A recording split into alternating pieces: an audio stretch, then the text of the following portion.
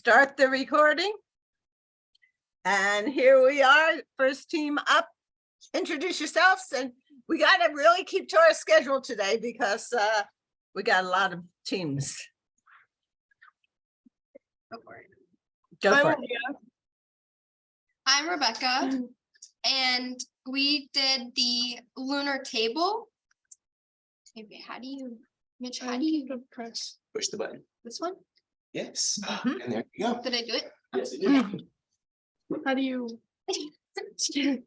How do you change it? Then just click ladies like normal. Click. They're just learning to. Oh, okay. Okay. Hey, Gene. How's it going? Good morning. Good. We got our schools in Maine presenting today. Very St. cool. John Valley, lunar table. Mitchell, how do I go back? Here. Yes. Like Oh, Okay, thank you. Okay. the problem we are trying to solve is that astronauts are going to be staying on the moon for long periods of time, so they need furniture to be able to sit down, eat, and feel more comfortable.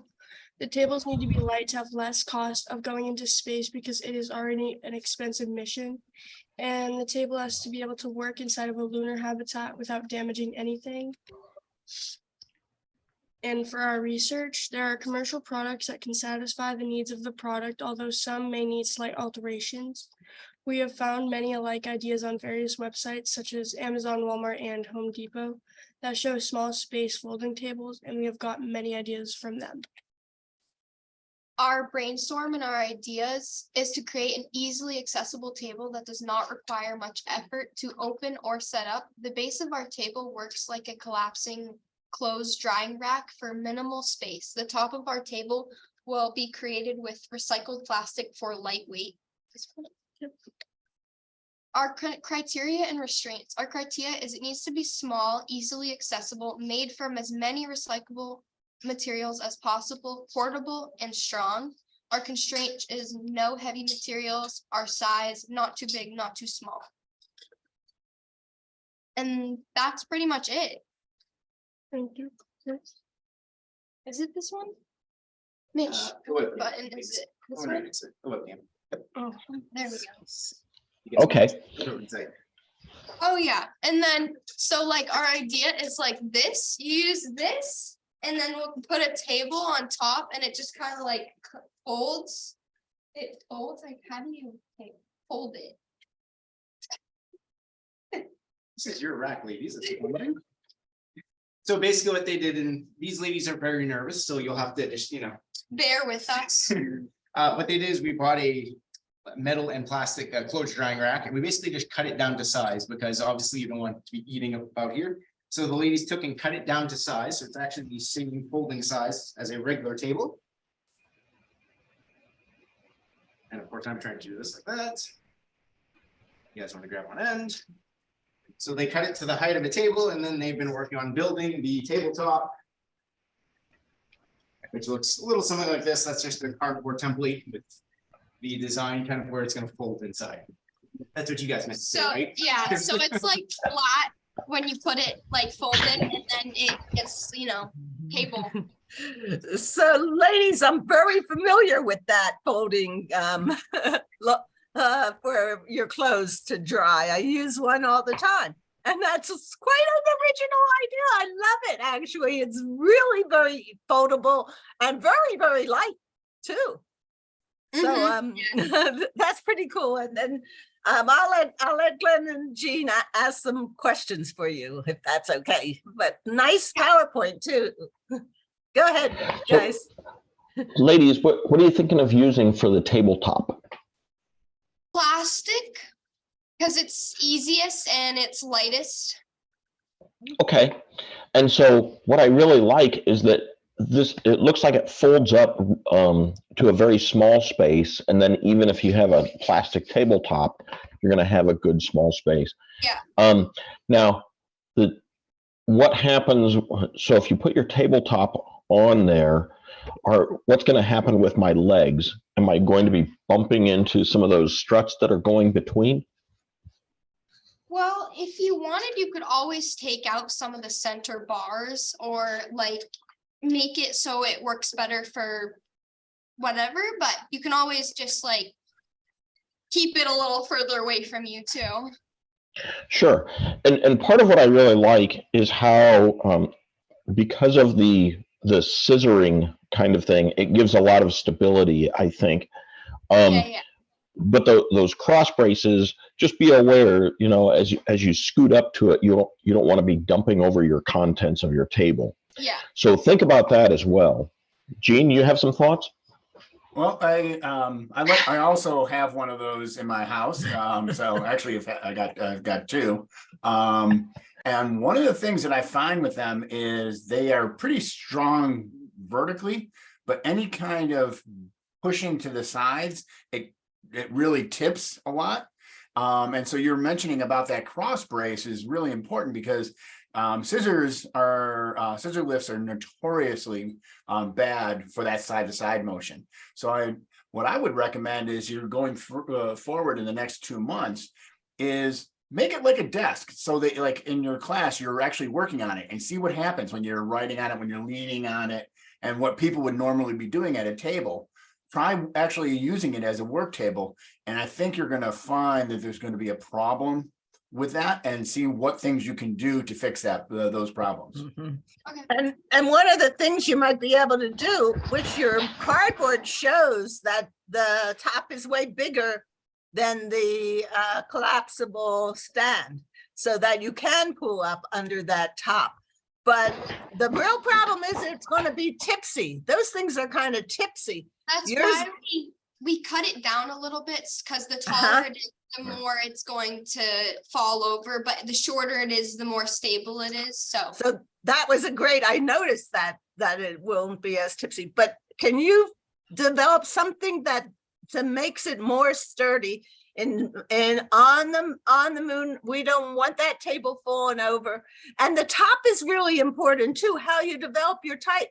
Does it have a way that things, if it does get tilted, stay on it? Mhm. I like the design. I think you can work. You just need to keep thinking about a few innovations. And I think especially what Gene and Glenn just mentioned are important to your design, but I bet you can conquer those constraints. Ladies, Go actually, ahead. another thought here. Now remember, it's not so important that it pops open quickly and it's all ready to go, because we don't expect to be able to, we expect to set it up and use it and leave it up most of the time, okay? And so if it requires that, if you can solve some of these problems by adding another brace or adding some screws and nuts and bolts or something like that, that's also perfectly fine. Yes, we want it to be able to open up reasonably fast, but it's okay if it takes 5 minutes to assemble it as opposed to 30 seconds. That doesn't hurt anything, okay?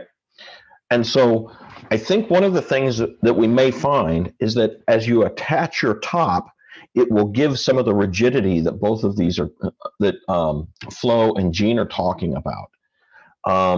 And then it might be that by adding a cross brace kind of on the backside or something like that, it may also take care of some of that problem as well.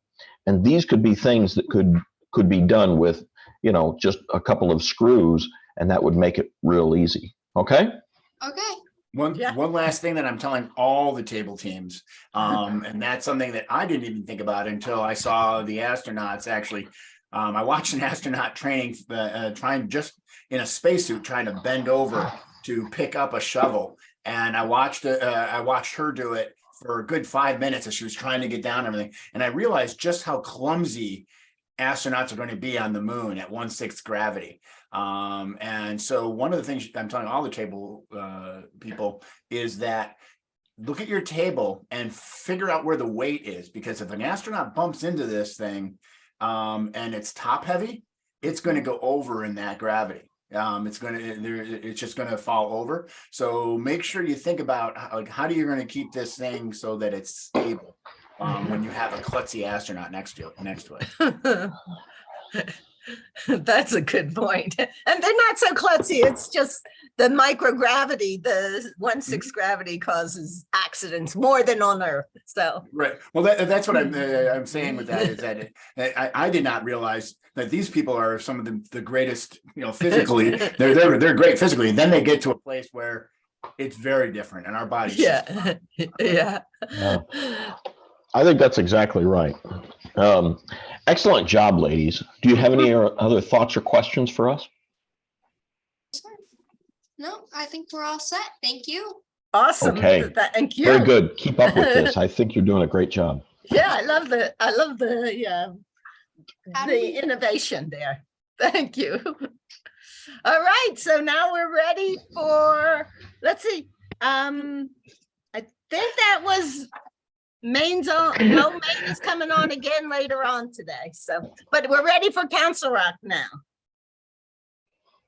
And they have 2 teams, the chair is coming up. Mitch, I love your please stand by symbol. know, I think I that's do so funny. I When we remember zoomed- seeing that symbol when I was When we like- zoomed for as long as we did the first couple of years, I definitely took some time to have fun with it because Unfortunately, your kids probably don't see how funny that is. So no, they don't. Once in a while, I have one who it's not lost on, but well, you guys have a great day. And my other team will be back at I think 2 o'clock or whatever. We've got my Lunar Okay. Wheels team, so we will. Yeah. How's there? It is at 2 o'clock or 1 o'clock your time, I 1 think. o'clock. Yeah, our time. Okay, thank you, Mitch. See you guys. Bye-bye. we'll see you later. Please stand by. Flo and Jean, I have to be, I'll be getting on the airplane a little bit later on today, so I'm only going to be available this morning. Okay. Yeah. So I just wanted to ask you, I haven't bought my tickets for January meeting. Should I buy them or is those dates set or what are we planning? Right. So actually, Jean and I were talking about that. And I think the answer is if you, so I have to take my daughter to college. And so I was wondering if you and some of the others would be interested in coming Sunday and coming in early on Sunday or something like that. And then being able to have a meeting Sunday while since I'll be there Monday, but not Tuesday. Does that make sense? Yeah. No, that would work for me. That's smart. Okay. Yeah, I think that was Jean's idea. And I was like, gosh, yeah. Do people want to do that? I didn't want I can get to. on Saturday because it's going to be a longer trip for me. Hello, Council Rock. Yeah, and it's probably going to be long for her too. Okay. All right. I we will got send out an Council Rock. email. Yeah, and see what send people out an think. email about that. That's great. All right, Okay. Council Rock, I see the whole team there. Hi. Good morning. So we're ready for the lunar table presentation. We're actually the lunar chair. Oh, I meant lunar chair. Do you guys have our presentation? Because it says we cannot share our screen. Oh, well, let me see. Flo will fix that.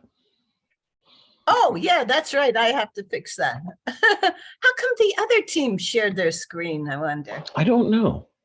Maybe, well, Council Rock came in after. I wonder if that might have made a difference. No, No? Council Rock was No, first, it's not mine. actually. They were- Now you should be able to share your screen. Google, where is it? Google Chrome? Oh. Yeah. Oh, because it's on a different account. Oh. Okay. Oh, there it Oh, is. wait, there it is. Perfect. Okay. Okay. Sorry, here it is. It should be good. Okay. Yes, we see it. Okay. Perfect. You can see. So we are the Council Rock South Lunar Chair team, and I am one of the co-leads. This is our other one, Sydney, and this is our team. Awesome. Alright, so the problems and parameters with this project were that we had to develop a chair that'd be able to support 130 pounds of weight on Earth. And it also has to be adjustable between 30 inches and 40 inches of height.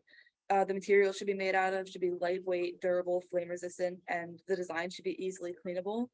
The chair should be able to be assembled within 3 to 5 minutes with the minimal amount of tools, and it must have a back and is able to attach to the floor. Oh, God. Okay, there we go. This is going great. Some background for our project is that the chair could easily collect lunar dust in some parts of it. So we are going to use an air pressure system to clear out those parts. And 3D printing plastic will be our main material. Some research was that the prototype for our chair would be lightweight, the lightweight materials and that needed to be durable, stable legs that can hold a lot of weight, and a height that can be altered. And this is a picture of some electromagnets that would be the exact measurements of the ones we would be using for our project. So like lightweight materials were just mentioned, and a material that we looked into and thought was fitting was fireproof ABS, which is flame retardant. It's not physically fireproof, but when it's lit on fire, it has the ability to extinguish itself. It's a 3D printable filament, which we can afford and print at our school. And it's an additive of ABS, which ABS is very structurally sturdy, and it's seen in many commonly used products in the world today, like outlet sockets, like outlet covers, Legos, or hard hats, and they're all fairly light and also very sturdy. And the fireproofness is held up by the Bodecker flame test, and it's eligible for the highest category of self-extinguishing according to the UL 494, as long as the thickness is more than 2.1 millimeters, and ours is definitely going to be more than that. And ABS is actually a liquid plastic, which means that as soon as it melts, it goes from a solid to a liquid. There's no middle stage where the plastic gets like saggy and it gets wasted. So it's easily reusable, and it can withstand 105 Celsius or 221 Fahrenheit of degrees before it melts. And here's just a chart of more stuff that is like about this. Like again, glass transition is when it melts from like a solid to a liquid, and its tensile strength and flexural strength and all that stuff's like right there. Wow, you've done a lot of research on that. That's awesome. Some inspirations for our design was the image of a tent, showed the adjustable attachments we'd like to use for the legs of our chair. The inflatables was an idea we had, but we figured that may pop along with we thought of putting Kevlar over the chairs, but we figured that would make it too heavy. And our main inspiration for our chair prototype would be the foldable chair. These are just some sketches of our very base design. Nothing too crazy here.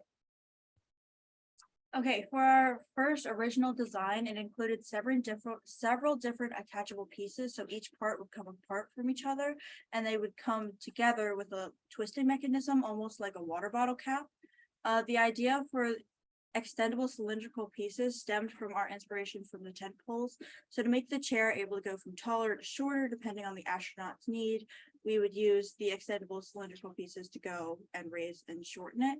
And then the design would also be made through a 3D printer. This would allow for easy making in the space station and easy transportation. This is our little model of our pieces that for the bottom of the chair that would come together and snap on, and so you could just build it so it'll go higher and shorter. And then our dimensions are listed there. For our beta inspiration afterward, these are just some images of the things that we took inspiration from. So you can see the water bottle cap for the twisting mechanism, along with what we went with the other twisting mechanism. The chair is basically where we built our chair off from. Each piece, each different color would basically separate from each other. The pieces are attachable in the top corner, and then just some examples of chair ergonomics that we got our chair dimensions from. This is more just like beta design stuff. So we have a more finalized version of our clip-ins, and then our few different variations that we had to test out which one worked the best. So the beta prototype design, we're using 3 detachable pieces from the main body to basically make this structure like detachable and easier to store. So the headrest would disconnect from the body using the connecting piece. And when it does that, it can leave the main seat as if it was like a chair almost. The legs have a detaching piece so they can be taken off from the main body also. So the main seat, so they can be used, so it can be stored easier. And we have our main connecting pieces, which are these, which can be used to basically make the chair be higher or lower depending on what table you're working at or the height of the person themselves. Yeah, the leg pieces use the locking mechanism that we talked about before. I don't know if you can see it. But yeah, they lock into one another to provide stability, and we use 3D printing materials so that way it can be easily made on the space station or brought up. So when the pieces come together, you kind of twist them and they lock together, is that right? Yeah, so then they twist and lock together. So sorry, twist and lock together. And Very this good. way, you can't pull them apart until you untwist it, and then it can be pulled apart. Very good. Keep going. These are more just photos of our more later design. So that's a basic chair structure we made out of cardboard and glue, I guess. And this is again the design for our connecting pieces. Okay, so Yeah, let's get started here. So your first beta chair there is made out of cardboard, is that right? Yes. Just the base shape. Just- Excellent job. Keep going. Okay, so some current issues in our design is that for this little beta thing, the legs aren't detachable, but that is something we plan to add to our future design. It also has a major downside that 3D printing takes a while, so the chair isn't really that quick to print. Sure. As of right now, the chair does not attach to the ground, but we're going to add electromagnets to the legs so you can attach them to the metallic floor of the habitat. And the current height adjustment cylinders, they will be changed to a slightly different design from earlier. So the one you saw today, it's a little outdated. Yeah. Our current design. So as you saw, we have our chair, which is in the back, to figure out base heights of things we want to alter later. And then obviously we have our clicking mechanism. Yeah, we have our 3D printed connectors, so that way they can be easily printed on the space station. Yeah, they can be easily taken apart and stored somewhere else, so that way it doesn't have to constantly like package a bulky chair. You can just take it fully apart and then be able to move it. The legs are pretty thick to provide like the maximum of stability you can have. So like nothing, it's pretty much guaranteed not to break. I'm going to use like air pressure to clean off any dirt or residue that accumulates, I guess. Let's get So for our connectors, we had to do 3 different trials. So the first time we did it, the connectors that we 3D printed were too small, so they wouldn't click in properly. So we had to do it again. And this time the connectors were a little bit bigger, but the pieces that actually enable it to click in were too small. So then we did it again. And this time it was the perfect size, which is 3 by 3. So it was able to click in properly. And like mentioned previously, you have to twist it in order to click them together. This is And just there's a video yeah. showing how that's done. Let's see if that can play. Oh, there's audio. That's oh my. It's okay. There you go. So you can see it if you apply pressure to it and actually try to pull it apart, it does not come apart. There we go. So this is definitely not our final plan. We have a lot of additions we want to make to it. Starting with the seat of the chair, we want to make it bigger and hollow so that it can actually store all of the parts inside of it. So the chair itself can become a storage container for all the extra parts for whatever you're not using or during shipping. We also plan to make these leg attachments behave more like screws instead of have little nubs on the sides, because it's going to be easier and probably more secure.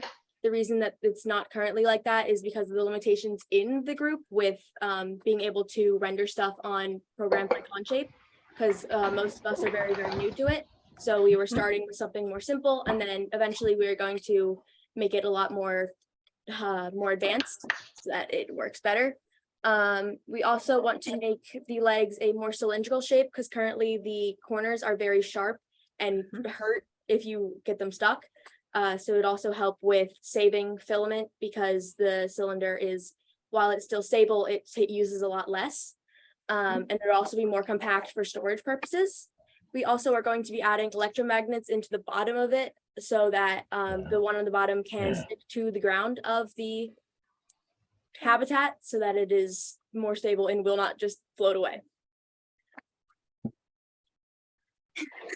So yeah, that's it. Is what we have for now. Oh, there you are.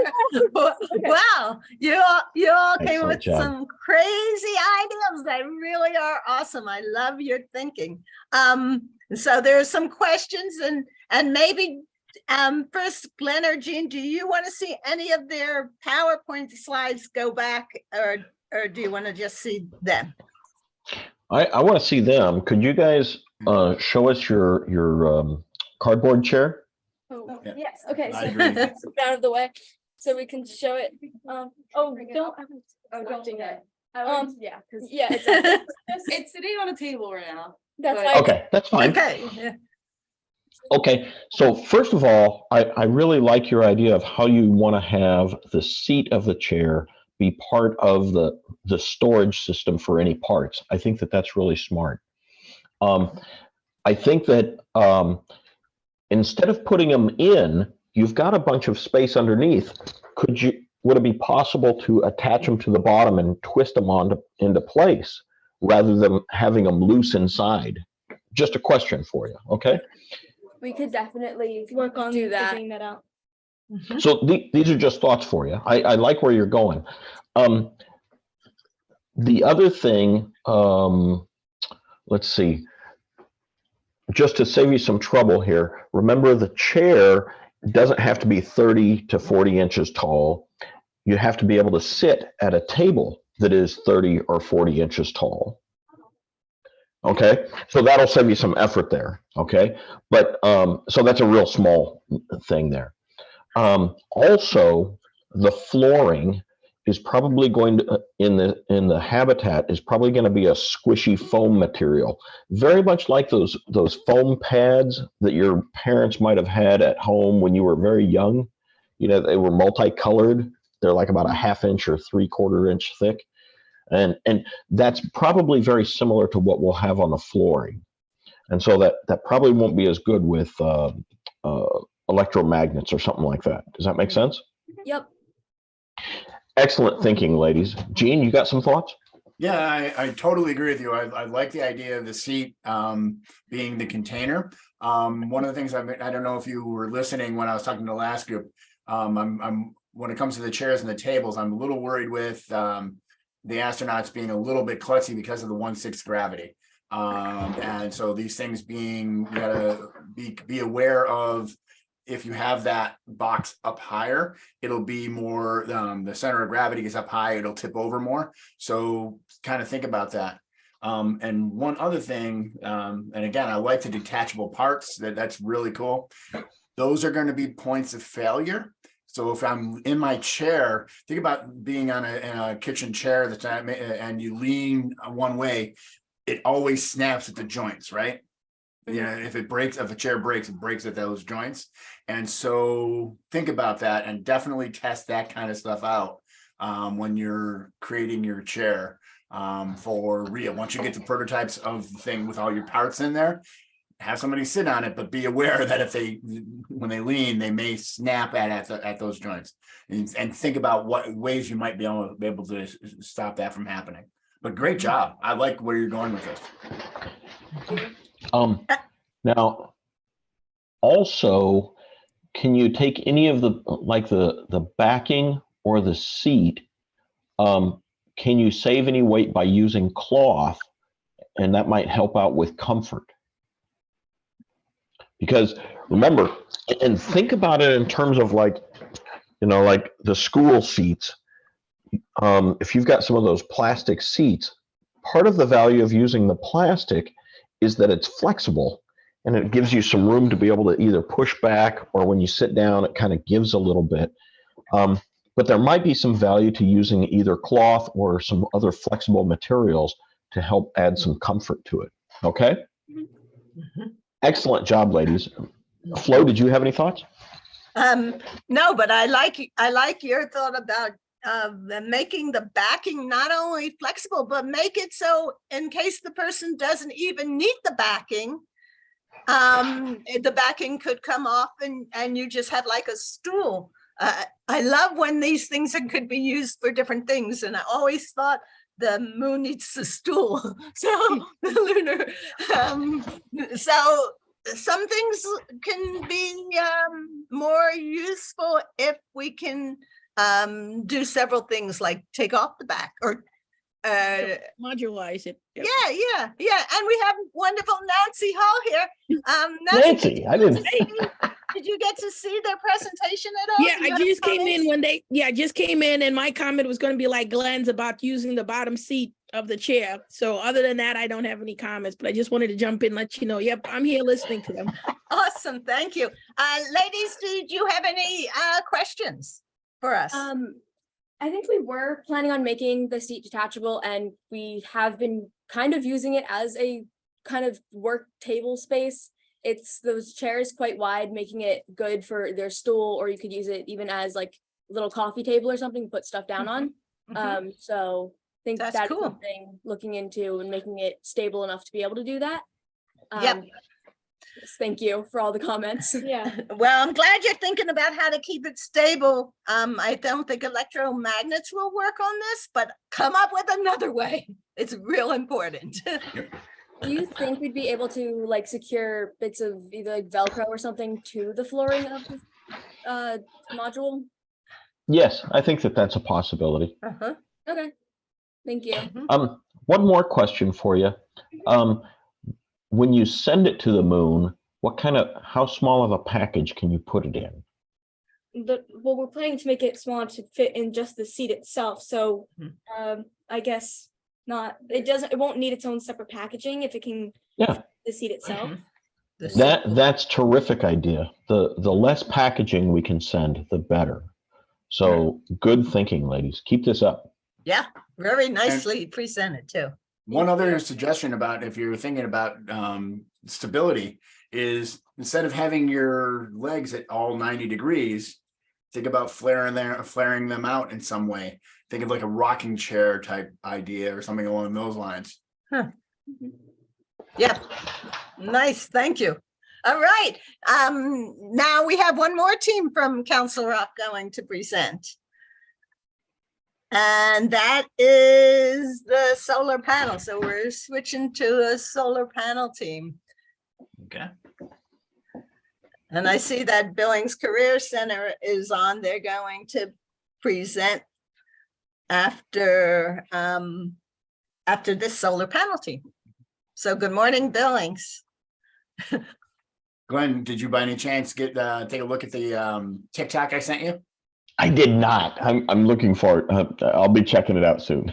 Oh, I figured you'd appreciate it.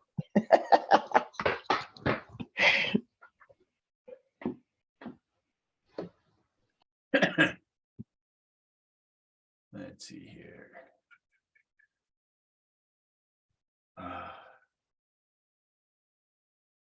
I'm looking forward to actually getting on my NASA computer sometime this week if my badge reader gets in here.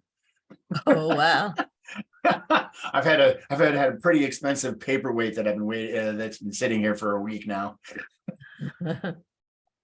Yeah, the only thing I'm going to tell you is I don't know how, well, at least for me, I don't use it for the Zoom meetings. I use my personal computer because I'll use it for team meetings and that's about it. Okay, yep. That's what I was going to say, yeah. Because at least now you can go in and see all the files and Teams. Yeah. Well, that's actually the thing I'm looking forward to is being able to use Teams correctly. Like people send me all these things that I cannot for meetings that I can't say or do anything. It automatically does it for me. I can't touch them. It looks like they're here. Yep, they're here. There we go. Good morning. Good morning. Hi.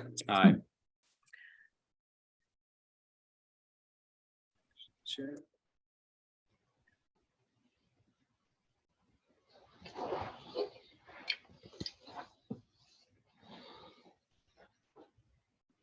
I always see it, Endurance. All right, can you see that? Yes. Yes.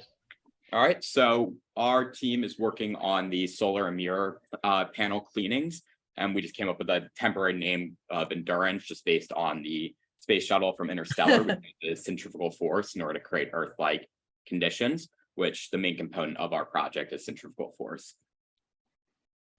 Nice. So just the overview of what we're working on, that we have to develop a method to clean lunar dust off a mirror and solar panels. And so far, we've been working primarily on the solar panel aspect because we thought that'd be harder to implement.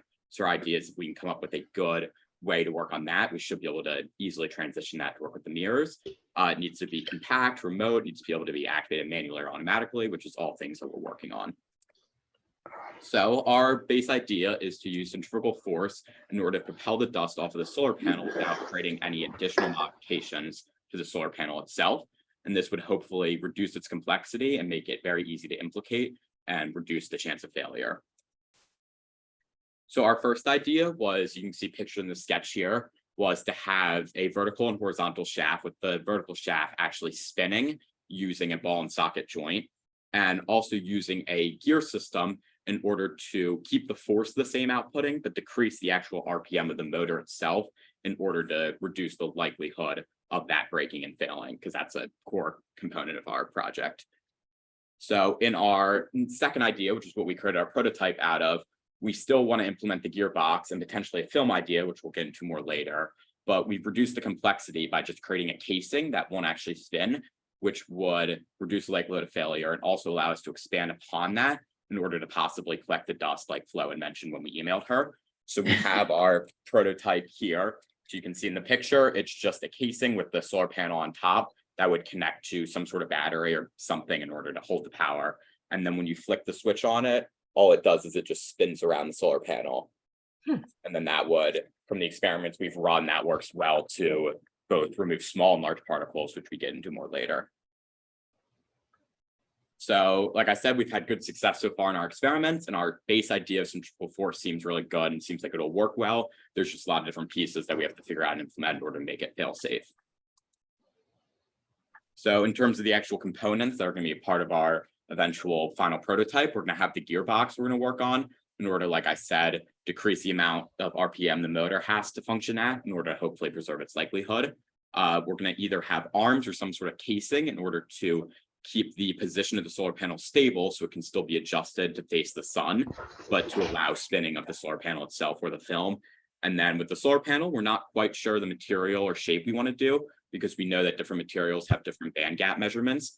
And with the film idea we're going to get into later, we might want a higher or lower band gap measurement. So we just need to figure out more with that.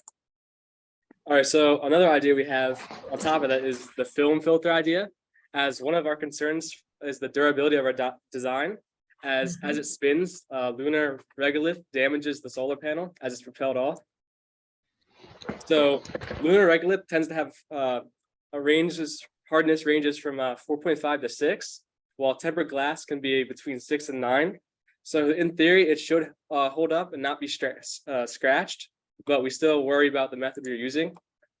So pros of the film idea is it has increased durability, like we said, and it could either potentially increase or decrease the solar panel's function, depending on like the wavelength it accepts and how like the reflexiveness of the film. And it could either like increase the amount of wavelengths it receives or decrease it. The film is also interchangeable. And we could also have a potential layer of transparent conductive film to repel charged lunar particles, because that's also a big problem, is that the lunar particles are charged and they tend to stick to surfaces. So like something similar to this or something different could like repel the charged particles so it doesn't stick. The cons of it is it's more complex, and like I said, it could also potentially decrease this function, and it's also still prone to damage. Just some inspirations is that the band gap measurement of polycrystalline silicon is around 100 to 1,200 nanometers. So we could use other solar panel materials to alter the band gap. And there's also a different atmosphere on the moon. So we're looking into how an increased or decreased band gap could function better. And also whether a yellow light filter would be beneficial or not. As some studies say that a light filter could be beneficial, while others say it won't be. So some prototype and testing. We've performed some tests so far and have plans for future experiments.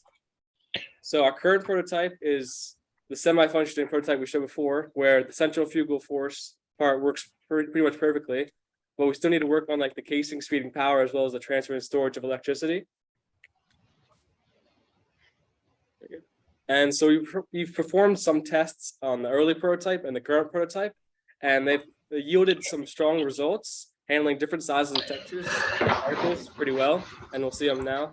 So it's a lot of information, so I'll just go through it. This is the results that we gathered from one of our experiments, where I tested baking soda, fine salt, coarse salt, and chopped nuts in order to get a different gauge of particle size and texture. And you can see that in all these results, it took under a second in order to clear the surface. But with some of the smaller particles, it left behind a dust covering on some parts of the fan, so it could have needed to spin longer. Whereas for the chopped nuts, it actually got caught on the screw that we used in our first prototype to hold the surface of the motor. So that's also another idea. We need to make sure that the surface is clear and that if we're using a casing, it has to be able to catch it effectively. So for future experiments, we just want to continue working with centrifugal force to determine the speed and power that needs to function at, as well as accounting for the 1/6 gravity on the moon, because in theory, that should decrease the amount of power we need for the centrifugal force, as the gravity holding it down, as well as the friction if we use we also know that it would cause the weight of the particles to be lower as well, so they might not respond as well to input. And we also want to test again how different wavelengths of wavelength films would affect the solar panel functionality. Just some more future plans. We want to work out the calculations and functionality required, develop a more rigid prototype and full body and gear system. And one of our ideas that we thought of from Flow was to design a system for actually capturing the dust that would be flung off, to use that for the regolith bricks that they're also developing. So we kind of look to the way that kitchen mixer guards go on top of the existing surface, and when the dust is flung up, it kind of catches that. So our idea is we could almost have a casing going around this like that wouldn't cover the solar panel, but when the dust is flung off, would allow it to be collected and then transported to the bottom. And that could hopefully help with the building of the bricks. So that's our presentation. Okay. Can you guys share? I want to see your screen. Can you guys hold up your prototype? Yes. Okay. So the solar panels are flat, but the mirrors are going to be parabolic. Okay. And so being parabolic, if they've got dust on them, that's kind of like a bowl. What's going to happen when you start spinning a bowl? It still should, in theory, go up to the sides, but we would have to look at maybe doing a different speed or higher RPM for that, because it would require more force to overcome the parabolic shape. Okay. And that's if it's a circular parabola, but what if it's a trough parabola, meaning a long trough, and you've got a big pipe that goes down through the center of it? Now what would you do? I mean, yeah, we would need to look into that, but it would potentially still maybe work. We just need to figure out if it would have to be different modifications to our solar panel idea. Okay. And I'm not opposed to this idea, don't get me wrong, all right? But these are some of the things, right now you don't get to determine what shape the light concentrator is. It might be circular, and it might be a trough. And as far as I know, somebody else might come up with another idea that's better than that. So I'm okay with however you guys work that problem, but be thinking about it. Yeah, that's definitely a good thing to look into, is to test and work out the calculations for how it would work on different shapes. Okay, very good. Gene, you got some thoughts? Yeah, it's an interesting way of getting rid of that, and I see that you tried. I like the fact that you tried different size materials to spin off of it. Now the thing about it is, on the moon especially, the dust is going to stick electrostatically to the mirror, and one of the things you might want to try, and I'm trying to think of how you could do this, is try something that has dust electrostatically stuck to it.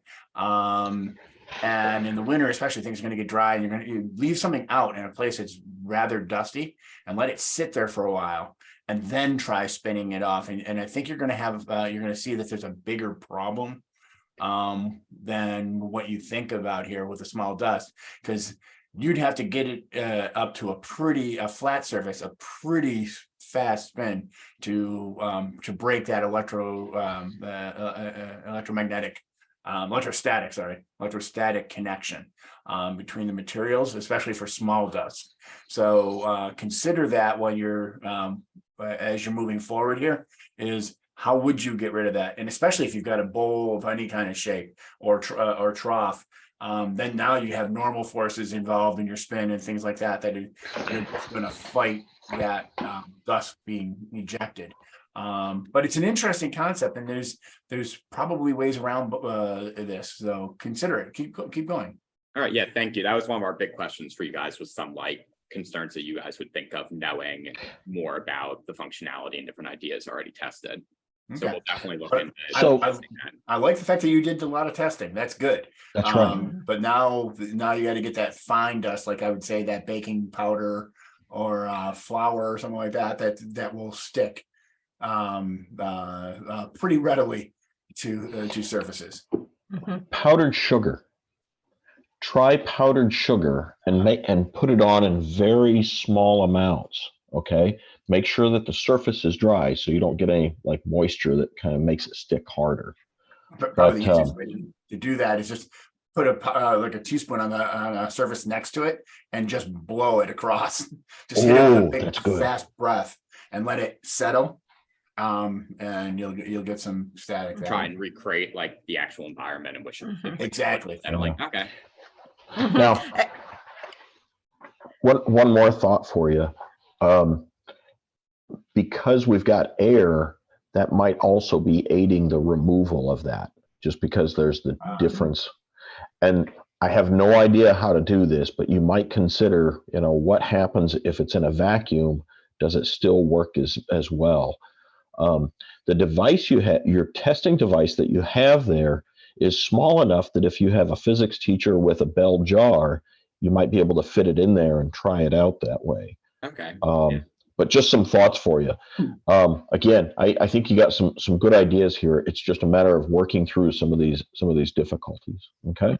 And there's microgravity or 1/6 gravity too, that maybe if you tested it holding it upside down, that might show you some other kind of results. So there's a lot of variables in this experiment, and I really appreciate it. I really appreciate that you went on the idea of collecting the dust, because I just couldn't see throwing the dust back at the little rover there. So that was pretty cool. Yeah, that was pretty cool. So thank you for that. Very innovative.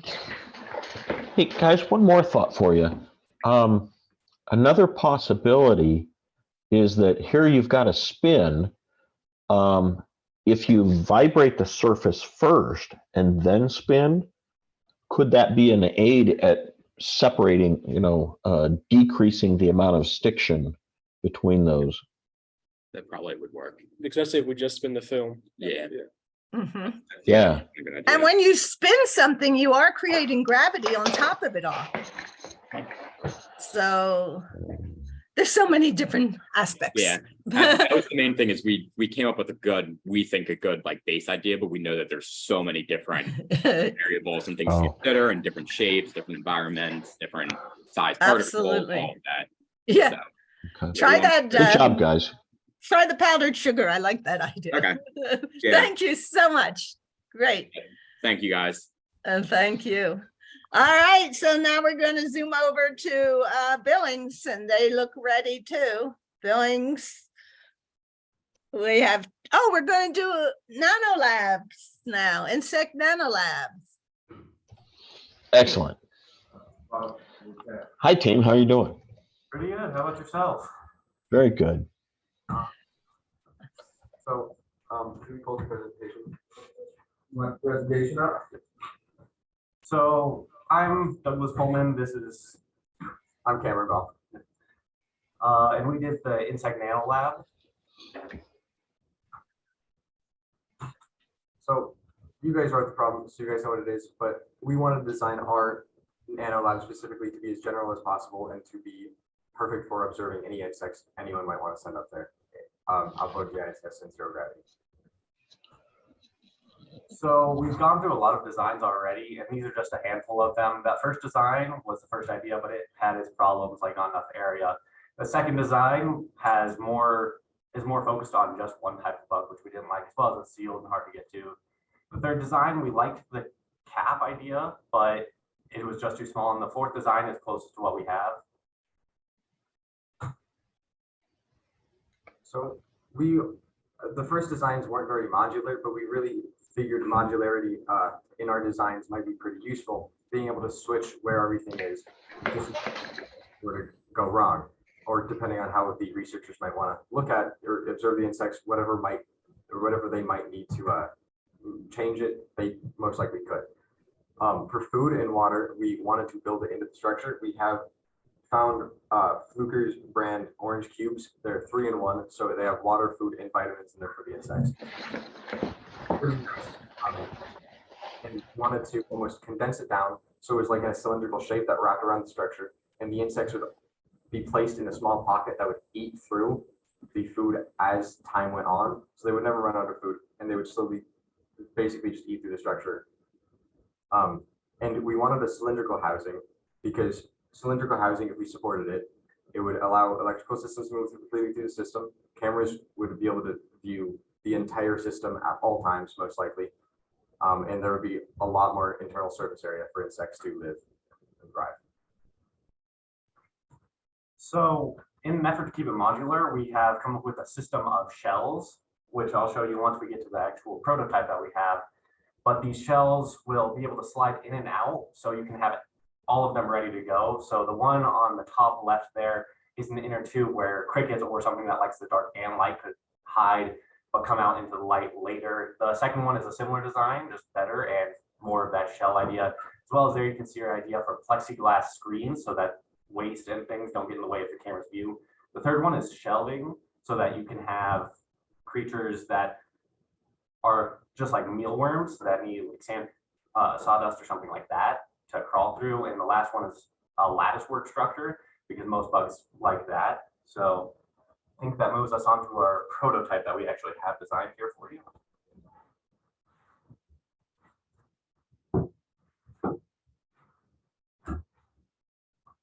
So this is our prototype that we have currently. The structures on the outside are the perfect dimension of the box, this purple bit. And these are the caps that we're talking about. So they just slide off, on and off like that. So you can get right inside there and see what you're doing. We also have this plate underneath to hold the Raspberry Pi, which is represented by this. We just don't have one. So this is the proper size, however. So this plate comes out and you would be able to slide this entire structure out and then just pull out this shell, have your next shell and slide it right in, and then put it right back in the box and set it up again.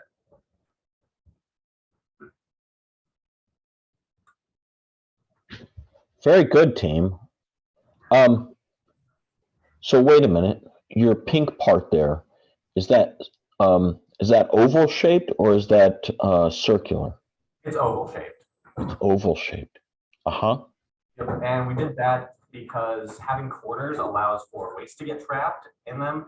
And we especially found that, as well as the circular shape allows the cameras to see the entire scope of the area without getting blocked as easily. And the oval is just better than the circle because it can be flattened out. So we have room for the Raspberry Pi underneath it.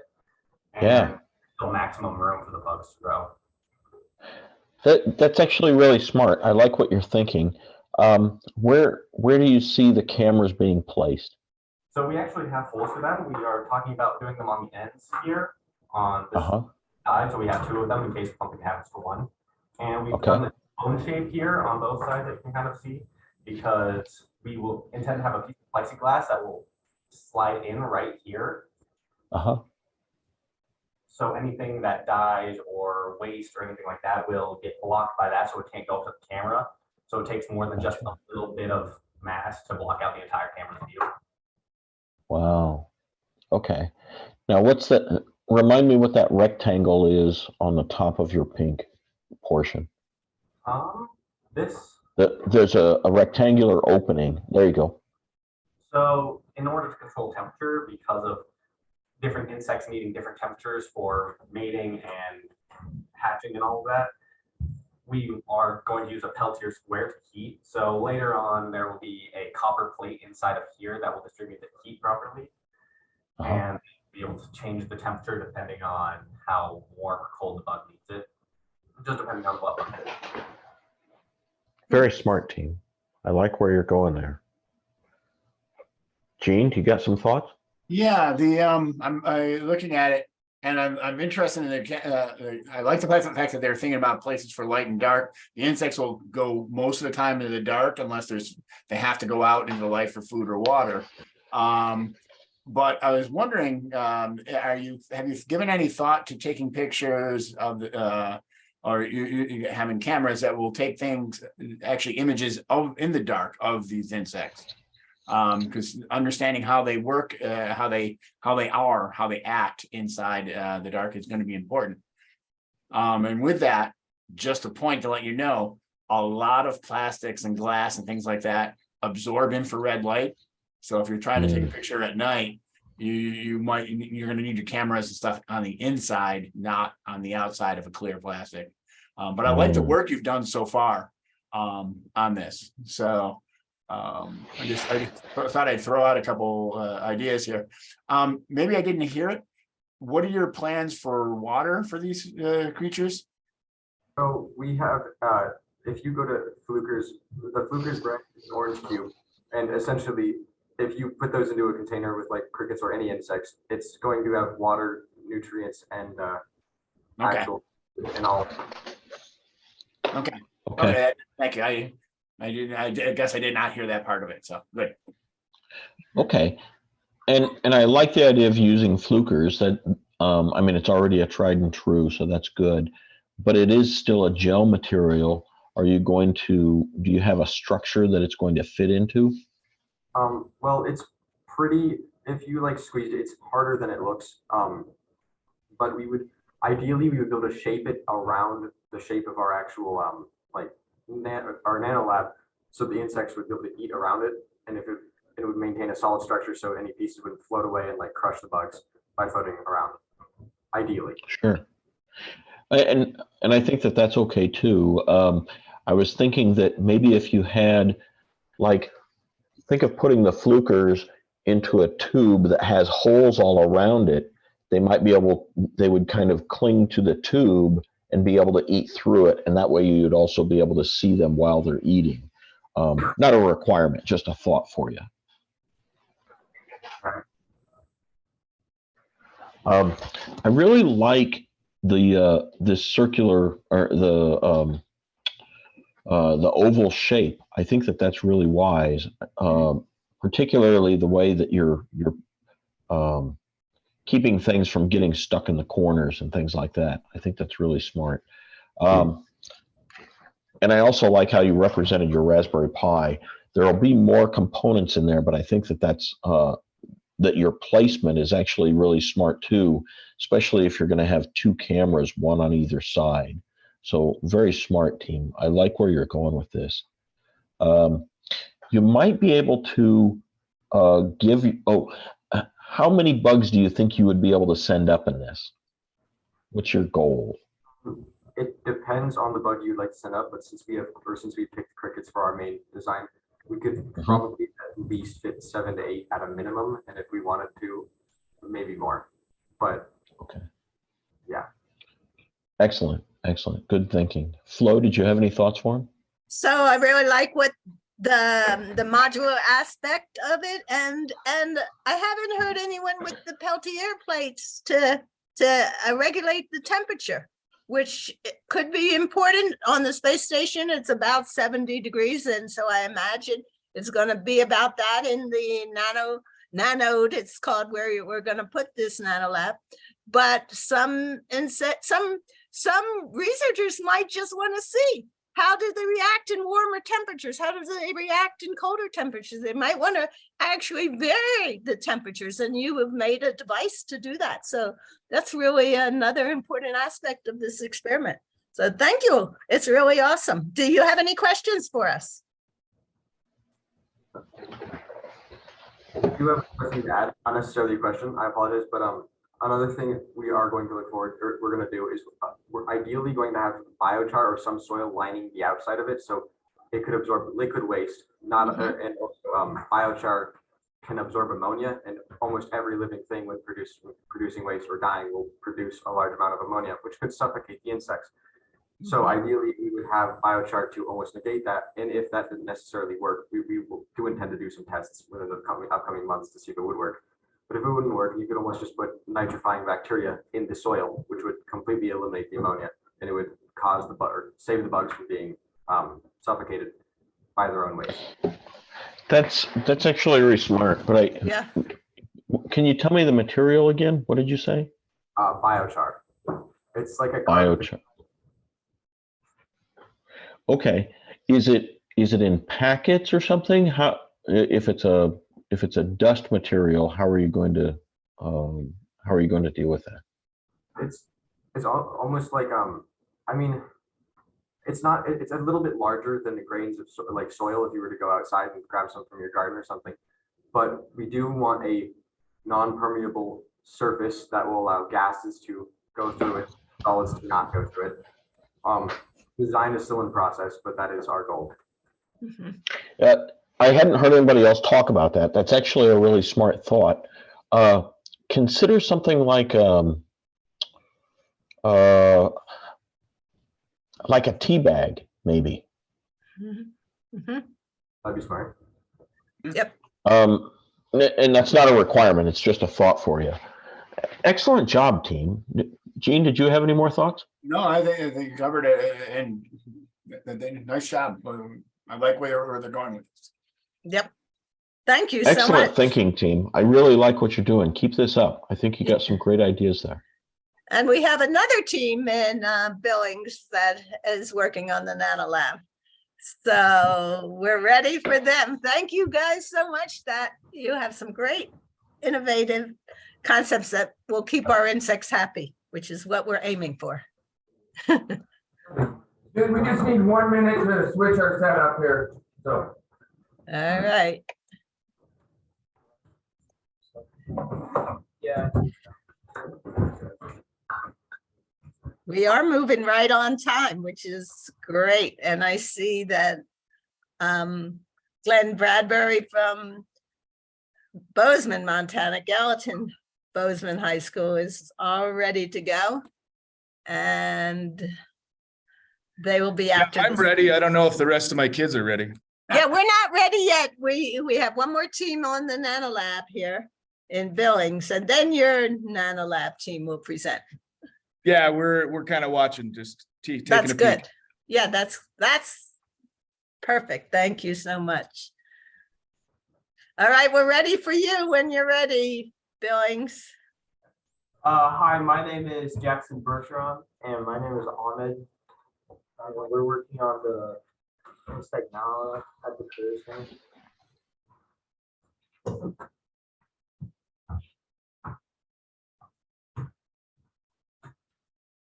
Okay, so first of all, defining the problem, which you already designed the problem, but we were tasked with designing a nanolab to hold insects in microgravity for 30 days. And some major problems we discovered were how should the insects be fed, where should they live, how can we manage the electronic portion, and how can we make it as generic as possible for any type of insects. So we decided we were going to brainstorm a bunch of categories, and some of our categories were like bugs, how we were going to organize like our container, how we're going to feed them, all the electrical components we would have. And basically we would just pick our like what we needed or like our like top idea and just use that. We then went on to group brainstorming, and we went through a decision matrix, which is a matrix based on criteria that decides which bug we think would be the best to test our product with, and then design it around the other types as well. We then went into more depth, and you can see the totals on the decision matrix.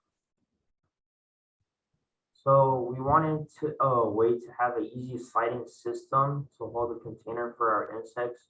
We did design multiple prototypes and we redesigned multiple times.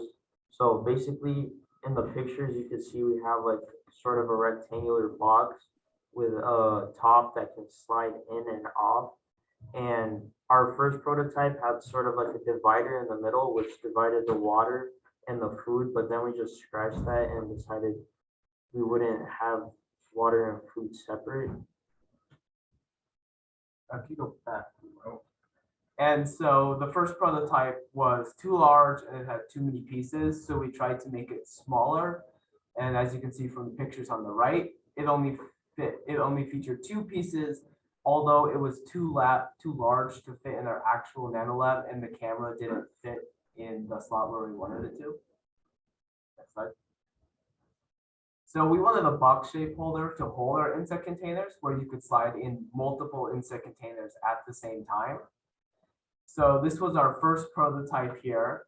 The printer we had available at the time couldn't print it in one solid piece. So we had to print it in 2 solid pieces. And as you can see the tape there, before we redesigned it for our final into 1 solid piece. So we also wanted a container to hold a Raspberry Pi and still fit in our NanoLab. So we designed our first prototype and we did a lot of remodeling, but basically that container, it fits our Raspberry Pi and it can also slide into the box we designed, so it can be moved around easily. Although one issue we encountered with this is if you can see the ports on the side of the picture on the left, compared to the picture on the right, that they're completely blocked off and there's no way for cables to slide in or out. And that is another thing we redesigned on our next prototype. Next slide. We also needed a way to record our mealworms, so we did end up buying a camera that was compatible with the Raspberry Pi. And we used the same sort of food and water source as the other insect nano group, which is the Fluker's orange cubes. And this will basically act as our food and water. So we also messed around a bit with our laser engraver we have at the Career Center, and just to kind of give our project a little bit more of a flair.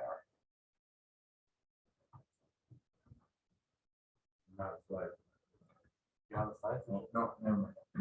Okay, so these are all of our final prototypes, which we'll show you under the projector in a bit. As you can see, the mealworm containers are a bit different. The Raspberry Pi container has space for the cables, and the NanoLab is in 1 solid piece. If you could go to the projector, please.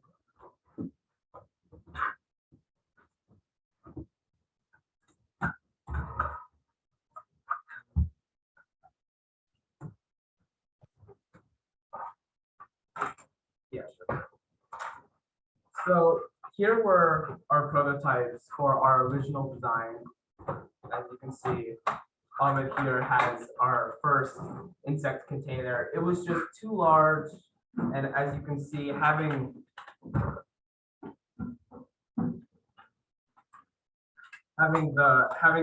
a rail system where it has to hook on top of the lab is just too many pieces, and it's just too flimsy.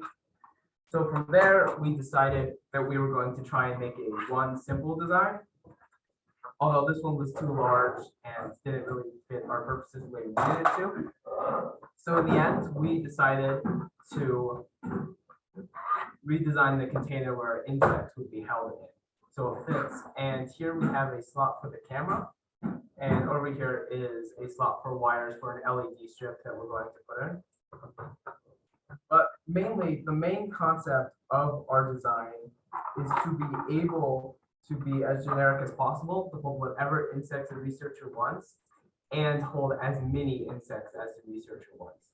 So as you can see here, we have 3 separate labs in our NanoLab right now that could hold 3 different types of insects if you wanted, or 3 of the same type under different conditions if you wanted to study them for different purposes. We also have a Raspberry Pi container here, which you can see we have spots for the ports, and they can easily just slide into here with the ability to be moved around. We have 2 separate places to slide in, and we're thinking about having 2 Raspberry Pis to power all 3 containers. And yeah, you can reach all the ports since we did end up redesigning it. Well, you can see this one with the ports and everything, when we slide it in, you don't really have much space to access the ports. be like, there's not, well, this one looks like. Oh, yeah.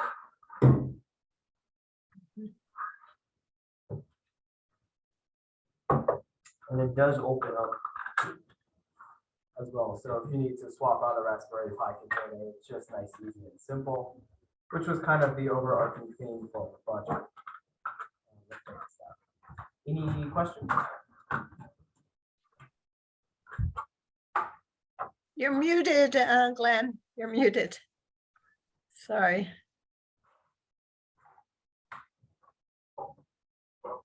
No. Hello? Hello? Here we go. Wait. Yeah, Mr. Badbury is out of the classroom right now.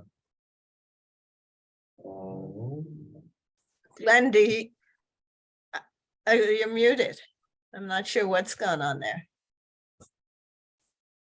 Can't hear you. Can't hear you, Glenn. Well, guys, while Glenn's figuring that out, I'll talk. Okay, good. I have to say, I really like how you've compartmentalized that and the things that slide in and out. I'm wondering about that is, have you thought about seals and things like that, or gaskets to keep moisture and stuff like that from traveling through different parts of your NanoLab? Yeah, we have thought about that a bit. We tried to design our insect lab compartments with a tight enough tolerance so it can slide in easily, but still not have excess space for gas or air or moisture to travel through it. So are the insects going to be limited to being only in one of these compartments? Is the current plan. So on the inside here, there would be space for the food, which we were going to find a way to compact it into the back end here, and still have plenty of space for the insects to stay in one container. We were also thinking of designing a almost double container, if you will, where on our NanoLab here, since we have 3 holders, a single container that would take up 2 if you needed more space, or even maybe 1 container that would take up the whole thing if you wanted an even larger lab. It sounds like a great idea. How about you're putting your camera and everything in there? Are you planning having just holes that you put them in that they stick on the side, or is it going to be a clear compartment, or what? Yeah, so we do have holes right here. This should fit the camera, which we do have right here. So this was kind of our just initial design before we get too much more in depth with it. But the camera would go through here, this camera hole here, and would be adhered. And we're looking at a way to place like a plexiglass or some kind of screen that would protect the camera lens, something that's just not very short, just protect the camera lens from the insects. Okay, I'll say the same thing I said to the other group about that too, and that is be careful about the camera.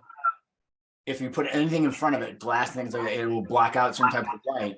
So if you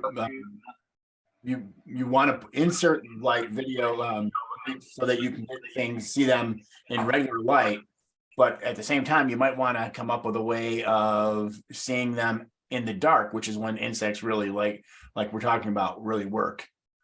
So you might want to have an infrared light or infrared camera, things like that. Yeah, that's something that we will definitely look into. Glenn, how you doing? Can you guys hear me now? Yes. Okay. All right. I agree with everything Gene was saying. That was very good. I see that there's some space between some of your things. Is that intentional, or can you take up some of that space? Well, we did want to put a little space just so you could fit like your fingers in there to be able to slide them out, like get a big grip on them to take them out. They are a pretty tight fit. We don't want them to be just sliding around while in space and just moving around all over the place. Yeah, so one thing we wanted to do was we wanted just enough space for your fingers to able to be easily to grab them out. Per se, if you were done with this NanoLab, or an insect container, and wanted to insert a new one, so it would just be nice and easy. We thought about making them larger so that there would be less space, but then it's quite a bit more of a hassle to grab them out to replace them. And we really wanted to focus on how easy it would be to take one out and then put it right back in.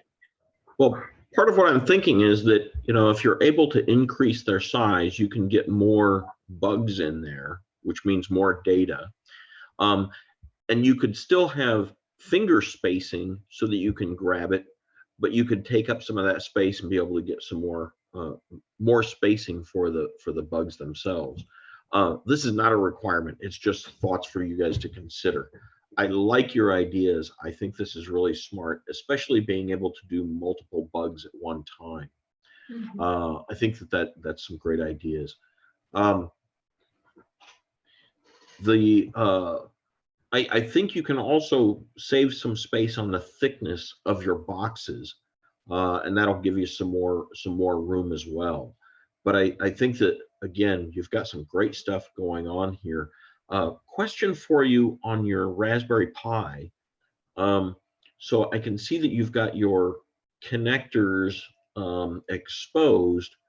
What kind of spacing do you need for the things that you plug into it, right?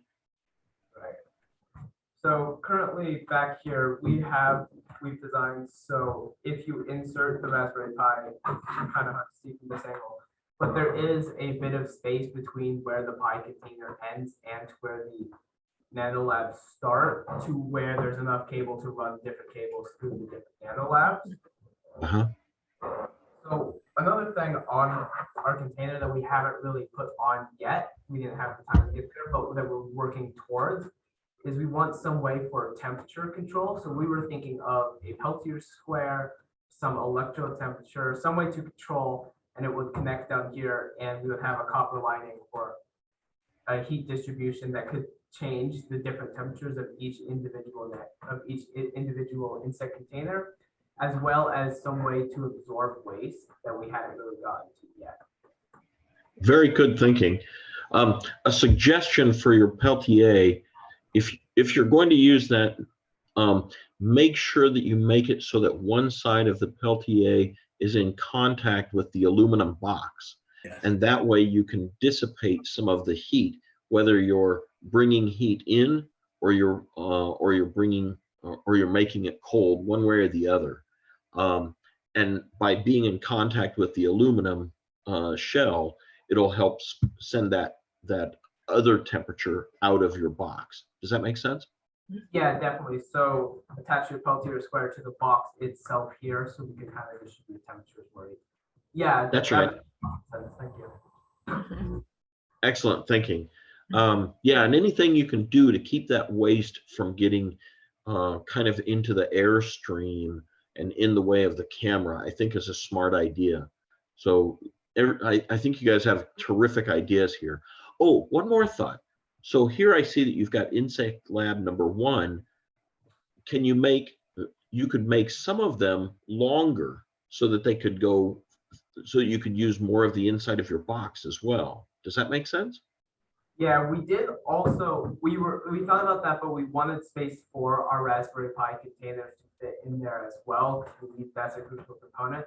But we were going to look at some way that if there was any way that we could make these labs larger with still using with all the space that we have in the box, is something we definitely want to consider. Very good. Excellent job, team. Any other thoughts, Flo? Yeah, I think NanoLabs would love this, because they could actually have 3 different researchers in one NanoLab, or one researcher doing 3 different things. And that's what they usually do with their NanoLabs. They try to get as many experiments in one as possible. And you guys are accomplishing that. So thank you so much. We really appreciate that. That is a really cool design. Okay. Yeah, that really is. All right, we're going to move on to Bozeman, Montana, and Gallatin High School. Thank you, Billings Career Center. Nice job on the NanoLabs.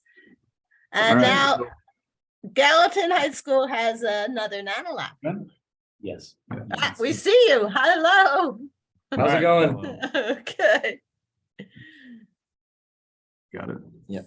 Okay. Can you present view?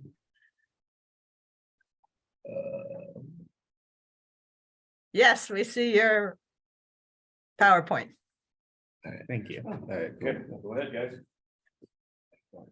So for this lab, we started out. Oh, my name is Hayden. My name is Kobe, My name is Kyler. My name is Zach. and we are the cricket crew. Yeah. Okay, So for the start of this lab, we researched multiple insects, including cockroaches, wasps, crickets, mealworms, and more. We looked for high protein insects with high protein contents, easily recyclable living conditions, simplicity of diet, a quick life cycle, and so that they could reproduce more often. We made a decision matrix and found that crickets were the best option for our NanoLab. Okay, is that good? Next slide. We go on to the next slide. All right, so how we came up with these designs is we laid out the criteria constraints and we all had a brainstorming session. And you can see that on the right side, those are most of our ideas with different designs, and we each came up with our own idea. And after that, we each went back and created our own decision matrix for each person's idea. And as you can see on the bottom here, there's our decision matrix, and we ranked each design on different criteria and constraints, and then we chose the best aspects from each design and combined those into our first prototype.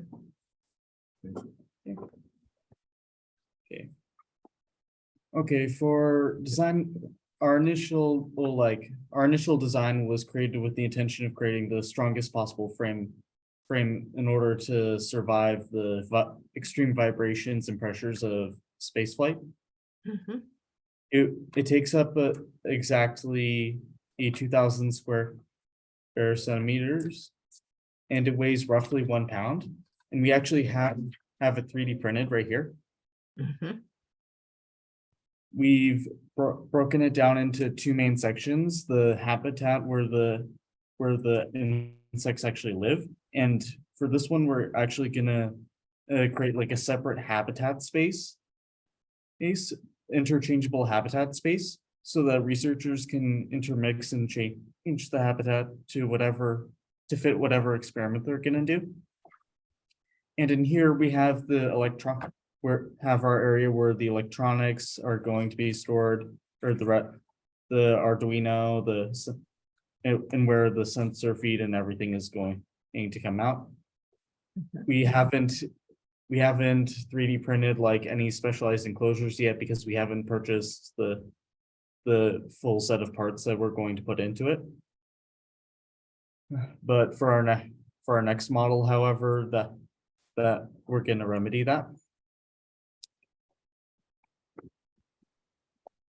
For our subsequent design, and the one we're going with at the moment, we realized that with these support bars, they don't really they kind of get in the way of the viewing of the insects during the experiment.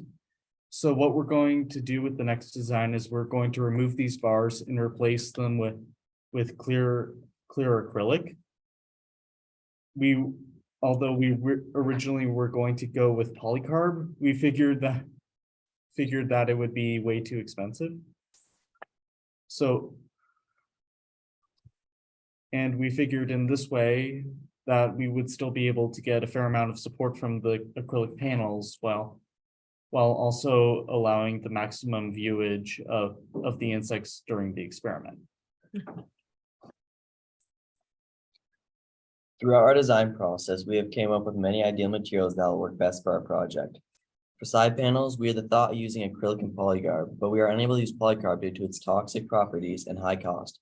Because of this, we have chosen to scale down to the more simplified material, acrylic. Acrylic is strong, resistant to chemicals, and relatively inexpensive. For our mainframe in the NanoLab, we have the thought of using 3D printer resin because it has great shock resistance and shatter resistance. We are also using fans to limit the amount of CO2 that will be trapped in the corners of the NanoLab and improve air circulation. As an addition, we've included small areas for bug entertainment. Our goal is to best replicate areas on Earth. We've concluded this is the best way to keep the bugs relieved because they'll be in a stressful environment.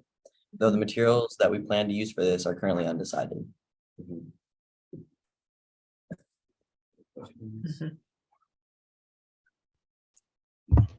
Hey, guys, good job. Thank you. Can you guys hold up the prototype you've got right now? Of course. So stop sharing and hold up that prototype. Oh. That way we can see it well. Stop share button, top, yeah. There you go. There we go. Okay, very good. All right, hold that up. Okay, I like what you're doing with this. I really think that you guys have some smart ideas here. One difficulty is, remember, this whole thing is going to be in an aluminum box. So nobody's going to be able to see in it at all unless you've got cameras inside. Does that make sense? Yeah, we plan on adding cameras too. Okay, and that sounds good. And so, because it's, it's going to be all enclosed and you can't see anything, it might be that instead of just having cross hatches like that, it might be that you want something for the bugs to crawl on. And so some of that could be like a mesh material. And then what were you thinking about for the food? Well, we had two ideas for the food. One idea was basically mixing up something known as a cricket quencher, which is basically this gelatinous substance that provides them with water and some cricket food, and then just injecting it through a very small hole that's sealed immediately afterwards. And the second idea was that we would have like a food tube that we would put the food in and then put through a slot inside the NanoLab, and then the crickets would eat through the tiny holes in it. Okay, and all of those sound okay. You probably, I'm thinking that you want to make it so that the bugs can eat the food anytime they want, right? Because they don't have times where they only eat or they only sleep or anything like that. I like how you've separated. I think that so that you've got all your electronics in one space and your bugs in the other space. And so right now you guys are thinking about crickets, is that right? Yes. Okay. Have you guys tried to grow any crickets yet?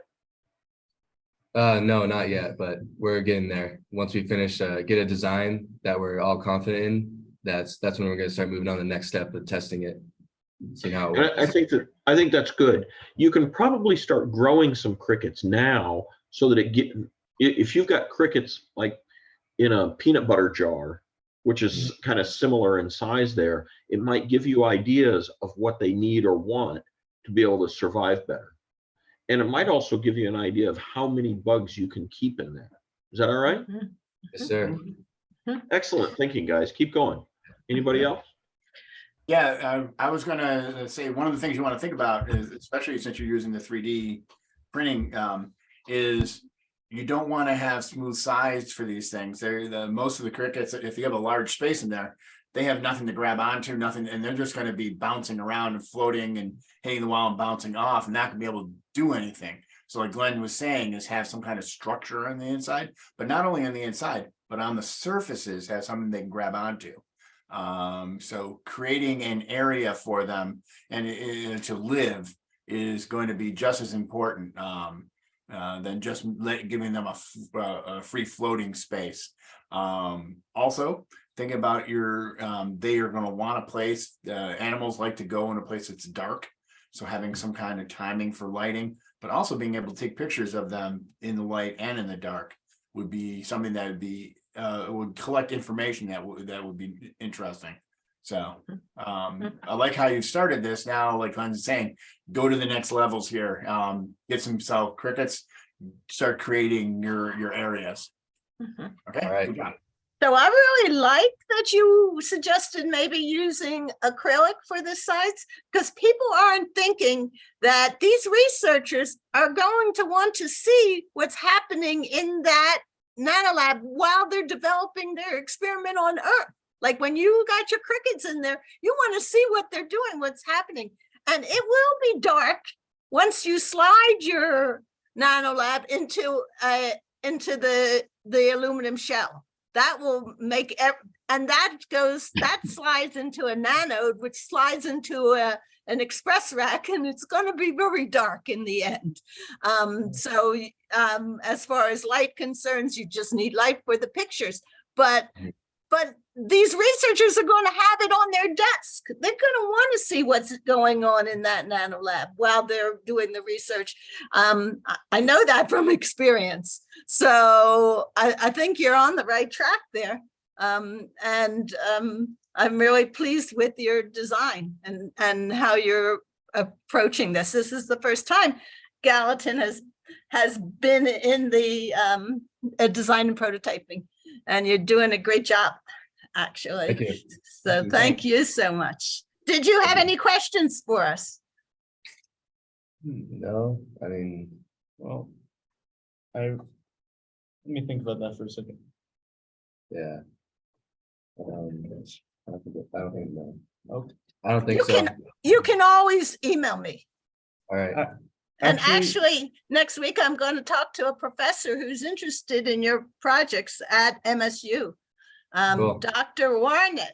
I don't know if you heard of him, but he has been doing work with NASA. And he heard about, he looked up on the map and saw your school there. And I'm going to meet with him next week. And maybe I'll send him over. Great, that'd be awesome. That would be great. Awesome. Thank you so much. Thank you. Thank you. Good job, team. Thank you. Thank you. Thanks. All right, so next is Glenelg, and we are right on time. Hello, Glenelg. Hello. They're in Maryland. Hello.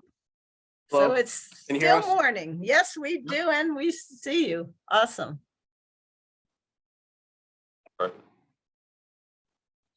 Yes, we can start.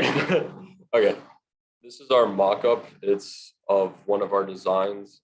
It has illustrated electronics in the bottom, and there's we used Legos to simulate a modular panel where you can attach and modularly look through this plastic, which is going to be clear acrylic most likely. And the rest of the pebbles.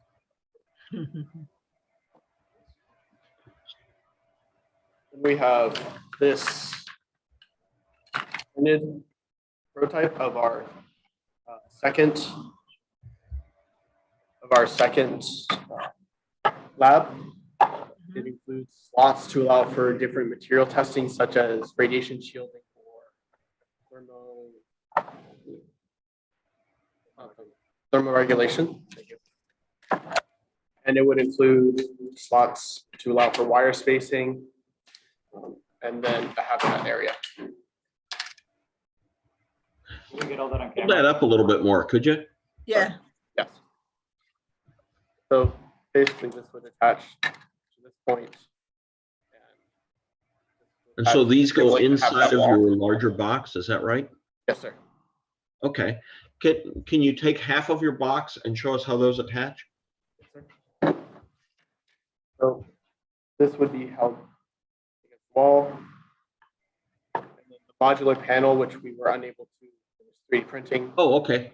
Because of tolerance issues, would be here. And it would allow us to, this would simulate the clear acrylic. Okay. Allowing us to attach different cameras or sensors that would view into the habitat area. Very good. Excellent. So you want to put your camera on the wall side, have a piece of acrylic, and then so that way the bugs are not able to crawl across the camera. Is that correct? That is correct, sir. Okay. And part of that spacing you said was for the wiring. Is that right? Yes, sir. Very good. Okay, keep going.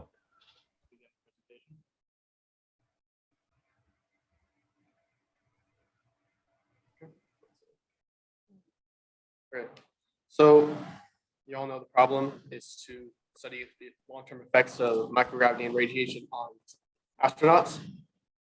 They want to be able, and DNA, insects have similar DNA to astronaut or to humans. Our design specifications are we need to sustain 5 or more insects of the same species.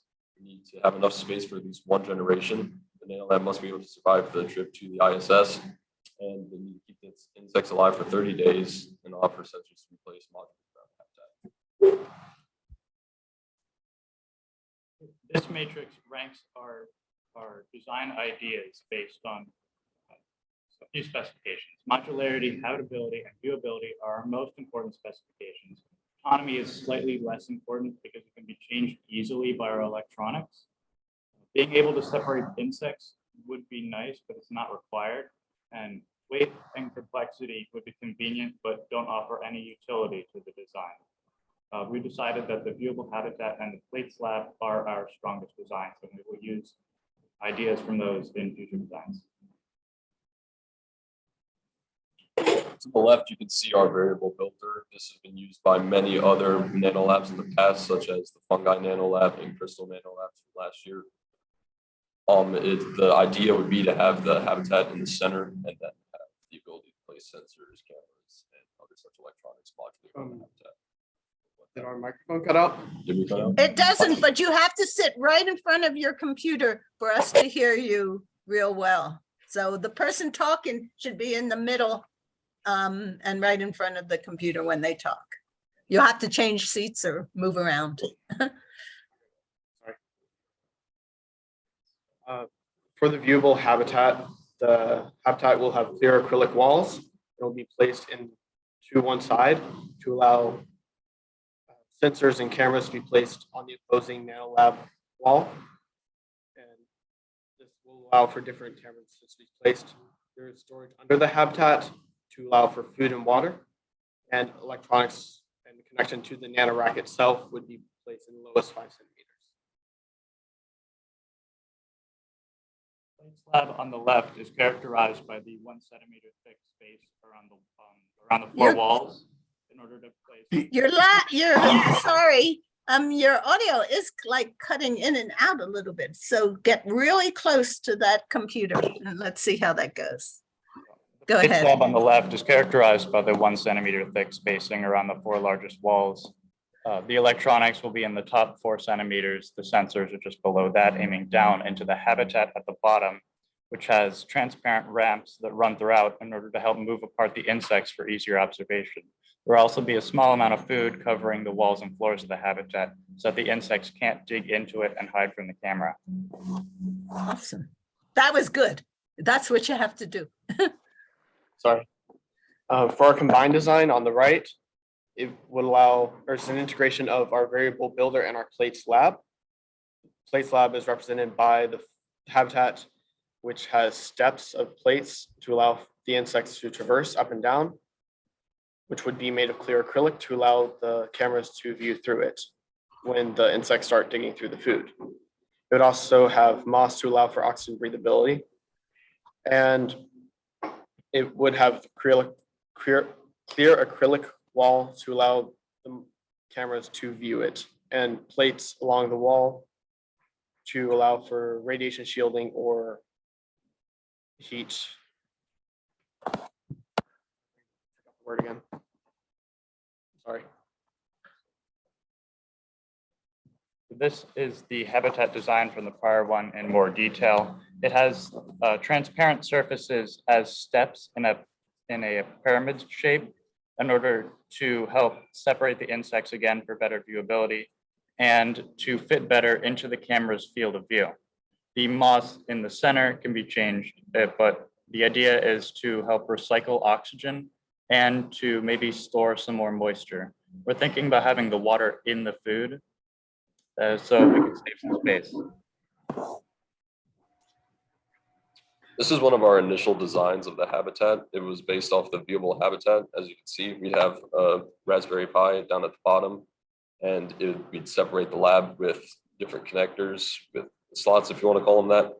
You can see the clear acrylic panels. So we would have sensors placed below the habitat, below that clear acrylic. I can't really point it out.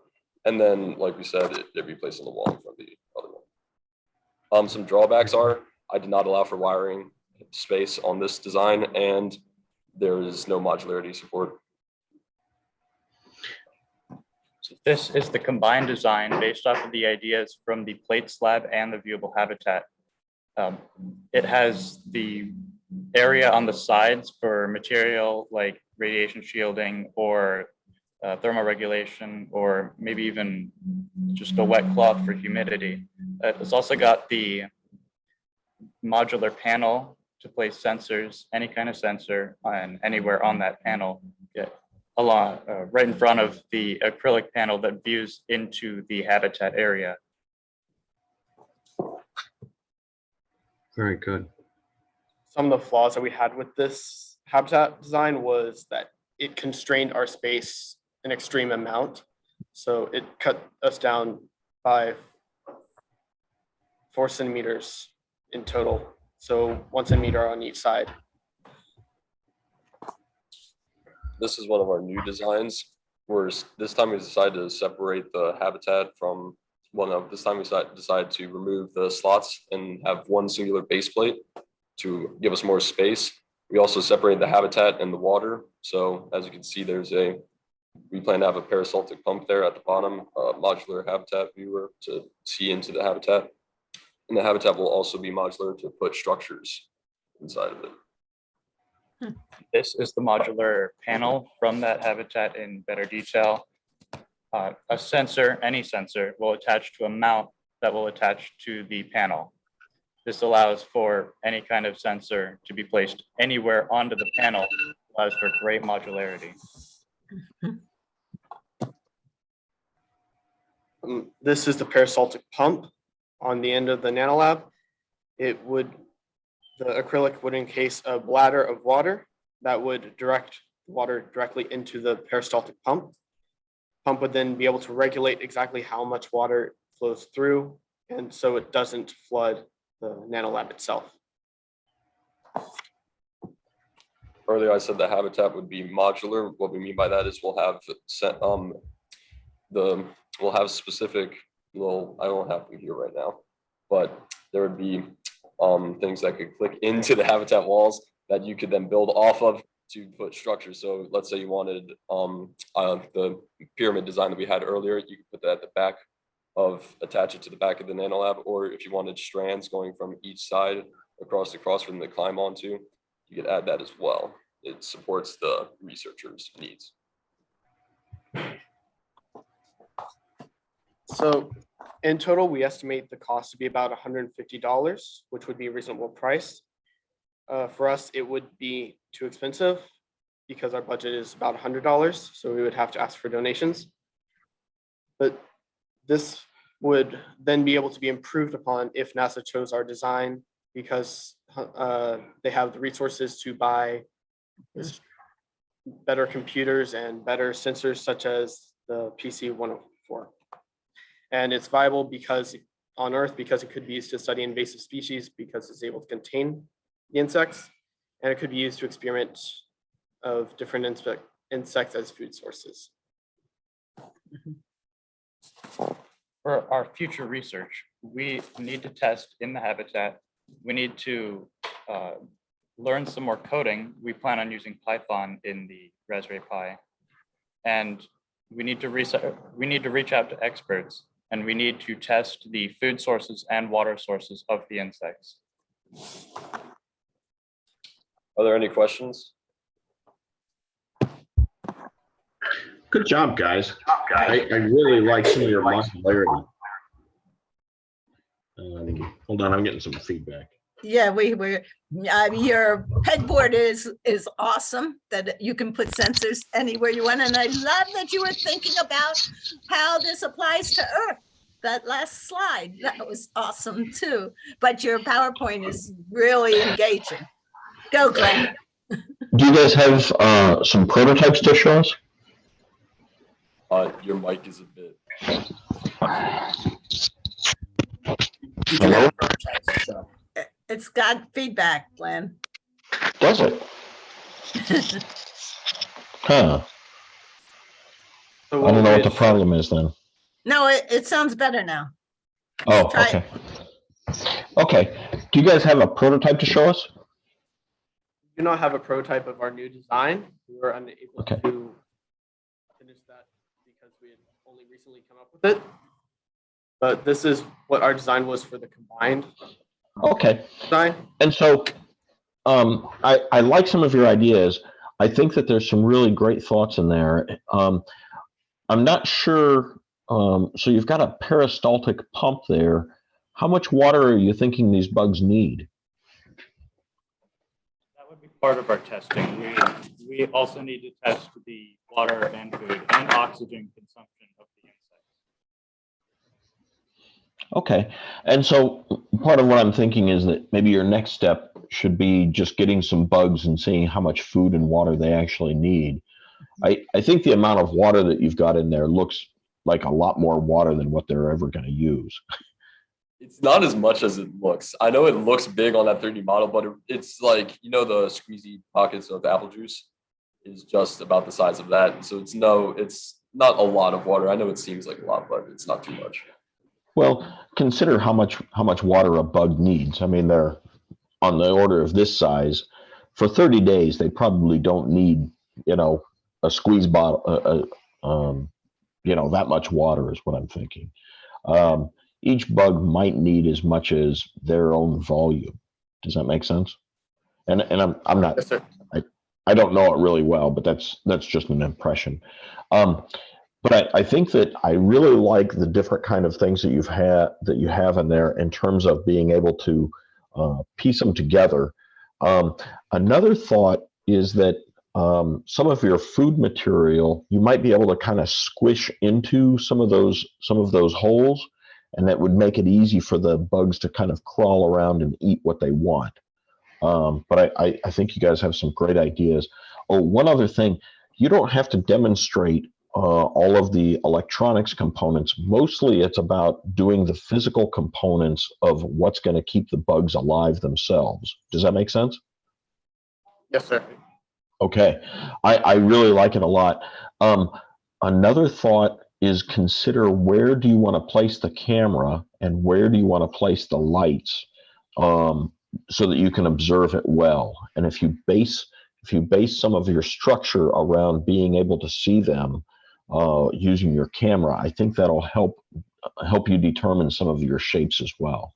Excellent job, team. Keep it up. I like the modularity that you guys came up with there, but it also will help the crickets or to actually hold on to things.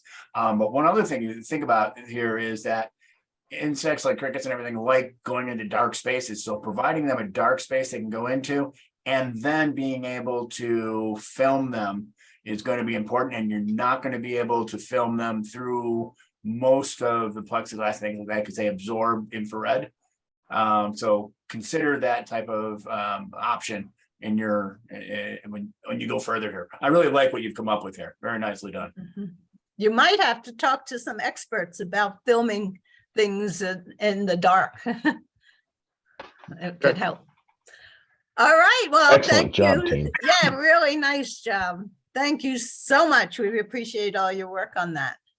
And we're gonna zoom over to Council Rock again.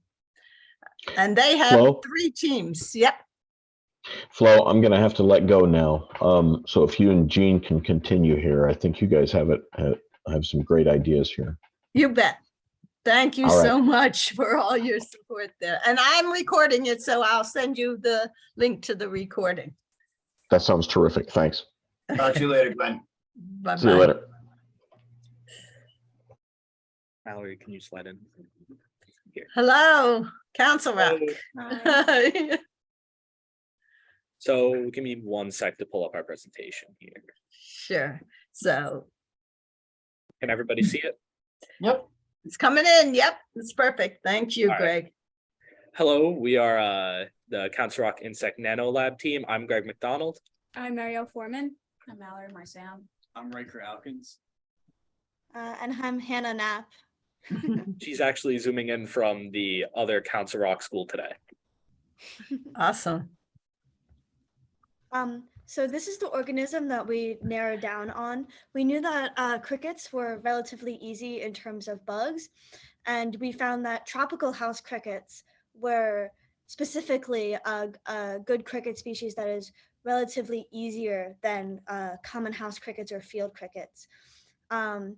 Digestion by humans provides protein, fat, vitamins, minerals, and fiber. So in exploring a food source for humans in space, it would be a very good option. And we're hoping that the design is versatile enough that it will be able to be applied to both these specific types of crickets as well as other organisms in the future. Next slide. Awesome. This is our structure prototype. We have a plexiglass container, and over on the left you see a parts list. These are screwed together, so they should not fall apart. And we're currently working on putting in dividers for the like mechanical parts, like the camera, which I think, if I'm correct, might be on a different slide. Mhm. So the actual 3-view drawing that we have here shows that we're trying to maximize our economy of space by using an L-shaped enclosure, where on the bottom would be where some, like on the bottom where I'm gesturing with the mouse cursor here, would be where some of our electronics would stick up to. And this like sort of vertical section here would be where our Arduino would go. So as for the placement of a camera within this box, it would go sort of like the top corner that's facing you guys, 119 degrees down and 45 degrees inward.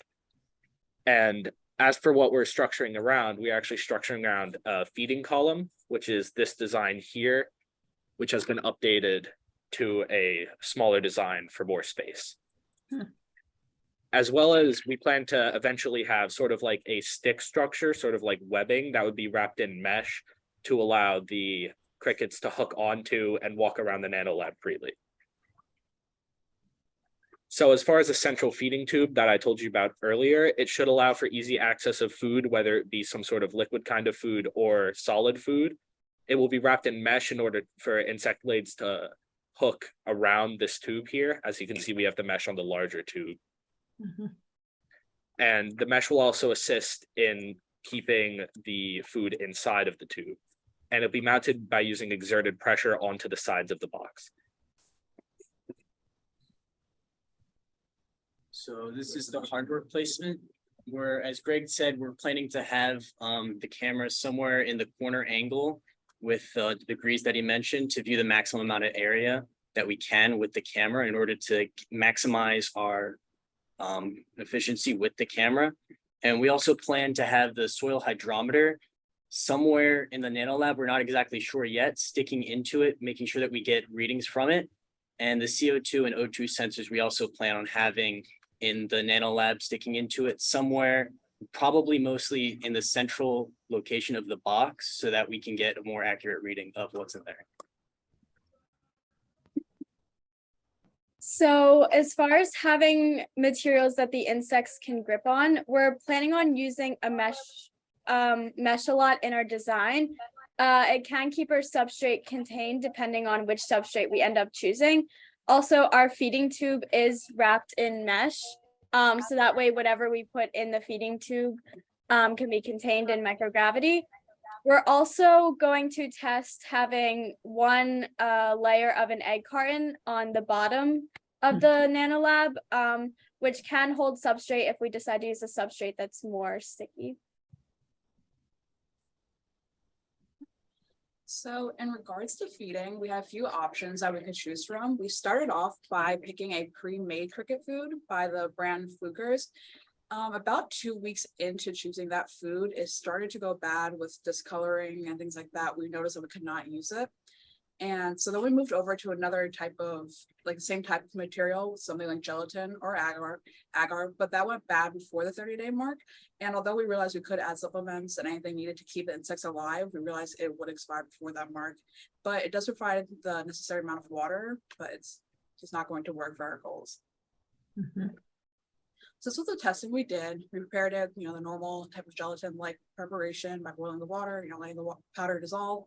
But on the 11th day of the observation, we made an observation of the dish, and the water and the agar kind of separated, and the water began to collect on top. We had our temperature in the room, say around 72 degrees Fahrenheit. And today on day 18, the mixture is almost completely separated from the water, which means that we could most likely not use this as well. One of the food sources that we think would work best was this type of granola mixture, because we noticed when researching something that a lot of insects could eat was granola and any type of oat, but we couldn't find a way to keep it contained in that same type of feeding tube. And then we realized by using something like a chewy bar, we could keep it packed into the tube and keep it all together. We noticed that it contains dry milk, and while talking to an associate professor of entomology and biology at Penn State, they did mention that we could add wheat germ and dry milk powder to the mix, and this chewy bar does contain all of those ingredients. It also is easily moldable, so it could fit into the tube and does not expire quickly, and even if it were to dry out, it would not necessarily expire like our other food sources would. So for substrate, one of the top options we're looking at right now is coconut fiber. One of its pros is that it can be banded together as seen in the picture in the top right, but it can also come in sheet form, which we're working on ordering. The one con with the sheet form is that it doesn't give as much room for any insect to burrow, but it might be more practical for our design. A con is that it can expire within 30 days if it's not maintained, which is something we have to test and see if we can have it under our environments and have it stay. Another substrate we're looking at is moss. Most popularly used for insect substrate is sphagnum moss. One of the pros is that it has sheets similar to the coconut fibers that can be secured to the bottom. Although a con is that, as with any other living thing, it needs very specific conditions to survive, and it may also influence the environment with things such as temperature and pH that may make it inhabitable for any insects. Our second choice right now is fir bark, which one of the pros is that it doesn't need much maintenance, but it also still has a high humidity retention. And it's possible we can compress it into a block with a press, because in its regular form, it's difficult to contain in microgravity. We also are looking at sand, which one of its pros is that it's really easy for laying eggs if that's something we're concerned with. It also has a great moisture retention, but it can be difficult for microgravity as far as containing it.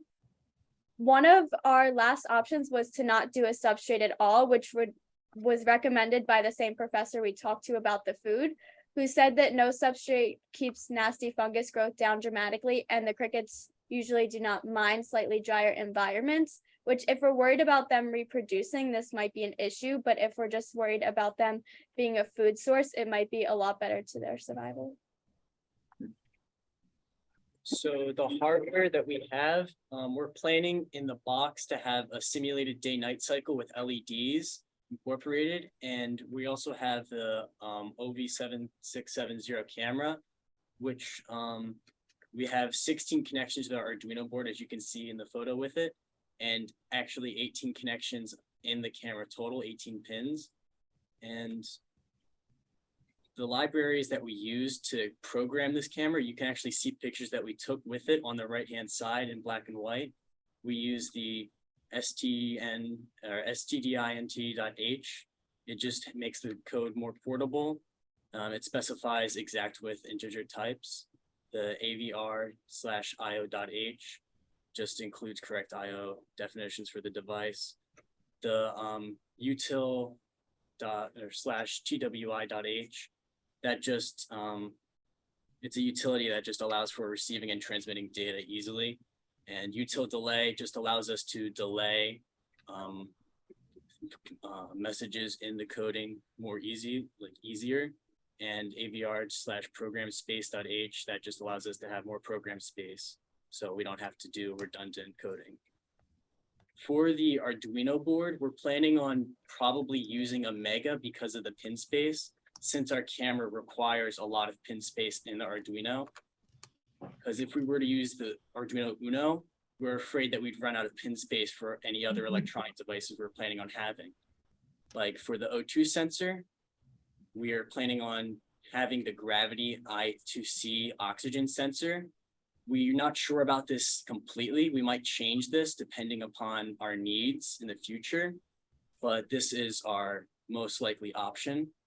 For our soil hydrometer, we're thinking about the wave share motion or moisture detection sensor module, because that allows us to read the moisture as well as the temperature inside of the NanoLab. And the CO2 sensor, we're planning on having the I2C carbon dioxide sensor, which allows us to just read the carbon dioxide levels inside of the box itself. Thank you very much for letting us present to you guys today. Do you have any questions? I got to say that I love your thoroughness on this. You did a nice job with all that. I love the fact that you have all the different sensors. You've thought about these things, even the shape, the L shape, having it around, so you're able to get to different things. It was nice. The webbing idea is great, because a lot of times we think about on Earth, they're just gonna, creatures will just lay on the ground, but they're not gonna have anything to grab onto.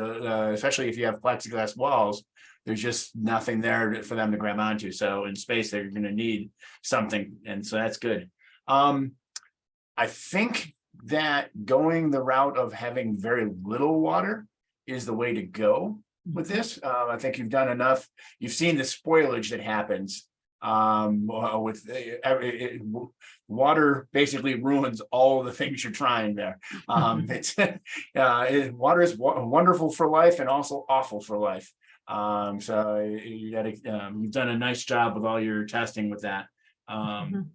But overall, I think I'm pretty impressed by what you've been working on.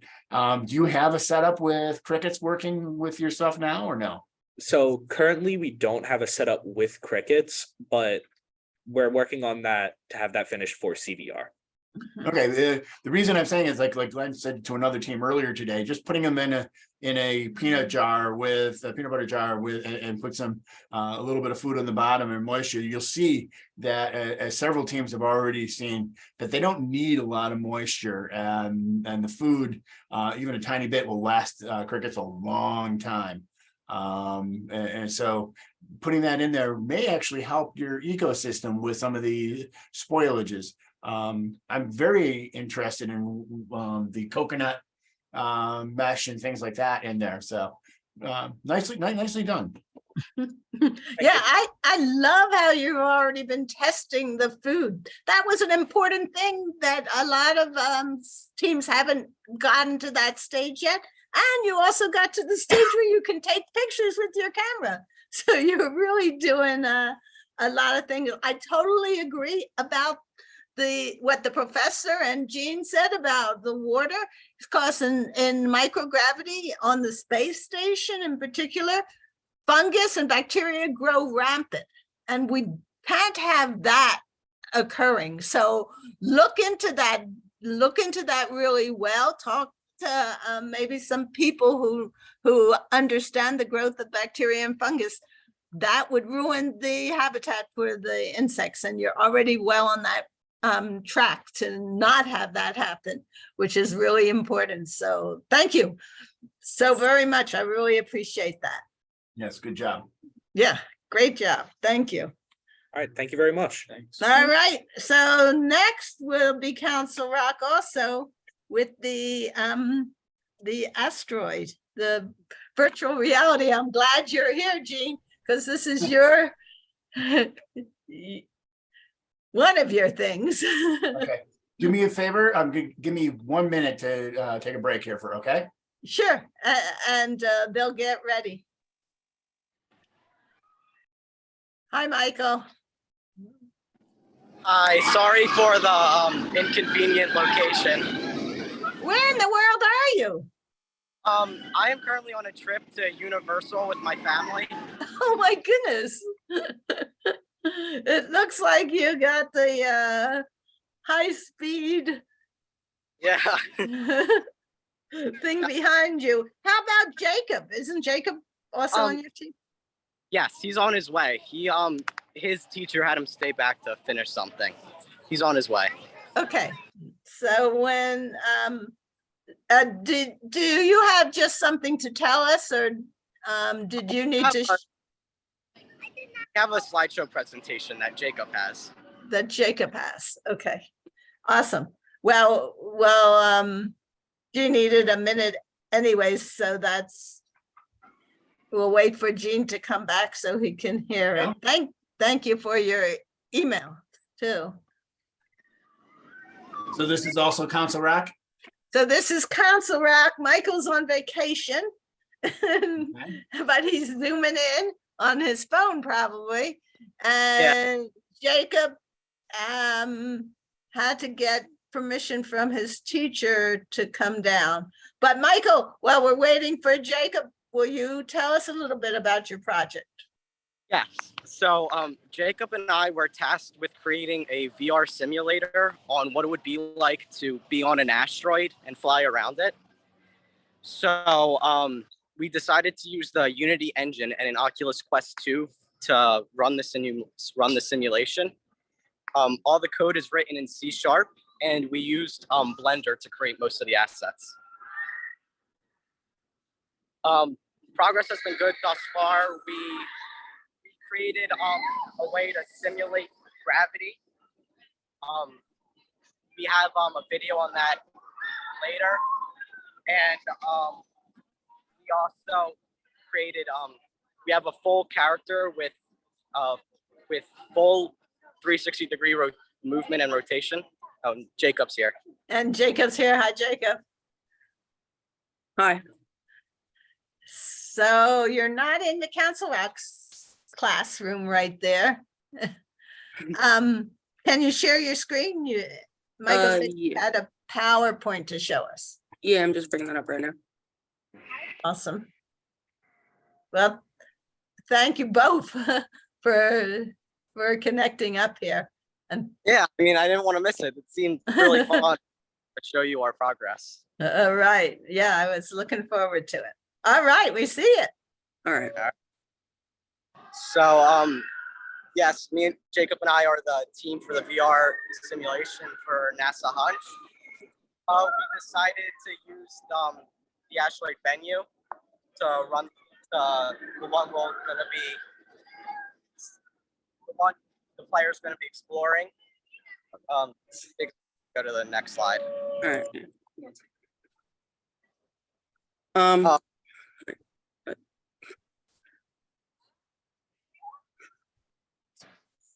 Our goals were to create a way to simulate gravity, have full movement over the player, including rotation values, positional tracking, hand tracking. We finished both the gravity and the player movement already. So in the future, we plan to make a one-to-one replica of venue that is fully interactable.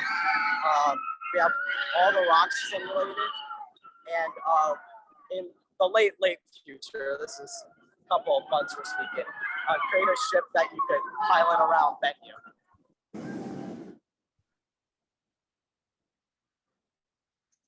These are just some websites we used for research. So the top three are about Bennu, then the bottom one is for Unity VR support to get all that working.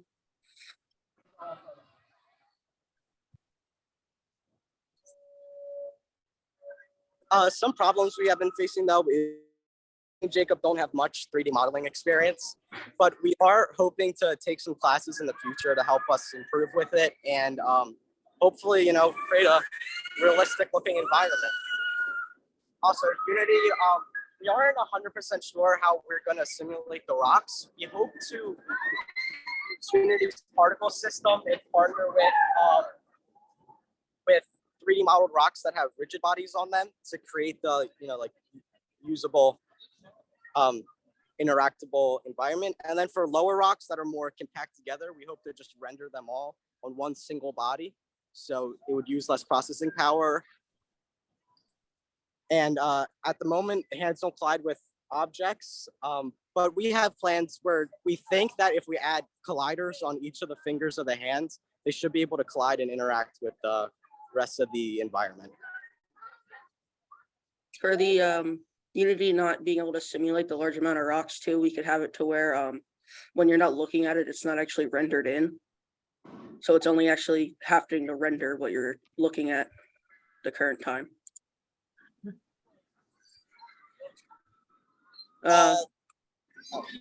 So this is all the stuff that we had to use, like the hardware and software. So we're using a MetaQuest 2 headset. And the top, this is Michael's computer. He has Windows 11, 6500, 1650, and 12 gigabytes. Mine's around the same. It's not really that different. Then we're using Unity for the simulation, Blender for the 3D models, VS Code for writing the code. Then we're using the link cable in the PC app for putting the image in the headset. Our current progress is you're like I said, you're able to move in all directions. You can jump. We have full hand tracking, positional tracking, rotation tracking, and button mapping on the controllers. And we also have hand models with full animations. We have fully simulated gravity. We have the player collider that changes varying with the height and size of the player. And we have,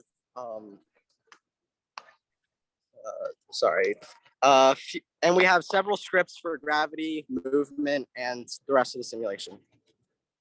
That's just a link to some of the scripts. Mhm. I don't know, should I click? Should I go there? Yeah, you could show them a couple. All right. We'll show you the gravity script. Yeah. Okay. I don't know. So basically, like,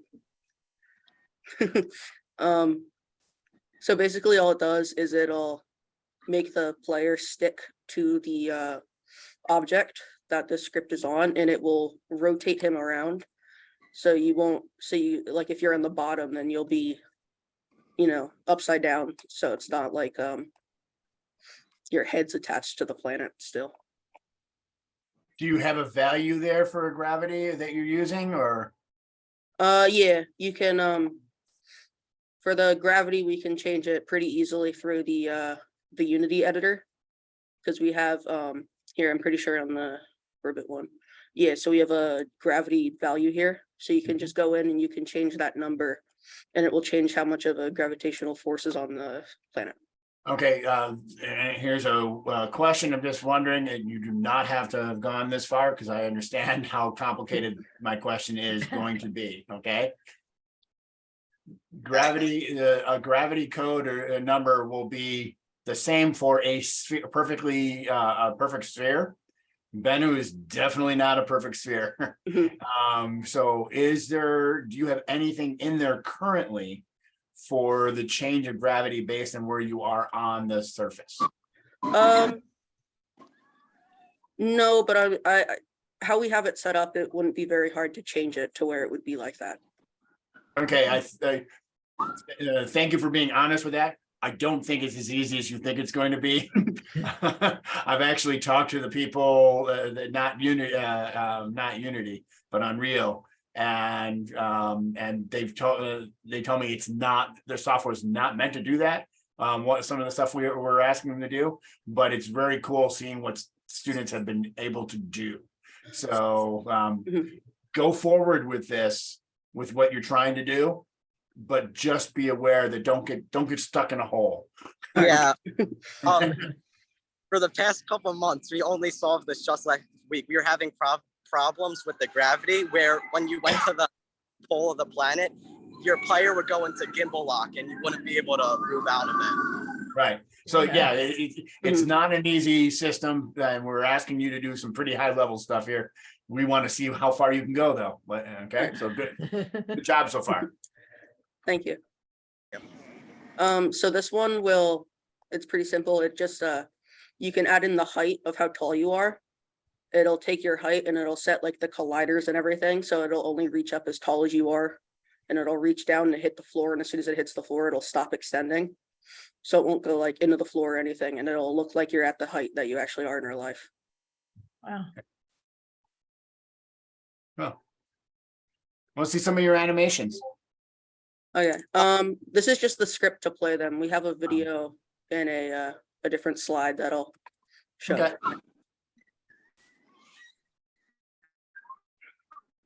So this is just what the scene looks like right now. Go to the. What? Could you go to the current progress slide, please? Oh, the current progress.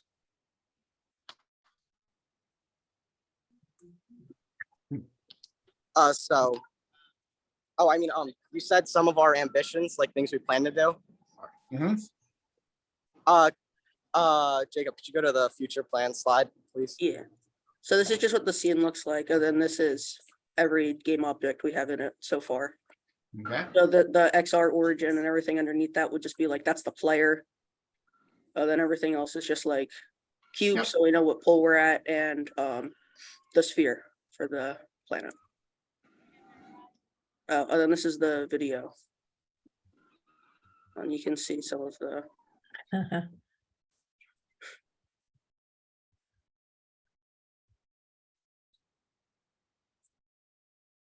these are just some hands we have in right now, but we plan on changing those later. So you can see some of the animations play there.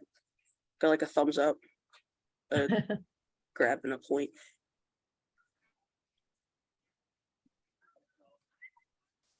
And then you can see. Water. Everything. Yes. But if it is, we're jumping. And then look, you can see how when you go around the planet, you'll stay facing the right direction and everything. Nice. And then that would be the bottom down there. Yeah, so before when we would go to the bottom, it would put us in gimbal lock and we wouldn't be able to get out of it or move. Debugging is part of problem, part of the problem. Yeah. Yeah. And then it's somewhere in here. Yeah. So here, I think I'll.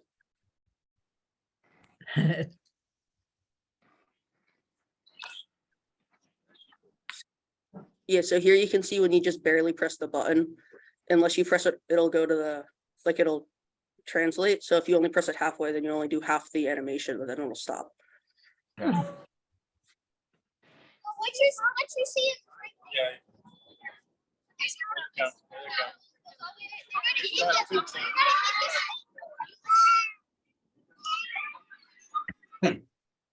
For future plans, we're having some issues with the jump. You tend to shift in a certain direction whenever you jump, and we plan to fix that. Newer and better hands in the future, because ours aren't really set to the place, and we don't plan to use these hands because we got them online just as something to use so we could set up the player itself. The rest of it will be easy to fix. It's just sprite editing and stuff like that. So we'll just bring in a new sprite that we create in the future, and we'll use that. Mm-hmm. Yeah, and that includes adding colliders to the hands so they're interactable with the environment. We hope it doesn't seem like it would be that. I mean, it seems like it would be a challenge since it's 3D modeling, but Unity should be able to render it given its small size, relatively small size. Simulate dust and rock particles. I said earlier that we plan to, we want Venue to be fully interactable. So like all the rocks you can play around with. They're all gonna have their own physics given their size. And we also plan a day and night cycle, sound effects, and a way to fly around Venue itself. Okay.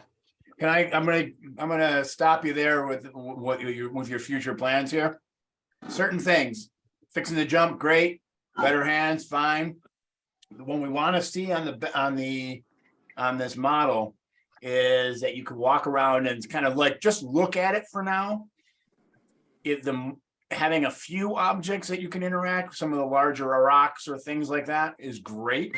putting a texture surface on it or a surface map, great. The moment you go to simulating dust and tiny particles, you're gonna bog down your computer and it's gonna be hell. So don't worry about that for now. Okay. If you get done and you have lots of time, go for it. But put that to the end. A day-night cycle would be kind of cool to have the if you have it in orbit around the sun and then you start giving it its rotation or something like that. That'd be kind of cool, but it's not necessary. Okay. And then lastly, just having a map of an image on the outside sphere of a star field or something like that on the outside would be kind of cool. Don't worry about sound. There's no sound in space. Okay.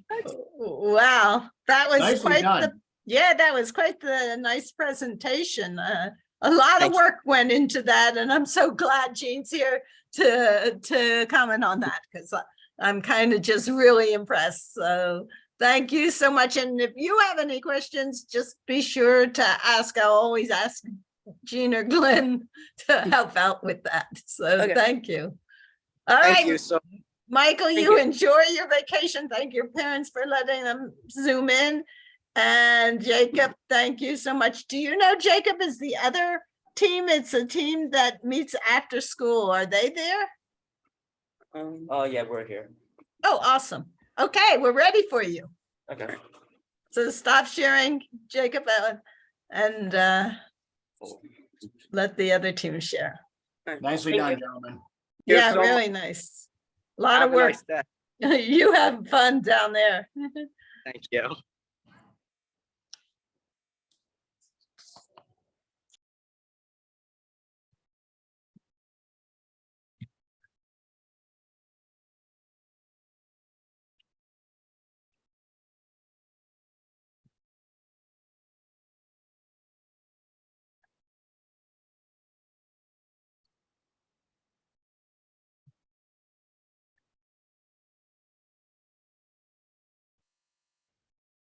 So this next team is doing the insect NanoLab, and they meet after school to do it. And look at all the players. That's awesome. Yeah, we see your screen. Thank you. Okay. Basically, our project is about the NanoLab, and this is the out of school team.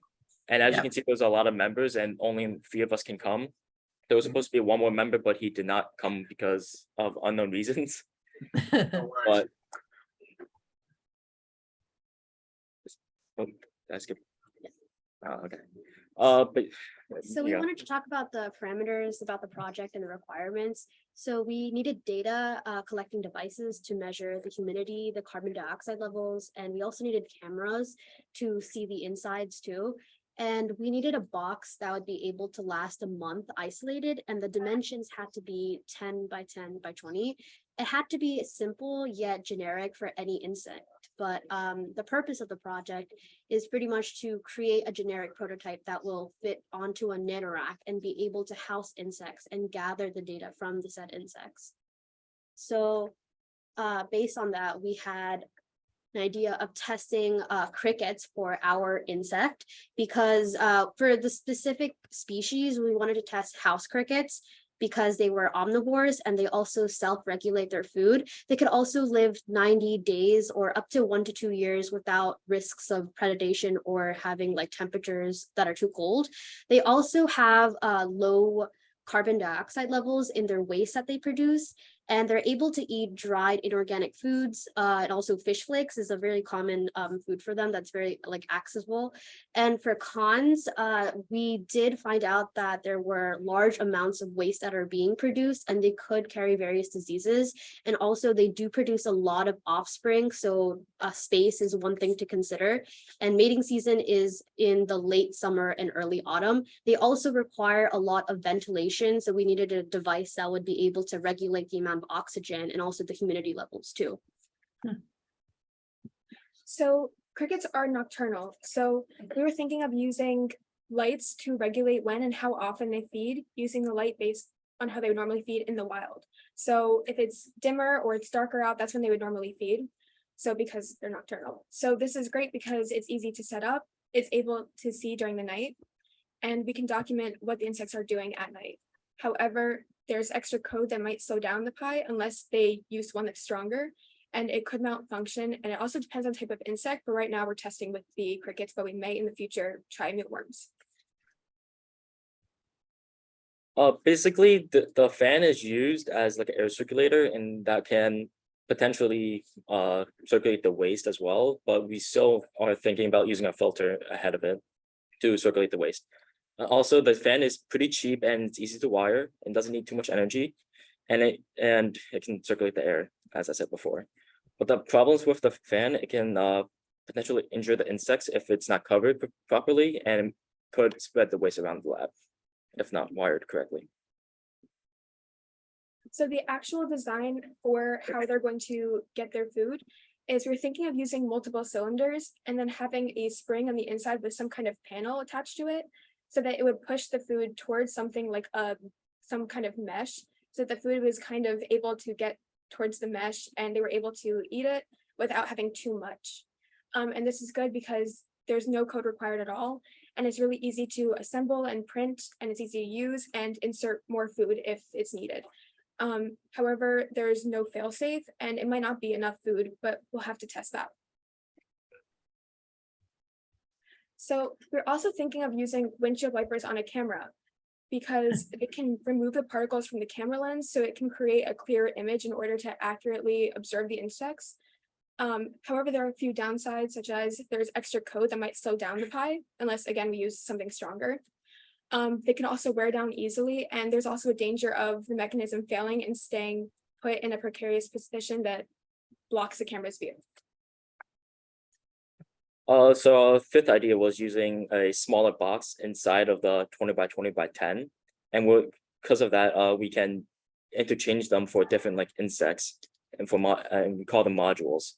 And this will put multiple layers of containment, and this could separate the insects, electronics, and the food sections from each other. But the problem with this is that we could lose volume, and that would just prevent the amount of like more electronics or space that'll be inside the containment. And also it'll be more complex, and we're still prototyping like the thickness and the overall design. And this is the blueprint that we're thinking about using. And like the exterior will be a 1/4 inch, actually no, it's a 1/4 centimeter thickness. And we're thinking about using the 3 cylinders that you can see on the right as for the food. And then the top part would be the electronics, and the bottom part will be the fan and the containment for the insects. So in terms of our code, we plan to use Raspberry Pi and Arduino. We plan to use Tkinter for our graphical user interface, since Tkinter is a popular Python library. And we are also using Python library native to the sensors that we're using. And here is our missing member. Sorry. See that? Thank you for being here. Yeah. Is there anything else? You want to add anything? No, I think Shakira covered it. Okay. And here are all of our sources that we use. It's quite a lot, and we're still getting more sources for like the types of insects and like what they do. And we have a group picture of one of our first meetings that we took it after one of our first meetings ended. And here, like, we discussed like different ways to implement like our ideas for like regulating food and like sleep cycles. And we have Mia, and then Mia from the left, and then Emma, Isabella, me, Sean, then Jet, and then Sar. So yeah, those are some of our group members. That's it. That is awesome. Thank you so much. I know you're doing this as an after-school project, not even getting credit, and you've done a great job, and your presentation is really, really good. I love how you have the pros and cons for each of your different aspects of the insect nanolab. So I'm going to turn it to Gene to see what comments he has for right now. No, I echo everything you just said, Flo. I really love your research. You did it. That's done well. A question for you: have you at all gathered up some crickets and tried setting up a little experiment? Currently we haven't gotten any crickets due to Mr. Bauer not being here, and we can't cut like certain pieces without him. But right now we're thinking about getting it from potentially PetSmart, and we're planning to like record like what they do to the crickets. You can, and Glenn suggested this earlier to a couple other groups, and that is just get a peanut butter jar or something like that for now, and put a little bit of food and see what happens and how much moisture, food and moisture you really will need. I think you'll be surprised at how little you need for it. What have you thought about? I like the fact that you're thinking about the light dark cycle, and the fact that they're nocturnal. Remember that we want to have images of these video or pictures and things like that. So come up with a way to get images of them during the night also, which is not as easy as it might seem. So think about that. What have you thought about for the actual living space for these things? Like, how are they going to, like, are you putting something in there for them to be able to crawl on and grab onto? We're planning to we're planning to actually put egg cartons around, like the egg carton material around the exterior, and putting like a chicken wire in the middle. So if they do fly around, they can grab on the chicken wire and they don't like injure themselves with it. Very cool. But also remember, you want to keep sight lines for cameras and things like that. So, and the egg cartons are great because they could also absorb, if you have a broken egg in those, and it's got to be those kind of cardboard ones, but they absorb that moisture, which is what you want to do. You don't want the waste of the insects flying around.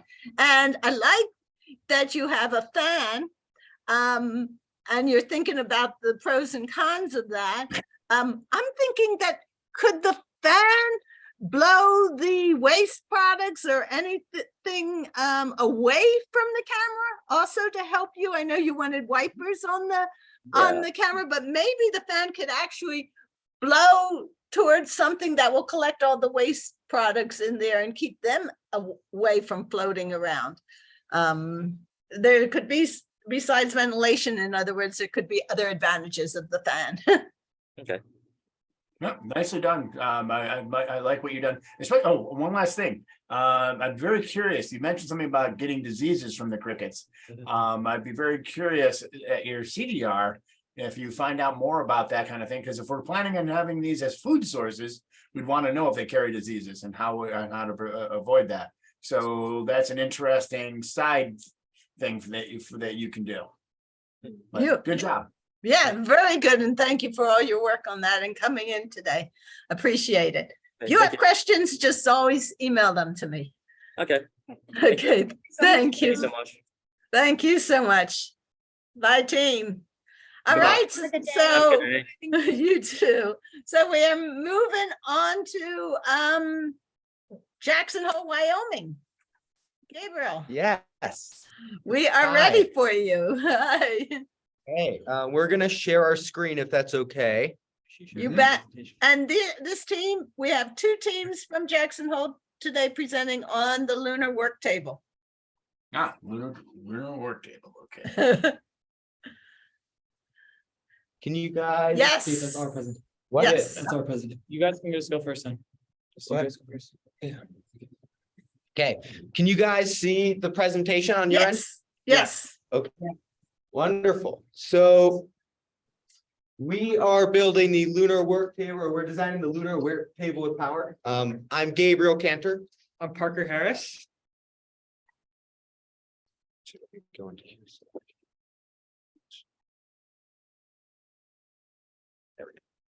There we go. So this is our team essentially. We have another team member, Adam Russell, who is sadly not here today. And we also have Keen Anderson, our wonderful Jackson Hole High School mentor, helping us out with this project.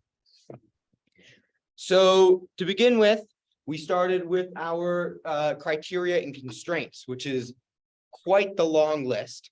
But I will go over some of the highlights of them. So pretty much our biggest constraint was that our work table must have an extension cord and some form of mechanism to hold it. This was due to the fact that we felt that without this functionality, our table would not be valid as a design. We had a number two right after that follows some of the NASA design priorities. So that's things like simplicity, lightweight, collapsible, things like that. And then in addition, Flo made the suggestion to add the criteria for no sharp edges. We had a couple others. The table must be suitable for lunar temperatures. It must be protected from lunar dust in all ways. It must be easy to use with gloves in a spacesuit. It must be suitable for uneven ground. And it must be suitable for running heavy duty equipment. So that's pretty much the overview of our design constraints and criteria. So here's some feedback that we got from Flo about kind of these criteria. Just to it was mostly just about making the extension cord easy to retract and extend and protecting the cable from lunar regolith. Yeah. So after that, we moved right into brainstorming. So here you can see kind of a big list of some of our brainstorming ideas. We split them up into categories. So things like our extension cord holder, things like outlet protectors, table legs, so on and so forth. So in the next handful of slides, we're going to kind of break that down into section. So our first section was the table surface. So we had quite a few ideas, but the two biggest contenders for us were either a flat tabletop or a welding grid tabletop, like you can see up on the board, or you can see in the presentation. So the welding grid tabletop, we chose it because it's highly versatile and it lets us clamp things onto the table in any location. And it also weighs less than a normal tabletop. There are a couple issues. The main one being is there's a potential for durability issues, especially with non-metallic materials due to the holes in its constructions. And we actually had a question for you guys. Do you think that in the table project, we are going to be using small fasteners often? And are you guys afraid that they may pass through the table? Probably not going to be able to use small fasteners or small anything, because picture the gloves. Let me put it this way. I watched for over a half hour an astronaut in simulated lunar gravity just in a suit try to pick up a shovel from the ground. And they were not very good at it. So that is one of those things that you do not have to worry about small objects. Yeah. Okay. That's a good thing. Okay. Moving on, the next thing we had was our ground attachment ideas.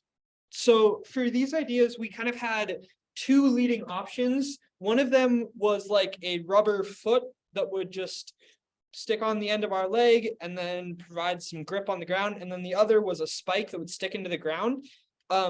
We wanted to ask you guys if you thought that a rubber nub would survive on the lunar surface just because of the abrasion and all that stuff.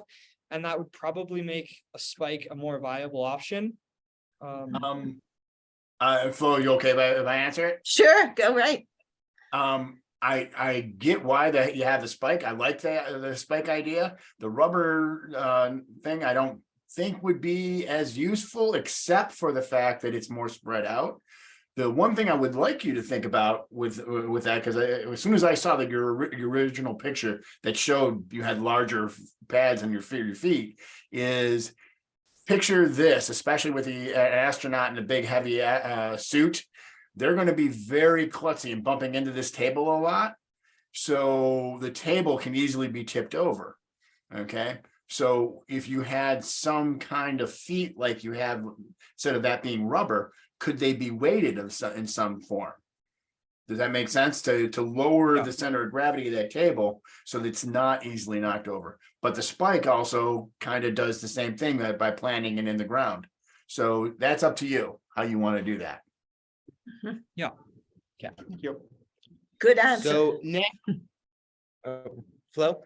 I just said that was a good answer, and I'm glad you're thinking about that. That's really important. And I'm a little worried that rubber wouldn't withstand the temperatures. Oh, true. I hadn't thought about that. So we wouldn't use rubber specifically. We would use some form of flexible thermoplastic. Good. A rubber Yeah. like material. Yeah. So moving on, we have our extension cord organization. So what we found was the two most viable designs were going to be either a static spool to wrap a cord around, or something like a crank spool where you could use some form of easy to grab crank to actually be able to crank out a cord from the table. We first are landing on the static spool. It's lighter and it's simpler. And it's going to be more durable because there's less points of failure, less movement overall. We may consider moving to the crank spool, but we will figure that out more in the testing phase as we figure out how long it's going to take someone in big, heavy gloves to actually wrap a cord around something like a static spool. Though one question that we did have was, does the insulated portion of the cord need to be protected from dust? So not where any of the electronics are, but the actual insulated portion, because in our current design, you would simply wrap the cord around and there's nothing stopping dust from getting in there. So do you guys think that that's going to be an issue at all? Don't think so. Something like that, probably not, is what I would say. Yeah, I would say that too. What will be an issue is where you place that cord extension, because the astronauts in their spacesuits can't bend down very easily. So it has to be in a place where they could be comfortable in recording. In other words, don't put it under the table. That's not going to be good. Put it where it's easily accessible. Yeah. So next we have our hinged cover. So we knew that we needed some way to protect our outlets from dust getting in.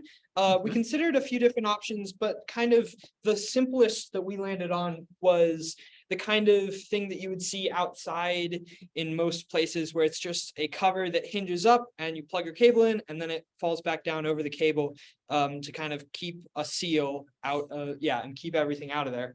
And so it's a pretty simple solution that we came up with, and it's very durable. So that's the bigger cons of it, is that it's pretty bulky, heavy. So yeah. So there's a lot of great covers on the market. What you might have to do is modify it some to be light and less bulky and easy for the astronaut with those gloves to lift up the latch or whatever they have to do. But using something on the market and then redesigning it is perfect. Yeah. So next we have our storage ideas. So we had a good number of storage ideas, but the storage idea that we landed on that would probably be the most versatile and the simplest was shelves. So you can kind of see our shelves over on the right, and we designed them in such a way that they actually have hinges on them that let the shelf fold down into the table during storage so that they take up less space.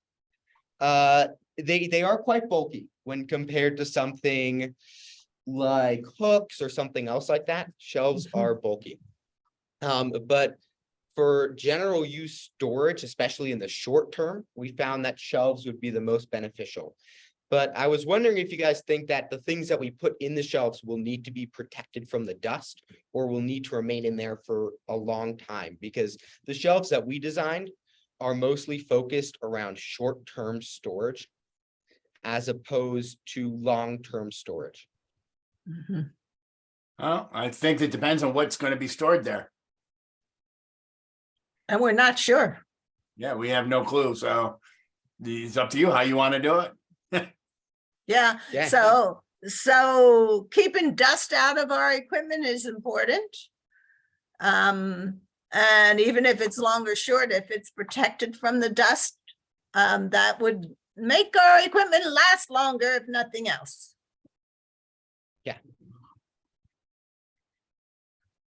Okay, so our next consideration was how can we make this table small, transportable, easy to move around? And so we decided on legs that telescope up and down. And then obviously our shelf that Gabe just talked about that folds down. And so these legs, we ended up with a design that uses a lock from a ski pole to clamp poles together, and then you can unlock it pretty easily. It's a big latch, so it would be easy to use with gloves. And then you can move it down, up and down, and then lock it again, and it will stay where you put it. Originally, we had thought to use a screw in the leg, but we talked with Gary Duquette, and he said that the dust would probably get in the screw and wear it down. And so that probably wasn't as viable as an idea of a more simple kind of telescoping tube setup. Absolutely, that's good. And to be honest, there's probably a chance of the dust getting into that mechanism also. So think about that. Not that we don't know, but dust tends to get everywhere. So even with a gasket there, there will be times as you're sliding, it'll be pushed into it. Yeah, so that's something that we'll have to consider. So moving on, we have materials. So the majority of our table is most likely going to be designed out of some form of thermoplastics. So this is PEKK with carbon fiber in it. There's Ultim and there's Vespel. So those are kind of some of the bigger thermoplastics used by NASA. So these materials we would mimic with our own like 3D printed filaments, things like that, where we actually build and prototype this part. But then when NASA would have to develop it, they would have to use a material like a thermoplastic to actually build it to withstand temperatures. Currently in our design, using some of these thermoplastics, our table weighs about 21 pounds, which is quite significant, even with a lot of weight reduction that we've taken so far. So we were wondering if you guys had an idea of some form of maximum feasible weight for a table, or if we should even be concerned at where we are. I would say being concerned about the weight is important because it's going to cost. Remember, we're talking over $1 million per pound to get to the moon. Right. So yes, weight's important, but it's also, so is the mass when you get there. A table, think about a light card table, easily knocked around. You can't do a lot of work on it. If you want to try to do shop work on a card table, not very easy, not very good to do. So having some mass to it is important. Is there a way of having a table with mass that is not necessarily all brought from the Earth? That's the issue. We can't bring a heavy table, but there's a lot of rocks. There's a lot of stuff there already. Make something to be able to use that. And you're right, make your prototype. Don't worry about the weight of your prototype, but NASA wants you to pick one of these thermoplastics, one that is the lightest. I don't care how much it costs because it's $1 million a pound. So this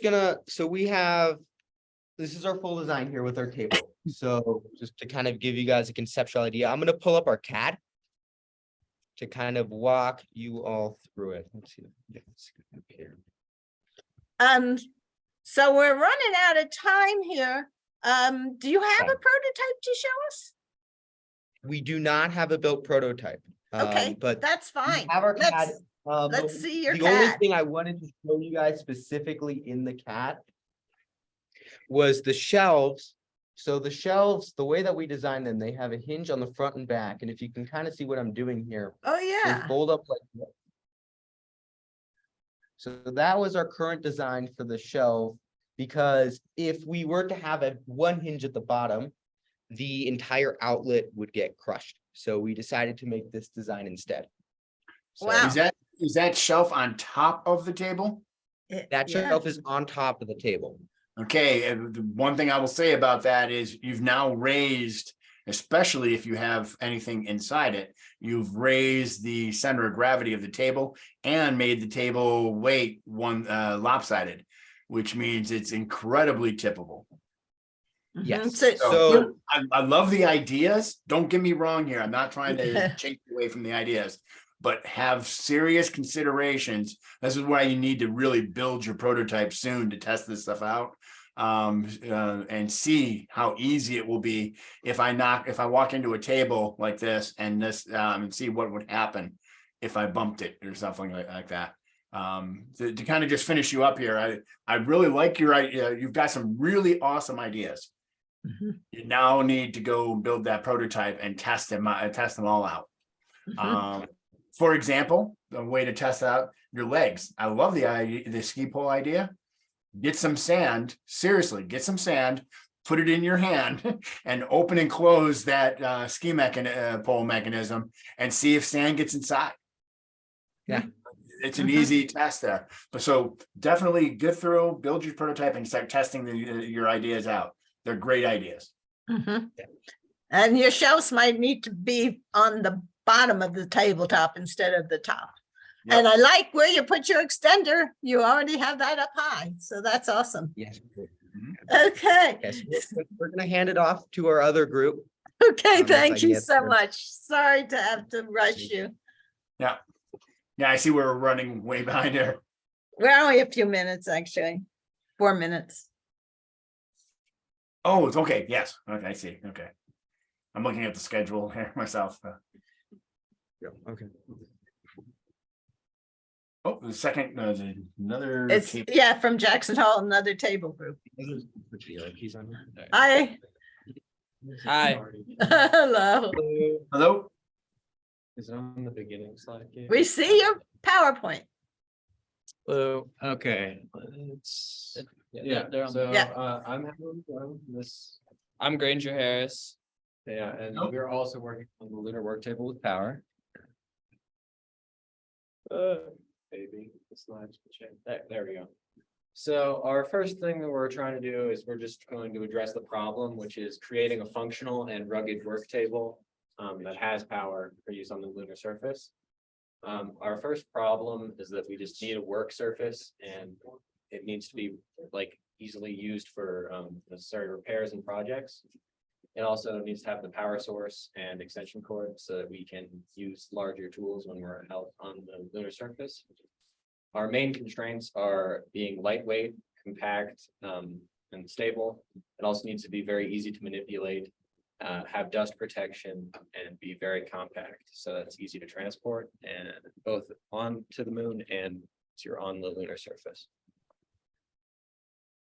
So we ranked our constraints from most important to us to least important. So we did lightweight was our first thing, and you'll see some of the designs that we've taken from that because we wanted lightweight to be first. Usable in spacesuits is number 2. We don't want the astronaut to have to bend over because they can't, and we just want it really easy to use for the astronaut in their suit. Compact, so then we can easily just have it stow away, and protection from the dust, so then we can prolong the life of our table on the moon.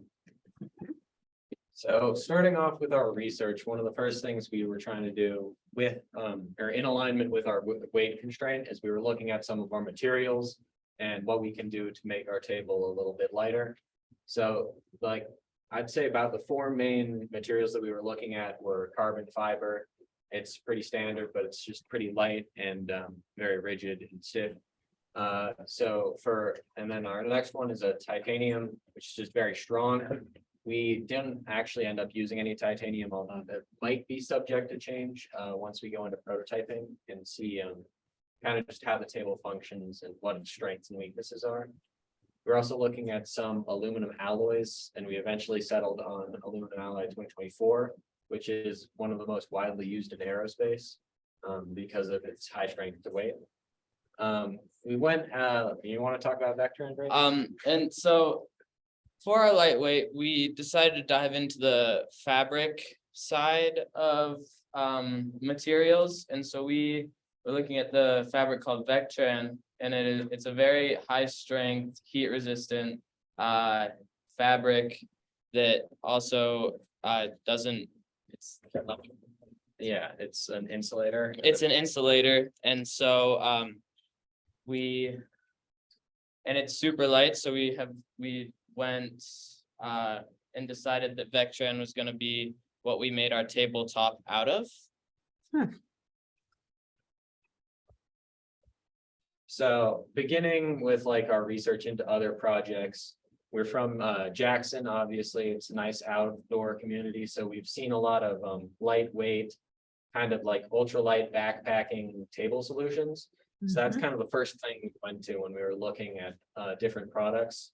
So most of these are really lightweight, and we just thought they would be a really good place to start, as well as being super portable.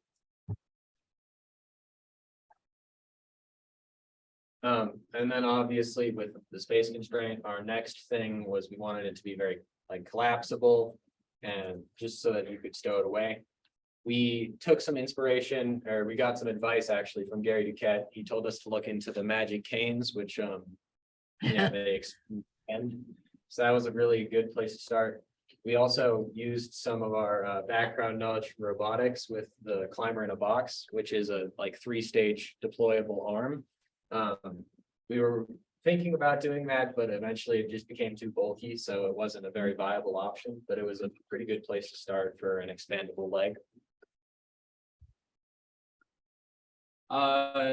So some of the questions that we were thinking about were what other lightweight materials could we use?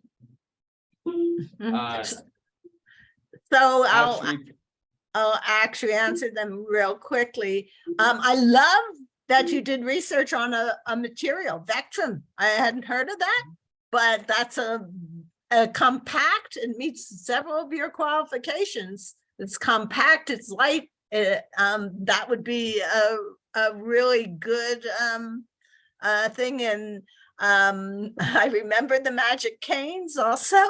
They use that for an experiment, so I don't know. That was good advice. Thank Gary. Okay. How should we prioritize durability and usability versus weight? Oh boy, that's a tough one, because if it doesn't last all the time, then we're gonna pay another $1 million a pound to send it up. Right. So it really comes down to you. You have to come up with an idea here that can like maximize all the good parts, maximize durability, maximize usability, and come up with a solution for the weight problem. We want to have, it's a cost benefit analysis of all those, and that's what we're looking kind of like for you. But at the same time, I like the fact that you did a lot of work on the materials. Don't get stuck in the materials. We're looking to you for the design, and the materials are an added bonus. Does that make sense? Yeah. Okay. Okay. Are there more effective ways to compact the table and save space? Well, that's what we want you to figure out, the most effective ways. Are there additional attachments or features we should implement? I actually like the idea of, if an astronaut drops something, will he be able to pick it up? Let's say that they knocked the table, right? Is there a way that things won't go flying off the table? And secondly, if it does, can they pick it up? I would like for teams to think about that. I mean, maybe it's as simple as tethering something to the table. I don't know. But that's going to be a big issue, I'm afraid. So I like that question. And one of the things I will tell you right now that during the CDRs, when I'm looking and reviewing tables, I'm going to look specifically at stability, because I was blown away watching an astronaut try to pick up a shovel, as simple as that, and how using the lunar gravity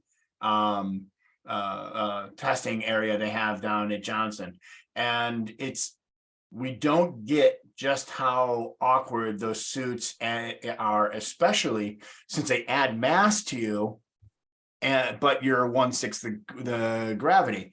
So mass will make it harder to move and to react faster. So bumping into the table is going to be a constant thing. So having that table so it doesn't fall over is going to be an important idea. But at the same time, we want to be able to use it, and we want it to be lightweight. So there's a lot of different cost benefit analysis there that we're looking to you guys to come up with variant solutions on. Okay. Right. And even with your last question, what weight should we shoot for with our final product? Just as light as possible, figure out what materials.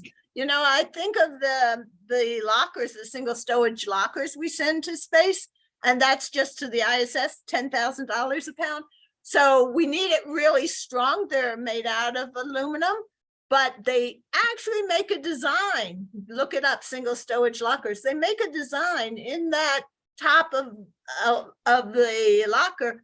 I have a locker here that cuts away every ounce of material, chips away all the aluminum until it's still as they compromise between strength and weight. And that's what you're going to have to figure out too, how to compromise between strength and weight. So those are good questions. And again, you're right on the right track. I like how you did. You did a great job presenting. Thank you. Thank you. Good job. So our thing was kind of brainstorming. I'll try to go pretty quick because we're about to run over time. We had a lot of different ideas. We kind of ended up with what I hope, or what I'm thinking, is a little bit of a mix of all of them. Just taking a couple of the best elements from each of them. So we had like our fabric tops and our folding tables, and we kind of put those all together to achieve our final product. So yeah, do you want to talk about our early modeling? So our early modeling, we have so the whole, it's two different pieces connected with a hinge, and it folds in half, and all of the leg, spool, all the electric is in the middle with fabric top. And let's see. Yeah, so here over with our collapsed view, in the bottom left corner, you kind of see like just the bottom view of the tabletop extended. In there, there's all of our leg pieces all stowed away. And then also you can kind of see a little bit in there. You can see our spool hiding down beneath there, and the outlet is beneath the top tubes as well. But then a little bit off to the right, you can see what it looks like when you fold it in half. We're kind of just going for like a nice enclosed design. We think that one of the things that that'll have, which isn't going to be a benefit, is when you're transporting it, since it's all going to be enclosed, hopefully you're going to get less dust in it while you're transporting it. And then with our assembled view over in the right, this is just with all of our legs assembled. And if you kind of look at that bottom right corner leg, you can see like some stoppers. So basically the way that our legs work is they're just nesting, and they all have shock cords to like keep them together. So that if you,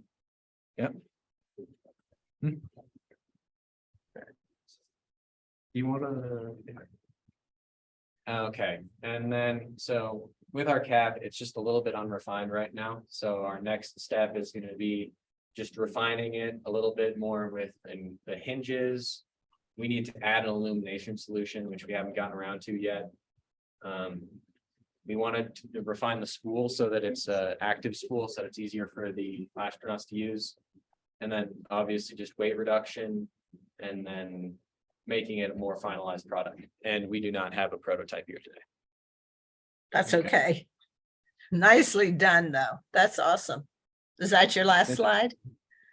Yes, that is. Oh, awesome. Okay, no, you're on the right track, and we sure appreciate your work there on this lunar Worktable.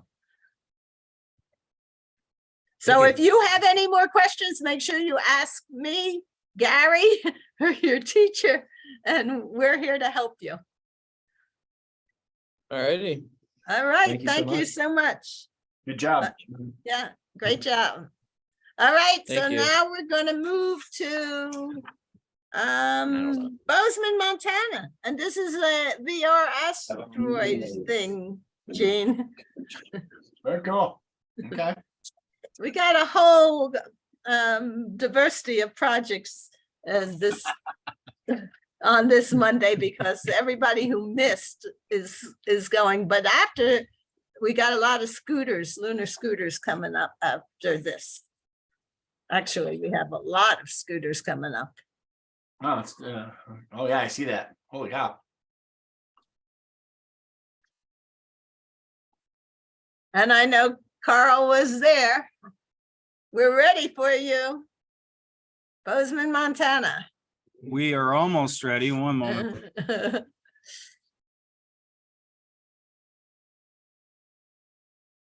We're just doing a quick, trying to get signed in, and we'll be good to go. Should be good. Can you want to Red Means Live? Yep. Sweet.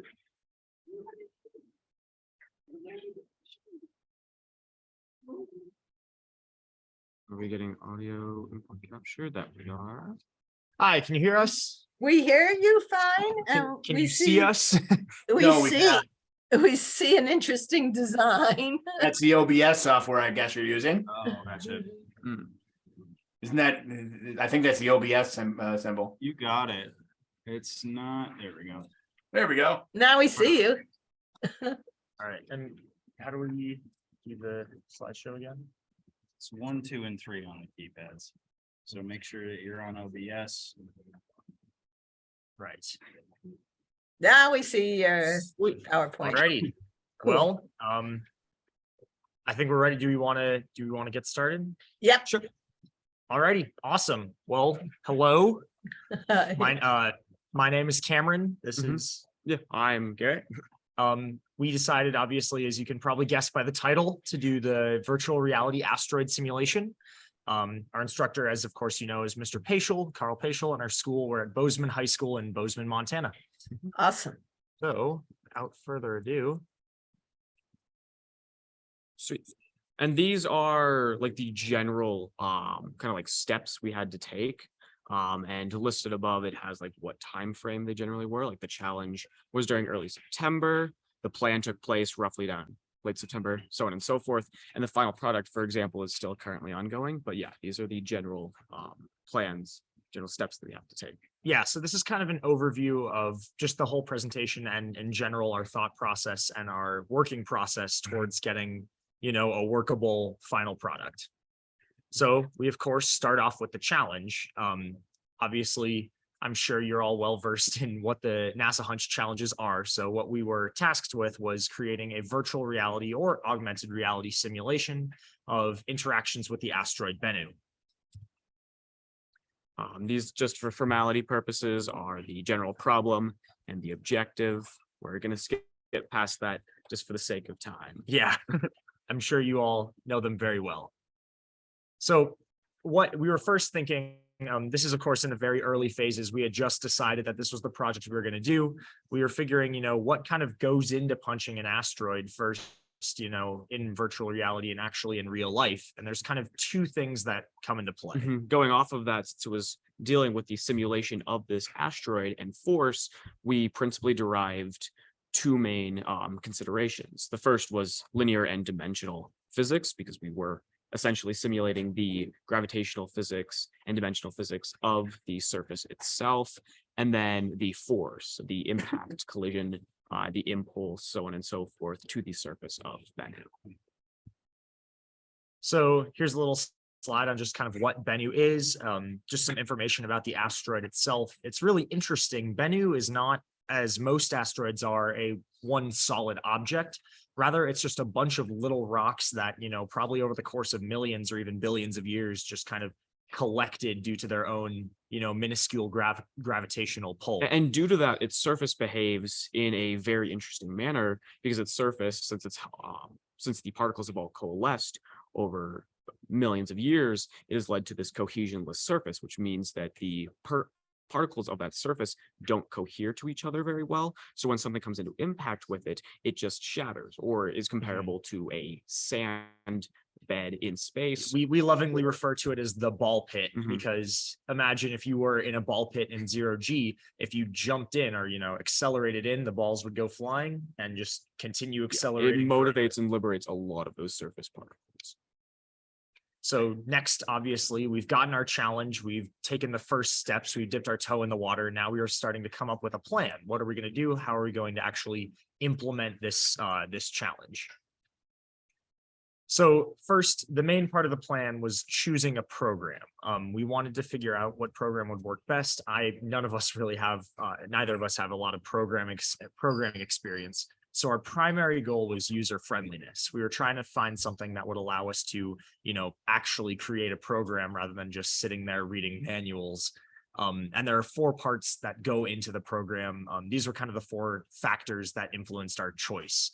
Those being like the 3D world, the physics, the interaction, and the rendering. These are all like the parts of the program that we thought were crucial to developing the simulation. So the 2 programs we narrowed it down to, and these are actually the ones listed in the actual NASA HUNCH project, are Unity and Unreal Engine. And we put together a little pros and cons list, and these pros and cons were basically what influenced our choice over what we chose. And we eventually did choose Unity game development engine, mainly just because of user friendliness. That was our primary goal here. Unreal is most likely the better engine in the long term, but it would just take so long to learn, and it's just a much more intimidating program. And from like an initial approach, Unity is a lot more in-depth and optimized for physics. Obviously, Unreal overall is a lot more optimized, but for the sake of time and simplicity, we preferred Unity in that respect as well. Yeah. So now that we've chosen our program, we've made our plan, we made a beautiful Gantt chart, a timeline of our program. We decided to start, diving in, because the biggest part of programming is just time. It's a lot of time investment. So we figured the sooner we got started, the sooner we'd be able to present. And it was at this point that we kind of divided the tasks that Cameron and I were going to do. I principally focused on a lot of the corresponding physics, whereas Cam focused on a lot of that exhaustive coding. Yeah, he was the one doing all the research, kind of feeding me the numbers, figuring out. We how showed we it wanted to you stimulate. last time, but we still have Let's a see if lot we of can- the you click there. What is it? 3, 2. There we go. We showed you last time, but we have a lot of research articles that we looked in depth through just to help study and provide a decently accurate simulation at the very least. Yeah. For it, but yeah. Oh, there we go. So we came across this image, which we found really helpful. We'll explain why in a little bit, but this is just mainly our researching Bennu. Garrett was researching. The biggest reason why this image is so instrumental is because it demonstrates 2 things. One, the surface texture and how Bennu is supposed to look, as well it's a height map roughly of Bennu's surface, and extrapolating that comes later. It comes later. Yeah, apologies. Going off of that surface, another thing we had to focus on a lot with the physics was principally surface displacement and a lot of the forces going in to that. And so this is where we see that ball pit effect coming in. It demonstrates just how much force has an impact on the surface. So while Garrett was looking at that, I was looking into Unity, and I discovered there are basically 3 main parts that go into Unity development, those being scripts, assets, and rendering. You can read a little bit about each one here, but I'm going to talk about them more once we actually go into more in depth about the program. But scripts are basically what allows everything to function. That's the code that there's, what you're writing in Microsoft Visual Studio, and that tells the program what it wants you to do. Assets are what is being told what to do. Those are actually the 3D objects in your world. Those are like everything from the sky to the lights to the rocks to everything. Those are the assets. And then the rendering is how the game puts those 2 together. The rendering is kind of the final cohesion between scripts and assets. And you can see those all demonstrated here. This is a screenshot of like the very early, I think this was day 2. You can see in the lower left, that is highlighting a script. You can see all that boring looking jargon that is C#. To the top left, that square is highlighting the asset window. Those are all the different assets in the program. And then the circle in the middle is actually showing you what those assets really are. So we've got a little red bean as our player, a few cubes and balls to just interact with and get a sense of the program. So now we've entered. I just want to say we're running out of time, so yeah, you we'll might want to skip some things here to get to yeah, show for us sure where you are at. Yeah, so early period, obviously, we're just going through, making the height map of Bennu. Since we wanted our simulation to be as accurate as possible, we extrapolated that previously mentioned height map so that we could get an accurate surface of Bennu. Again, this is a little bit more about the programming. Once again, it's in C#. We used Microsoft Visual Studio.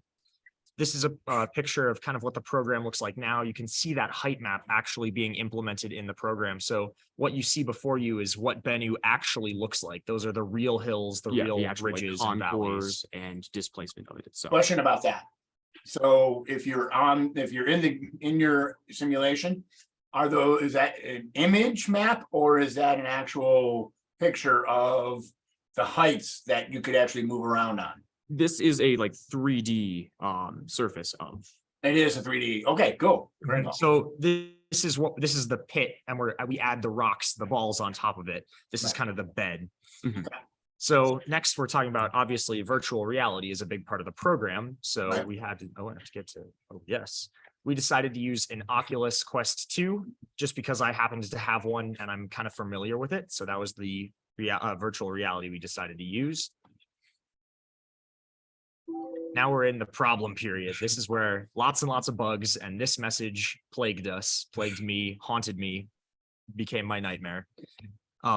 This was our biggest issue, was glittering terrain. And this happens because of anti-aliasing. The computer's trying really hard to make it look good, but it just can't. So it defaults to making it sparkle for some reason. And we only just recently figured this out, which brings us to the final product, which of course, obviously is still under construction. But what we've got right now is all we have to do is port it to VR and then it'll be a finished product and we can work on optimization. So here's some frequently asked questions, but obviously if you have any questions at this time, this is the perfect opportunity. Well, I'm impressed with all your research, all the hours it must have taken to figure this out, even just to get rid of the glitter. Must have been a real challenge. I probably spent the majority of all programming time trying to figure out the glitter. Oh my goodness. Well, thank you so much for that work. And I'll let Gene, he's really the expert in the VR situation. And I'm impressed by you've going through a typical game manufacturer type mentality here, which is the way you have to be. So let me get this straight. You're at a certain point at the current moment, you're at the point where you've got a 3D model that's not a sphere. It actually has the heights and of everything. Is that correct? Yes. It's actually, we kind of cheated. It's really just a rectangle. We don't have the sphere itself, but it is an accurate simulation. So if you do fly high enough in the simulation, you'll see that you're just standing on a rectangle. Yeah. Okay. But it is an accurate representation of the hills and gullies. Okay. That answers my next question already then, because one of the things we're looking for here is what it would be like for an astronaut to walk on Bennu, which being able to do what you're going to have to do is now take what you've got and go to a sphere or potato, which is if you've seen, you got the actual images of Bennu, you know what I'm talking about here.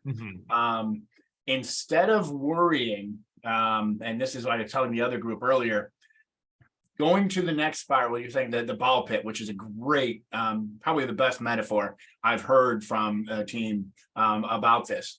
Instead of going there right away, I think your next step should be, let's get a real image of Bennu that I can walk on, that has the hills, some terrain. Doesn't have to be accurate. Don't worry about that as much, as long as you've got the general shape, because the big the big difficulty that you're up against is going to be the difference in gravity on different parts of Bennu. Okay, it's not a sphere and it's not a flat plane, so therefore gravity is going to be very different on different parts, and so that is something you need to work on. It's not going to be easy, so don't get stuck down a wormhole on that one, literally. So work on that, and at the same time think about the ball pit in a smaller area, and don't go to dust-sized particles. Stay with potato-sized rocks or something like that you might kick or something along those lines. Don't worry about anything smaller than a potato. Don't put a ton of things the size of a potato, just enough that we can interact with for the CDR. Does that make sense? Yeah, exactly. Yeah, for sure. You have any questions of me? I don't think so. Nothing really comes to mind. I'm just wondering, what we were originally planning to do is we've got, instead of using like VR controllers, we're going to use an Xbox controller and basically use for interaction, just the player model itself is what interacts with the world. So we've made a really robust movement system. That's awesome. Are they looking for like hand-based movement, like actually using that to pick up, interact? To be honest, right now, we're looking at where students can go with this. As you said, you don't have a lot of experience in coding and all this. So this might end up being multi-years of people just adding to or something. But right now we want to see what students can come up with and how far they can go. Already we're finding students like you guys are going places where the Unity and Unreal designers did not think they could go to. So that's why I'm suggesting you go places specifically to see what you can achieve in the limited amount of time you have for this. And feel free, if you ever ask Flo, if you have questions or things like that, I can also answer too. So, and she'll get a hold of me. It looks like you've done a lot so far, and I'm really pleased with where you are at. Yeah, that's awesome. Great presentation. Yeah, we greatly appreciate your feedback as well. Oh my goodness. We appreciate your work. You've gone really far so far. So that's super. We just got to maintain our momentum. Oh my goodness. Yeah. And I like how you're working as a team too. So thank you so much. Yeah. Send me questions anytime. I'll send them to Jean. All right. Thank you both. Thank you so much. Bye-bye. All right. Now we're back to Maryland. And we're going to start our lunar scooter wheel, where we have 1, 2, 3, 4, 5, 6 teams presenting on the lunar scooter wheel. So Glenelg, good morning, or it's good afternoon already there. You guys hear us all right? Yep. Yes, we do.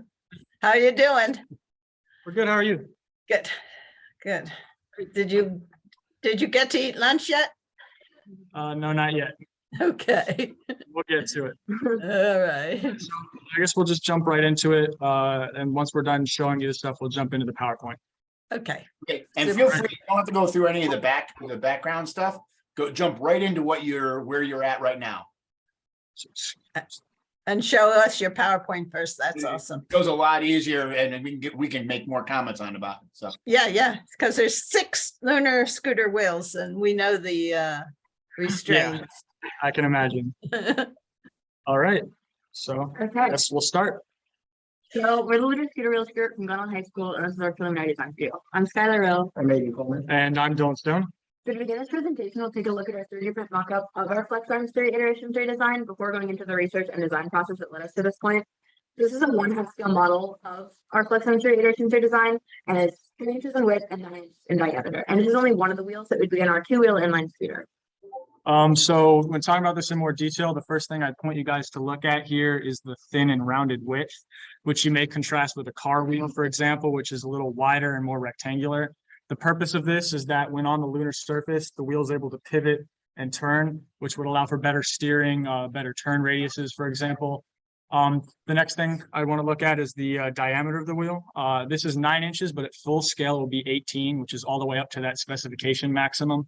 And we decided to go with the maximum allowed diameter, as the larger the wheel is in comparison to an obstacle it's trying to roll over, the more likely it is to actually get over it. So this wheel is made of 3 components: the tread, the flexible arms, and the hub on the inside.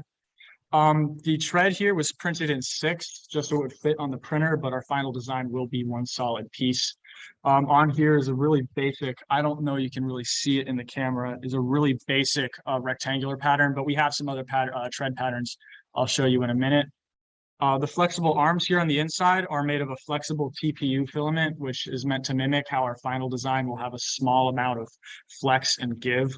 I have a 3rd scale model here, which might show it a little bit better, how it moves around a little bit. And I also have just a single wheel, and you can see it's flexible. And then lastly, we have the hub on the inside, which fits the 1/2 inch axle, and it has 6 mounting holes to allow for the arms to be bolted to the hub. These nicely going to have a dual plan. So the flex arms in the hub will be attached to a 1/2 inch bolt. So you're gonna have to sit right in front of the computer, move the computer, and then put it be in front of the person speaking. Yeah. Can you hear me fine now? Yeah, move a little more. Sorry. So the hub and the flex arms will be attached to a 1/2 inch bolt, and same goes for the flex arms and how they're going to be attached to the tread. Yeah, so I have a 3rd scale arm and hub, and using a bolt, they would be attached to each other, forming the full wheel. And then now to talk about some treads in more detail, here with me, I have 4 different tread designs. Here we have more aggressive and less aggressive is what we called them. I don't know how well you can really see them. We can see them. These take a lot of heavy inspiration from all-terrain tires, mud terrain tires, road tires. And to that point, we also have cupped and grousers. Grousers is just basic grousers, but cupped takes inspiration from dirt bike sand tires. And these C's here are actually like concaved a little bit, which would allow it to dig into the regolith of the moon a little bit better. And that concludes talking about the wheel itself, and I'll now share our presentation. And you can skip over the constraints and stuff like that. Yeah. So here's the mock-up we just showed you just on your screen so you can see a little better. And those are the 4 treads just in more detail. And then here's everything that we've had printed out. Wow. And we'll skip that and go straight into our research. So the reason behind all of our design ideas came from our research and brainstorming phase. We took a look at patents in order to find a way to create a wheel that was non-pneumatic. A lot of these designs had hinging or folding pieces, springs, and flexible bodies. And of course, in our own design, we went for the use of springs to allow for flexion and compliance. Now, obviously, the next step was to look at actual real-world implementations of wheel designs on things such as extraterrestrial rovers or Earth scooters.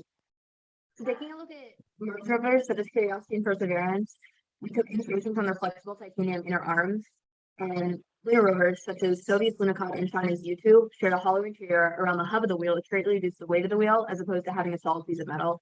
And due to the high shipping cost sending materials to the moon, we decided to implement this into our design. Lastly, and perhaps most importantly, Earth scooters were of major influence. So we're having trouble hearing you. You gotta move that computer. Earth scooters were of major influence in our own design. Although their pneumatic design was completely unusable during lunar conditions, the thin width and rounded shape was much better for an inline scooter as opposed to the previous design's wide and square shape. So to conclude our research, we took the rounded shape and thin width of the Earth scooters, took the hollow interior hubs of the Mars and lunar rovers, and the titanium flexible arms of the Mars rovers into our own design. All right, so after taking a look at the research and patents and research that led us to this point, we designed 4 potential brainstorm ideas. The web design, the wire mesh design, the hoop design, and the design we ended up going with, which was the flex arms design. And these designs were revised multiple times. As you can see on your screen is Flex Arms 3 and Wire Mesh 2. Flex Arms 3 was the third iteration of our Flex Arms design, and Wire Mesh 2 was the second revision. So when we were supposed to arrive on the Flex Arms 3 design, we put it and all of our other preliminary designs against each other to figure out how well they fit the NASA specifications. All right, so these specifications being that the wheel had to be able to travel up to 15 miles per hour while being able to carry around 100 earth pounds and have a lifespan of more than 300 miles. And the dimensions of the wheel should be at max 10 inches in width, 18 inches in diameter, and have 1/2 inch axles. So to figure out which design was best, we created a matrix where each design was given a rating of 1 through 5, 1 being the worst, 5 being the best. And each specification was given its own weighted ranking based on importance. So for example, aesthetics was given a weighting of 0.5 as the aesthetics of the wheel isn't really important. But something like performance is of utmost importance, and it was given a weighting of 2. After weighting each of the specifications and ranking each of our different designs, Flex Arms 3 came out on top with a score of 77.75 and was taken to our final CADing stage. So like the sketches, the CADing process underwent multiple revisions. Iteration 1 was the more literal interpretation of our sketches, and we revised it until arriving at iteration 3, which is what we have to show today. So on your screen is iterations 1 through 3, and the biggest differences between these iterations is obviously the holes or lack thereof in the tread. Our initial idea was to have holes in the tread, as this would greatly reduce the weight of the wheel, but also reduce the amount of surface contact the wheel had with the ground at any given time, which would hopefully reduce the amount of dust pickup. However, after concerns with the already thin width of the wheel, concerns with traction and flotation on the surface were of issue, and we decided to remove them entirely to prevent the wheel from digging into the ground too much. Another thing that we revised was the hub. The hub originally had this concaved pocket in it, but we decided to remove that and replace it with what you see on the left with iteration 2. Instead of having it recessed, it's actually protruding outward, and this just has more contact with the arms when they attach, which is hopefully safer. So as Dylan said in presenting the wheel itself, our wheel is made of 3 main components: the hub, the tread, and the arms. It was also in the stage that we decided on the final materials for these different components. To start the flexible arms, we decided to make out of titanium, drawing inspiration from the Mars rovers. Titanium springs work extremely well under tension and again have been used in applications such as the Mars rovers. The tread we decided to make out of aluminum and aluminum alloy.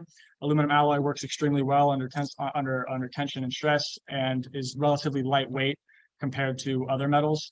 And then lastly, the hub we decided to make out of titanium as well. Our idea behind this being that the more weight we have located closer to the point of rotation, the lower the moment of the wheel is. And having a lower moment, the wheel would be more efficient when accelerating. Tread ideas in a full wheel assembly, just to give you an idea of what it may look like. Here's an animation of the wheel to help give you an idea of what it may look like while in use. Here's an explosion animation of the wheel to show what its 3 components may look like while being put together. That was awesome. Yes, I really liked what I saw there. And I had I have a couple questions about it. Is the outer area, the outer tread area, is that supposed to be solid or like an unbendable, or is it meant to flex? So our idea behind it is it would be one solid piece, and the flexible arms allow the hub itself to move. So it's more like the scooter itself is sitting on suspension, kind of like bike spokes, but the actual rim itself is rigid. Okay, the reason I asked that is I'm thinking of think about cars and motorcycles and all that. There are multiple places for that impulse of hitting, like for example, a rock or something like that. If a car tire hits it, the rubber flexes, then there are shocks, and then there are springs on the car. So there are multiple levels of being able to disperse that impact, or in physics terms, impulse. So by making that round tire inflexible, you've eliminated one of those things. So I'm a little bit leery with that, but I'd like to see some kind of testing on it. If you could, if you make this thing, like maybe make something and have it and roll over and see how much of an impact it'll do. We'll could you go over a rock without that axle area actually moving much and things like that? Yeah. That makes sense? Yeah. Okay, very cool. I love the fact that the level of work shown here is awesome. Very well done with that, and I like all the pieces you put together here. You got something good. Now I think testing is going to be your next phase. Yeah, definitely. Absolutely. You did a lot of research. That's really impressive. Your PowerPoint's really impressive too. So thank you so much for all that. I appreciate it. And yeah, test it.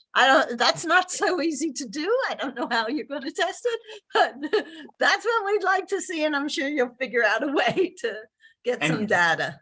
And video the testing. Seriously, it's one of the things that we do not get to see enough of.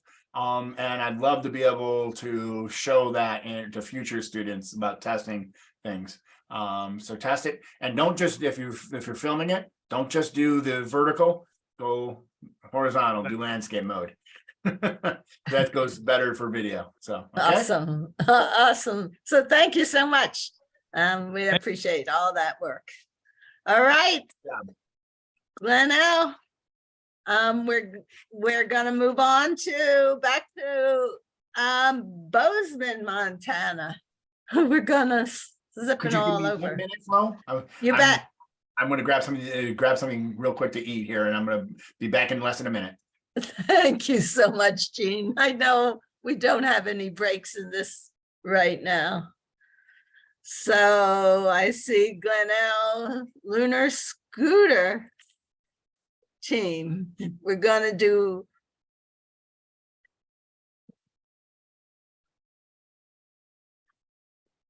your team. You have a minute to come on, but you can share your height. I think we're all done here at Glenelg now. So now you just have, 5 or 6 more to go today. You guys have had a long day. All right, good. So you're done, and we're gonna go to Bozeman now. There you go. Thank you so much. You guys did a great job. And we have a minute before Jean comes back, but that'd be good if you connect up from Bozeman. It's good to see you, Ray. Yeah, no, as I was telling these guys, I said, we're like pretty much on schedule. I mean, I said at times we've gotten behind. I mean, we're 2 or 3 minutes. I know, it's amazing. Really. You guys have been going about 3 hours strong today. I was watching it during the first group, the NanoLab, and now they're going again here, now. So yeah, we've been watching you since about 10 o'clock this morning, in the background here in class. So yeah, it was 7 o'clock my time. Yeah, earlier for your time. Are you guys ready for us? We are waiting for Jean to come back, but you can share your screen if you want. Perfect. You need us to share that. Good luck, guys. All of you guys. Thank you so much. All of you guys log in just a second. Okay, so Jean's back, so we're ready. cool. We're just gonna log in real quick and then we'll be ready to go. Awesome. So we're in Bozeman now. Okay. Have you ever been there, Jean? I have not been to Bozeman. I've been to, oh, wait, I take it back. I drove by Bozeman. I did not stop into Bozeman. I can't, coming out of Yellowstone. Yeah, that's Cross right. country. Yeah. That's exactly right. You come out of Yellowstone, you land in Bozeman on the western end. Yep. Yellowstone is still my favorite place in the entire world. It's mine too. Mine too. All right, Lunar Scooter. Wheel team, whenever you're ready, we're ready. I think they're frozen. Might be.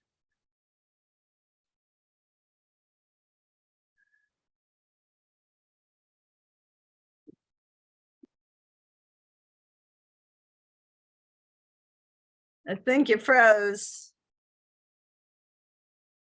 Oh, it's so frozen here. And Yeah. and Bozeman is colder. And there's about 5 or 6 inches of snow here Oh, really? that came last night. Okay. Okay, now you're back on. Awesome. Okay, we have, I think I think our we're just- internet cut out. Yeah. We just Yeah. have to sign in again. That's okay. I can understand. Yeah, so we trying to change our Wi-Fi passwords recently because all the kids got the Wi-Fi password and then within 4 hours they got the new Wi-Fi password. And now the internet's just been horrible ever since, so. Oh, no.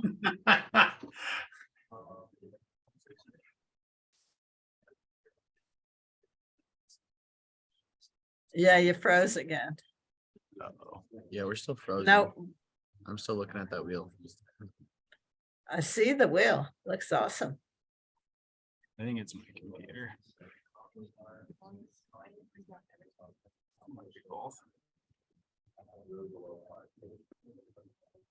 Okay. Hey, quiet, please. Sure, how this is. That notebook right here. We're still frozen.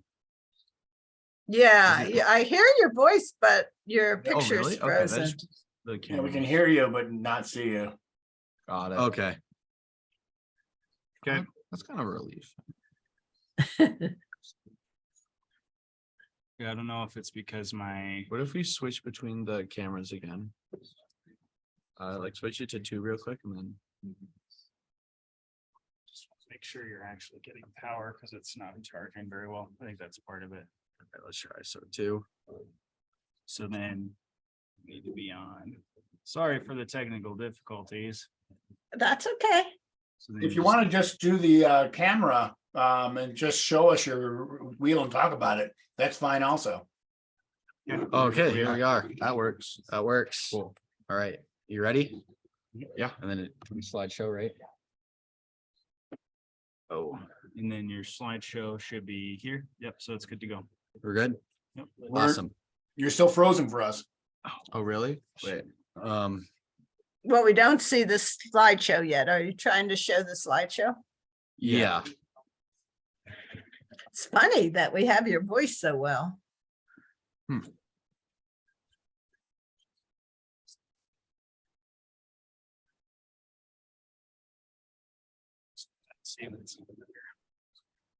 So then kind of are gonna have to mess around with all sorts of little things, so. Okay.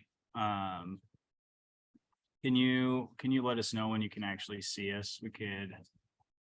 What I might end up doing is just doing this. So like if you wanted to do. If you want to get off and come back, sometimes that works.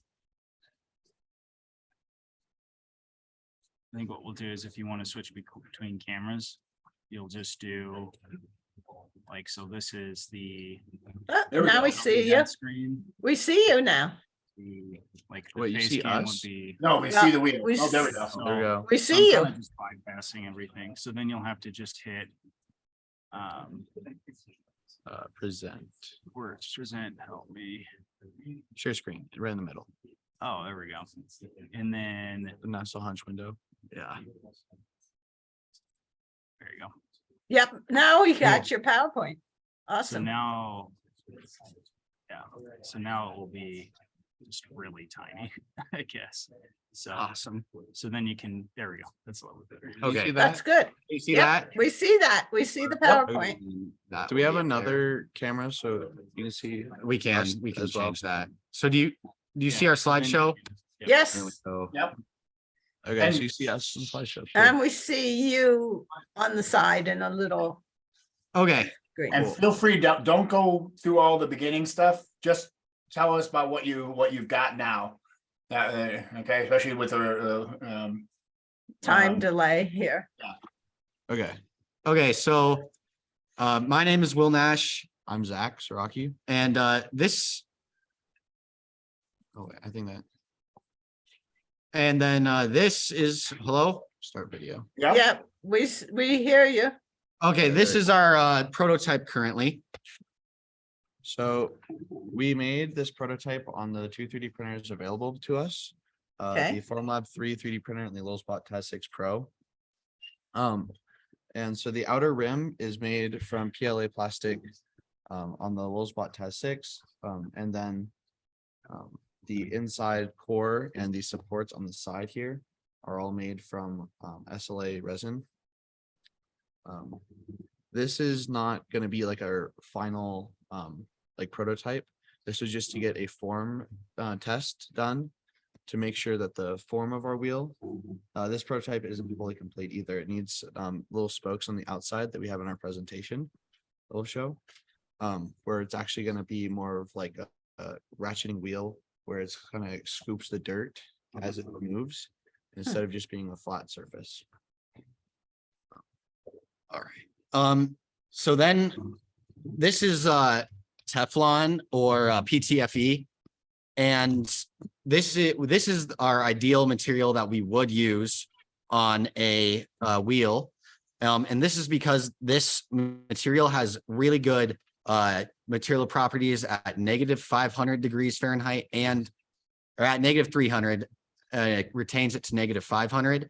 And then it and then all the way at the top range too, it is very good. So this would be our ideal plastic that we would use. However, it's really expensive. So we want to do on earth testing with like our prototypes before we make a new material. And now these are some steel and aluminum. And we want to test these two in cold and really hot temperatures. And we also want to test Kevlar. We don't have the Kevlar right now, but it's on its way. And we're going to test all of these materials separately so that we can maintain low costs. Make sure that they'll hold up in the application of the wheel. The built-in is fine because they already see this one, right? Yeah. Okay. And then you can skip to the slideshow. Right. So in our research, we found some existing products like this, which are made out of nitinol. This was developed by NASA and Goodyear at the Glenn Research Facility. And this is great. However, it's really bulky. And nitinol is very, very expensive and a very new material. And like somewhat heavy. So it wouldn't be really suitable for a lunar wheel since it's kind of like overbuilt for the application. So we took some inspiration, like having a spring force on the outside of the wheel instead of having just like an entire suspension system, instead making the tread the springs. Yeah, so here you can see some of our sketches of that. So we had two designs that we thought of. So Michelin makes an airless tire, which we thought would be really nice to use. However, it would be really, really hard to produce and manufacture. So then we went with this spokes design right here, which is what we have. And you can see our spring diagrams and our force diagrams on the center. We also couldn't find any materials that would be applicable in this situation.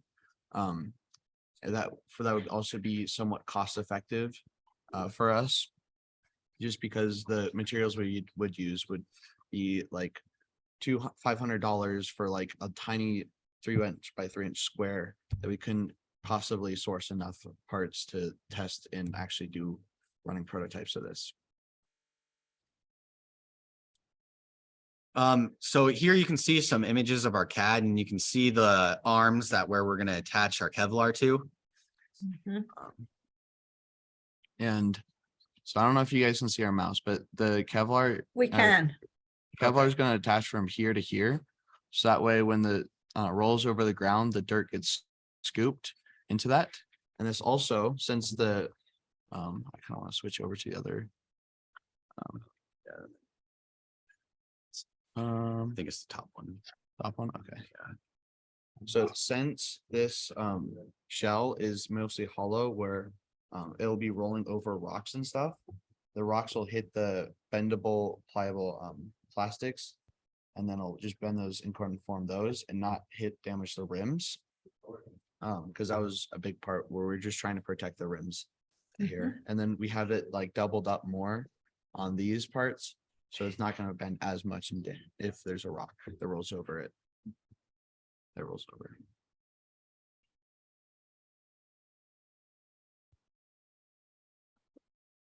And then, so there's more pictures of our prototypes. And then, so this is how we're going to test our stuff. So we have two ways we're going to test it. We're going to test this wheel on Earth. So in sand to make sure that moves like the material correctly and how we want it. And then we're going to test our Teflon, Kevlar, aluminum, steel, and all of our other materials that could be used on our final prototype to make sure they withstand the forces they will be taking on the moon. And we're going to do that. So with MSU, we've been contacting a lot of some material engineers, and they have liquid nitrogen, which is almost exactly the coldest temperature that we will be getting to on the moon. It's a little bit more, so that's good for us because that will give us a little bit of a safety. And then we'll also be using an oven to test the heat.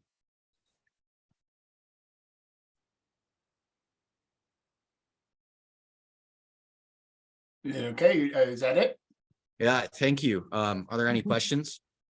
Yeah, I like your prototype. That it's done. It's obvious you've done a lot of work on that. I'm curious, are the circular frames solid or are they flexible? Are they meant to be solid or are they meant to be flexible? They're meant to be solid.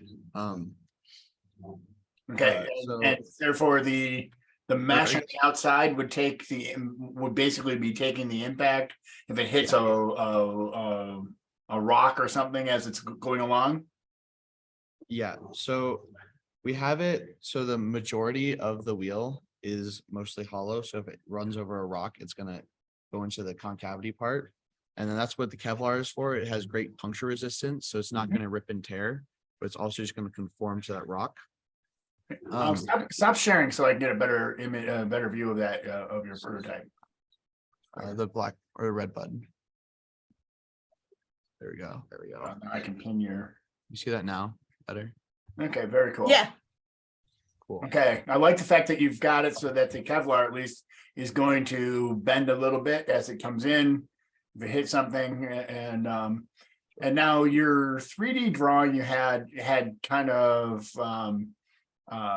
bent outwards away, kind of give the shape to the to your mesh, right?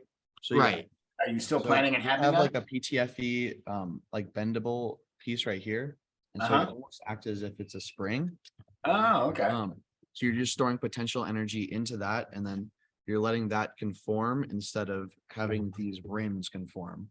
Because these rims are ultimately going to be made out of hollow aluminum or whatever material we deem to be most suitable for this application.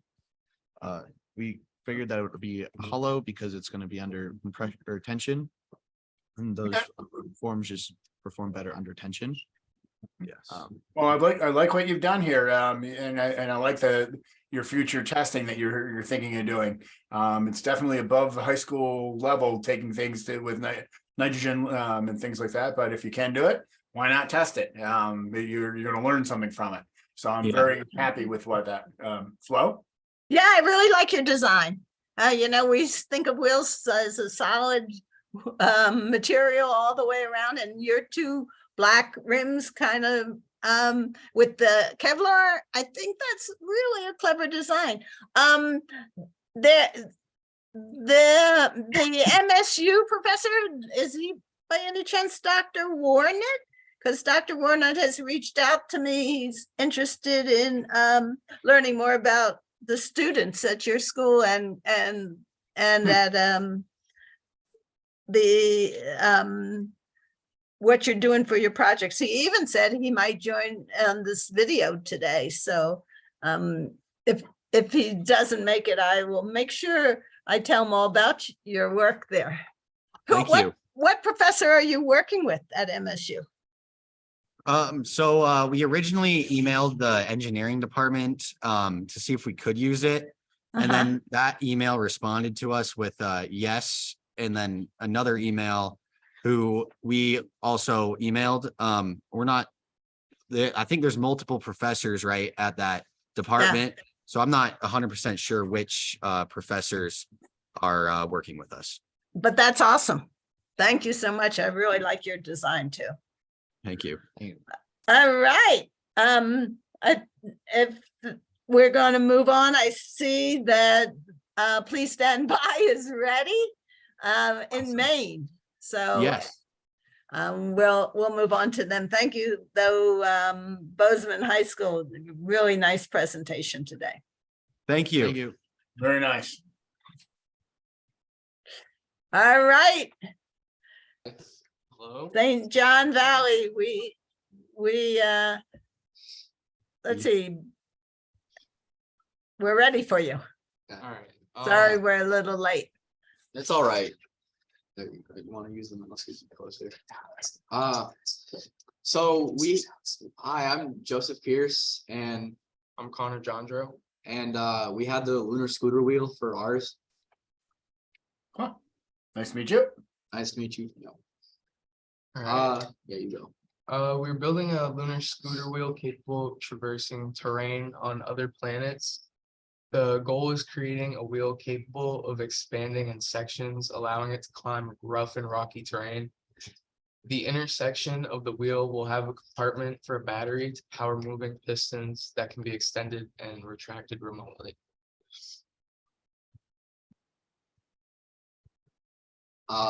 Wait, no, the wrong slide. Yeah, we got no, wrong way. How do I go back?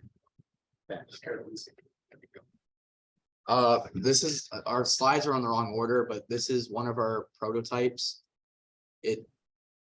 We only have limited supplies, so kind of had to add that picture or Photoshop it, but it was supposed to look something more like that. It's more like that instead of we don't really have any materials. But the goal is no, that's the other side, I think. Go ahead. Well, the goal is to basically have it so those gaps in between could go over the rough terrain, so it could get more of a grip and move better, basically. And then, all right, the criteria and everything.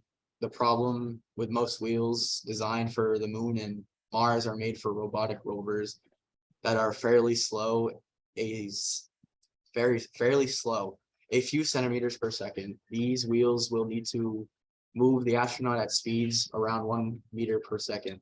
This requires a very different kind of tread. It needs to be lightweight, around 1.2 million to deliver. Should be able to last more than 3,000 miles in rough conditions. Appropriate materials for the lunar and linear environment. And lunar days are 28 days, where around 14 is sunlit and 14 is dark. Temperatures range between 260 in the sun and negative 280 degrees in Fahrenheit in the shade. Fine grain, dry, sharp dust.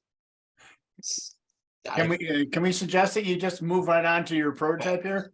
Okay. We're running a little bit behind here. Yeah, you got this one. Like what are the criteria for your prototype where you are at now? They go back to that's what we have. Okay. Now. We just have electric pistons Moving. that are supposed to extend using a remote, but Yeah. we need to make a better compartment in the middle to hold all 4 of the pistons in. Because the one we have right now is not big enough. Is that something you can pick up or no, or? Yeah, you can, but we have it right here. Oh, The okay. Pistons aren't connected because we just got it finished. Are But those parts movable? yeah, Yes, these pistons, they retract. they and go extend. down and up. We realistically don't want these pistons to be this long, but we want it like, if you see that first picture, we want it closed to look like that. And Yeah. then, We want it to be like a normal compact wheel when it's yeah, when it's closed all the way. and also we also want to make it so those sections are replaceable. So if you do need a break, if they break or something, it's hot fix instead of having to wait and know a bunch. It's like in and out basically. And do the I don't know what you want to call those semi-cylinder, the four quadrants. Yeah, yeah. Are they do they rotate at the end of the piston or no? No, they do not. Oh, okay. Interesting design. I'm very curious about this. Yeah. Yeah. So this is what we had so far for it, is just this, and like that picture would come down to here, and we have mainly it doesn't fit in here at all, but we have most of it just shoved in here. We do plan on making this bigger and better, basically. Okay. It is just a prototype, yeah. The one thing, and like I said, it's a very interesting prototype, and as long as it doesn't extend out at that far, being able to move up and down or a short distance is a good idea. I think that's kind of cool. However, what I'm worried about is torque. Do you guys know that term? A little bit. Not specific.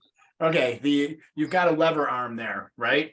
The piston that comes out. Yeah. Okay. If you put any force at the very, very end of that piston. Oh, yeah, I know, yeah. It's gonna really bend down at the hub. Yeah. Down at the axle. It'll put a lot of force there.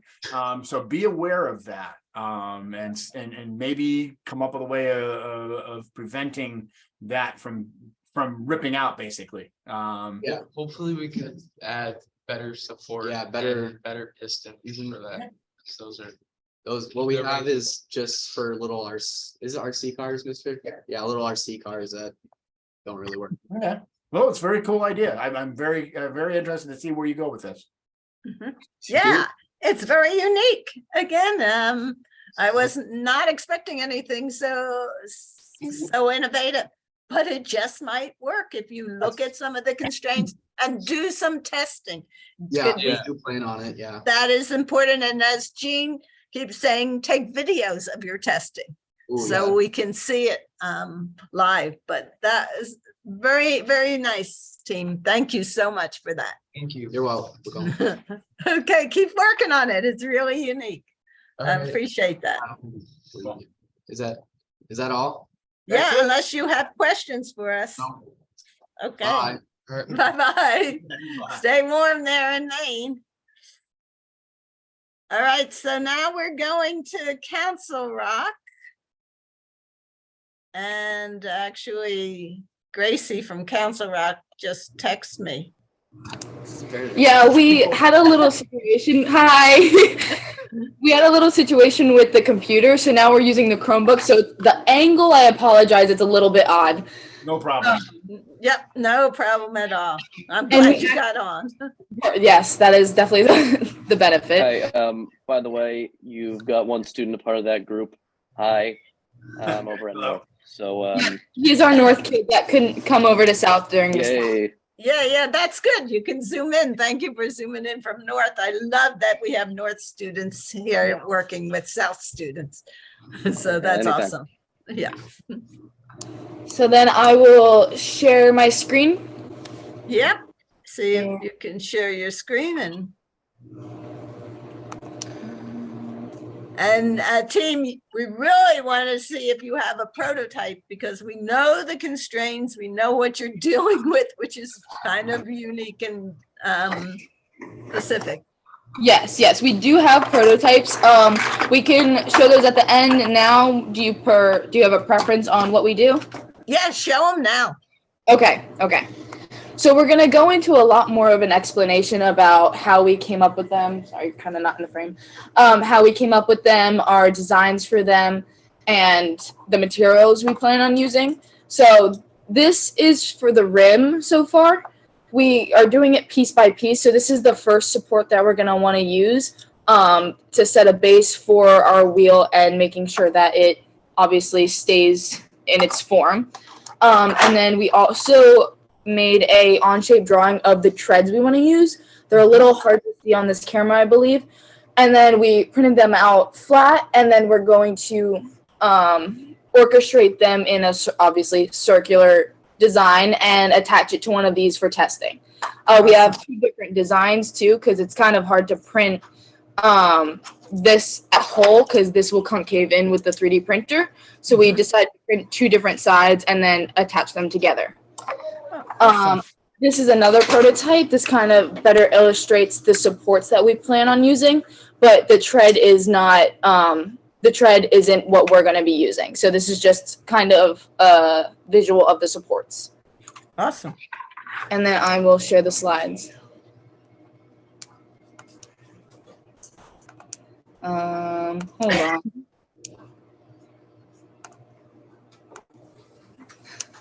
We're getting it. We on? Yes, you are. Perfect.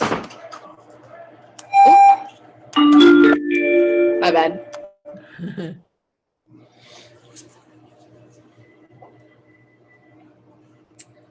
Once it loads there.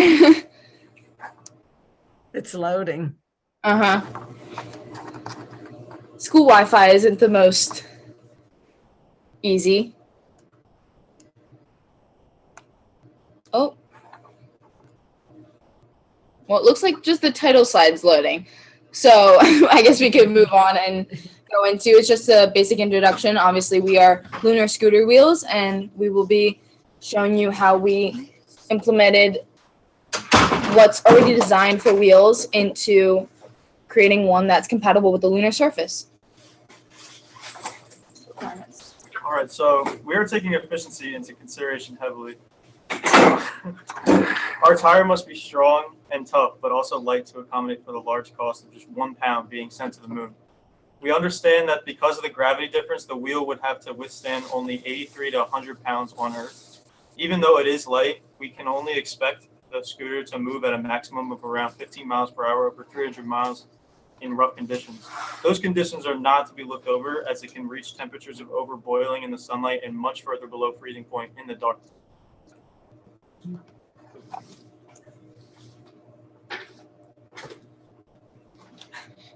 Looks like he's... Sorry, having a little bit more technical difficulties real quick. So we see your PowerPoint that says what to think about. Yep, no, Yeah, so. There we go. Is there a reason why we have to have both wheels driving or leave one free? And what's the benefits of either one? Okay. Do you want us to answer that now or what? These are kind of things we're going to be researching in the future. Researching in the future, and we're trying to figure these things out still today. Well, that's great because we do need you to figure it out. That's good. So, are narrow or wide wheels more efficient, and is there a reason for both? And also, how narrow or how wide should they be? Like, is there a reason to have one that's wider, one that's narrower, etc.? Are front wheels and back wheels going to be different? Are they going to have different tread size, width? Is it better to have the same wheel for both? Kind of tagging along to the previous question. How heavy do the wheels have to be to stay on the surface of the moon, being in whatever 1/6 gravity, and also to staying lightweight so we can not just float off? What materials are best for each task? Like, if, for instance, the wheel has to withstand extreme heat and low cold temperatures, the rim has to be strong enough to handle the rocks and bumpy terrain. Like, we need a light material that also is durable. Yeah, these questions are in the process of understanding and being able to answer. We'll be implementing all the different aspects into testing as well as finding the best options. Okay, so this is a brief overview of the research we've done so far. Figured out that rally tires that have asymmetric tread can withstand high speeds across gravel and dirt surfaces. This type of tire has a large role in how our tread was designed, since the environment is similar to the lunar surface. We researched snow and ice tires, which are meant for more slippery surfaces because of their enhanced grips. We considered implementing their intense grip mechanisms into our tread, but we found it was too much and wouldn't be practical on soft sandy surfaces. We considered paddle tires because they efficiently move in the sand, but we also found they stir up a lot of lunar sand. We also researched honeycomb tires, which we were curious about because they have flexible shape, so they need less suspension. However, they are prone to accumulating rocks and dust between the suspension of the tire, which would completely ruin the design over a short amount of time. We found that the wider and thicker spokes on the rim will allow for more support, so we created a design that would have equal distribution of pressure. Our other research includes which materials are flexible, durable, supportive, and compatible for the lunar surface, which was mentioned earlier. We looked at whether or not asymmetrical or symmetrical treads are more beneficial and came to the conclusion that ideally for the wheels should be compatible with both a bike and Segway symmetrical wheel would be better, but we'll be designing and testing asymmetrical treads as well. Okay, for the materials, for the wheel prototypes at least, well, we 3D printed the wheel parts, and the wheel rim and the other needed supports will be made with polyactic acid, mainly because it was easy to make and the filament was is durable. And the wheel treads will be made with TPU because of the flexibility. And in the actual scooter, we were planning to use titanium, but we might change it because of the cost of it, and we obviously need to find something cheaper. And the wheels. The wheel treads in the outer chain layer, however, are currently undecided. So our current design is kind of taking piece by piece. So first the tread, the two asymmetrical tire treads compressed into one symmetrical tire. Symmetrical tires, especially for a scooter design, would be more practical because you can't have two sides of it to turn and have that kind of equal stability. So kind of squishing it together onto on shape and printing that out. And then the next part is the tread supports. So since our design, we've decided to not fill the tires with air or other substances, there is now a need for supports to keep the tire's circular shape. So since we don't want to use any type of gas to keep it inflated, that kind of it's hard to find the right pressure, especially under the super hot and super cold conditions. So we came up with a support that will go around the rim of the tread and kind of keep it shaped, but not be too sturdy where it will break under like little bits going over rocks or something that will push on it a little bit. Yeah, not too brittle, not too soft. Right. And then we have the rim, which is a basic rally tire rim for the wheel support. It's easier to connect to the scooter and the Segway, so we thought that having a rim would make it easy to take on and off and be very convenient. So we kind of just implemented one of the designs that was more sturdy than others and still had that kind of equal distribution of pressure and would take off a lot of pressure from the other supports.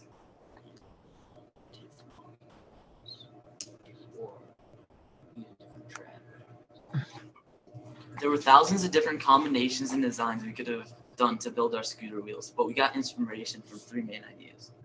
The first inspiration we had were rally tire designs. These tires were manufactured for soft and rough, bumpy, and sandy terrain similar to the lunar surface. This inspired the way we made our tread for the tires. Another one of our inspirations was the Mars rover. The Mars rover has flexible supports that allow for it to go over rocks with ease. This helped us to make our designs for the supports to our wheels. Our last inspiration was the Curiosity rover.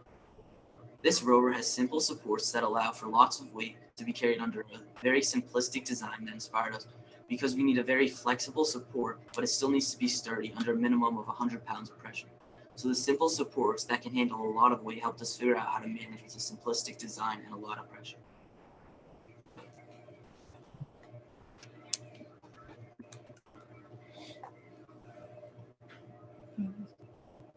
Our future ideas are creating a asymmetrical tread and testing whether the symmetry of the tread matters or not.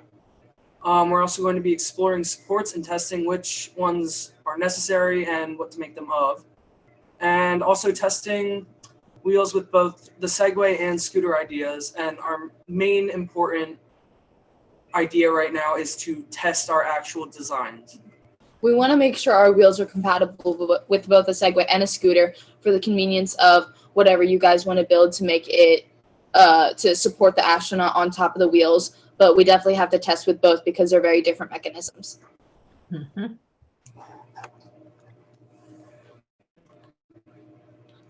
And that is all. Any questions? Well, Yes. You did a lot of great research there, and there are so too many things to choose from. But that's why we hire you to figure out what are the best combinations. And so you're on the right track of figuring out what is the best combination for that research. So I'm going to turn it to Jean there.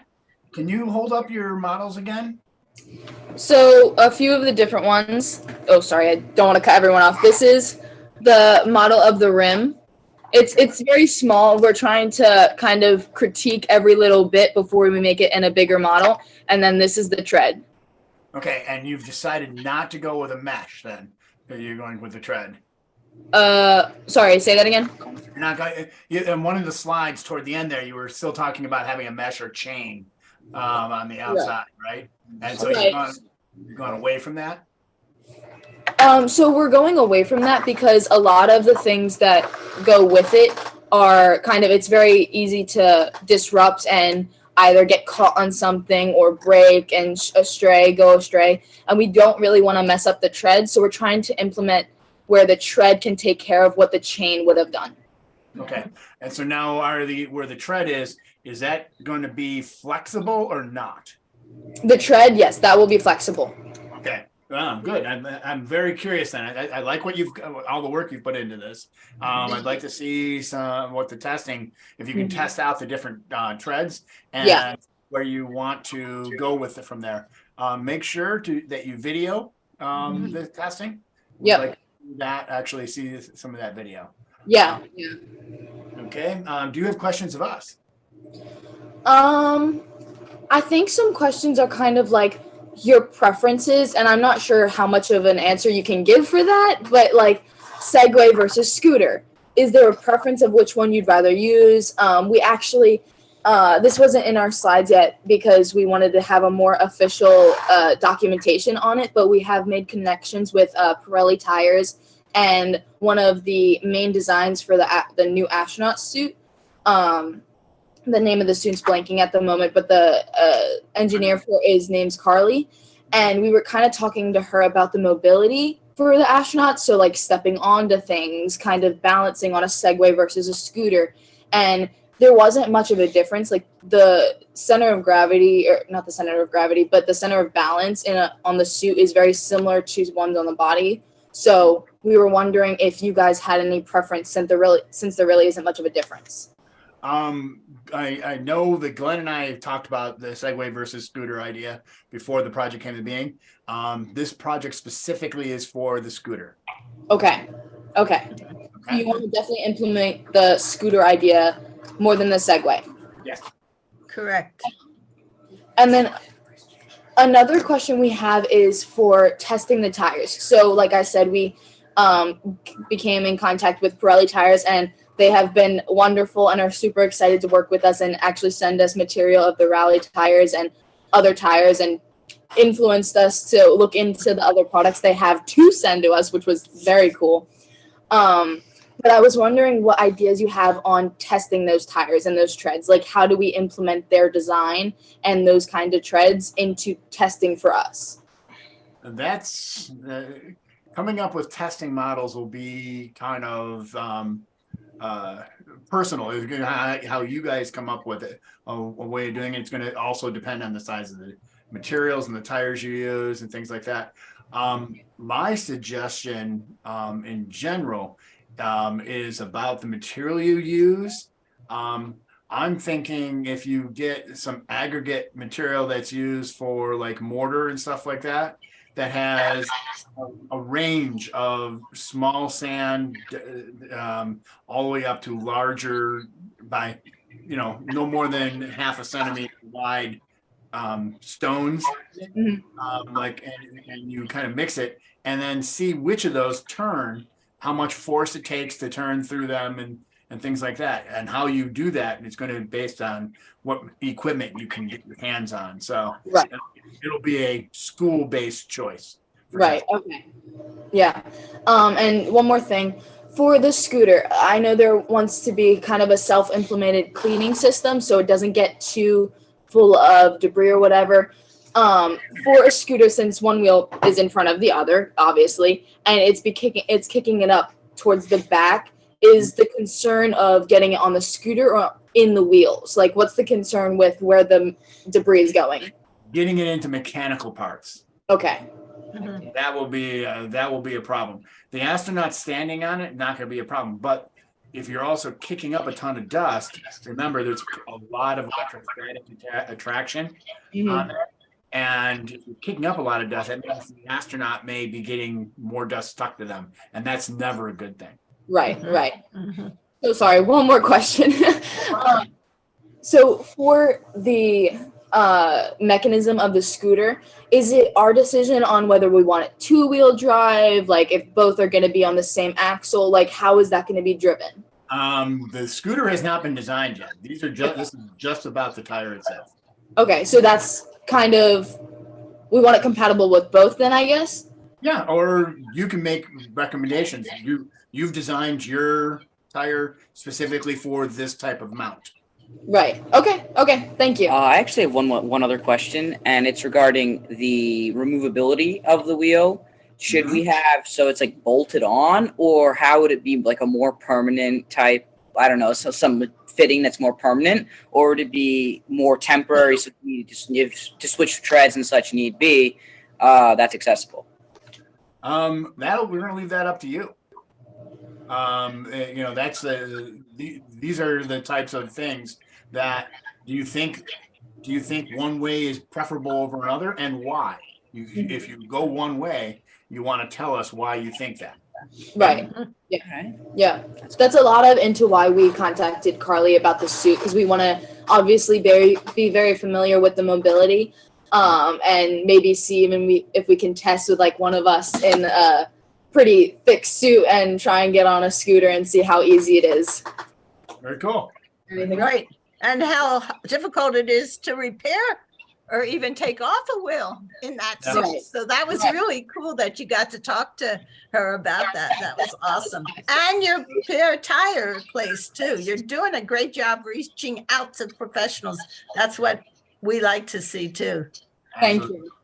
Real quick, I know the scooter itself is undesigned, but what's the estimated weight of the scooter itself, rather than there's nothing, no estimations, no details, nothing really in. It might be a future project for you guys. Yeah, and remember, it's 1/6 the weight of on Earth. So, like I'm just saying, like an Earth's weight, so then you can convert it. Yeah. Okay. Yep. We'll make sure it's compatible or specific to a certain design that we tell you. Awesome. So thank you. Thank you so much. Thank you. I loved your questions. Okay, and Great you question. can always ask me questions, and if I don't know the answer, I know the people who could help you. So, Of course, you were the but first. the scooter isn't designed, so you got an open book here for that. If you want it online, is it called online or inline? Inline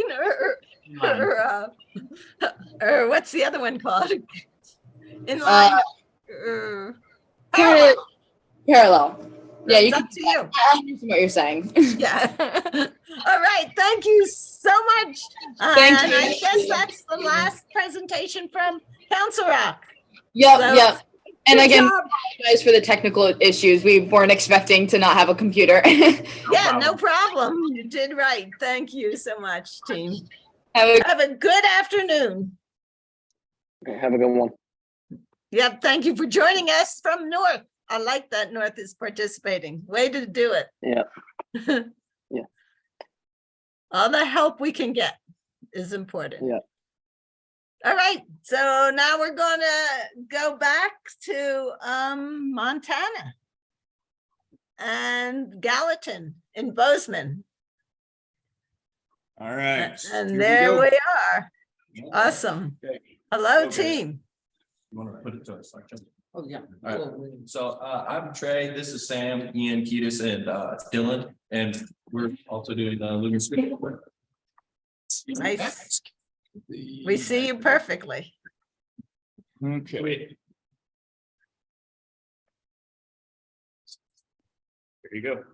So as my partner announced our names, our team name is the Butterflies, and we are working on the Lunar Scooter Wheel. All right, so for our brainstorming, we decided that for the wheels that we designed, an inline scooter would be best. And we looked most at the spokes, tread material, and most importantly, the simplicity of our design. So the first design I'm going to be talking about is our ribbed tread design, which here's a 3D model of it.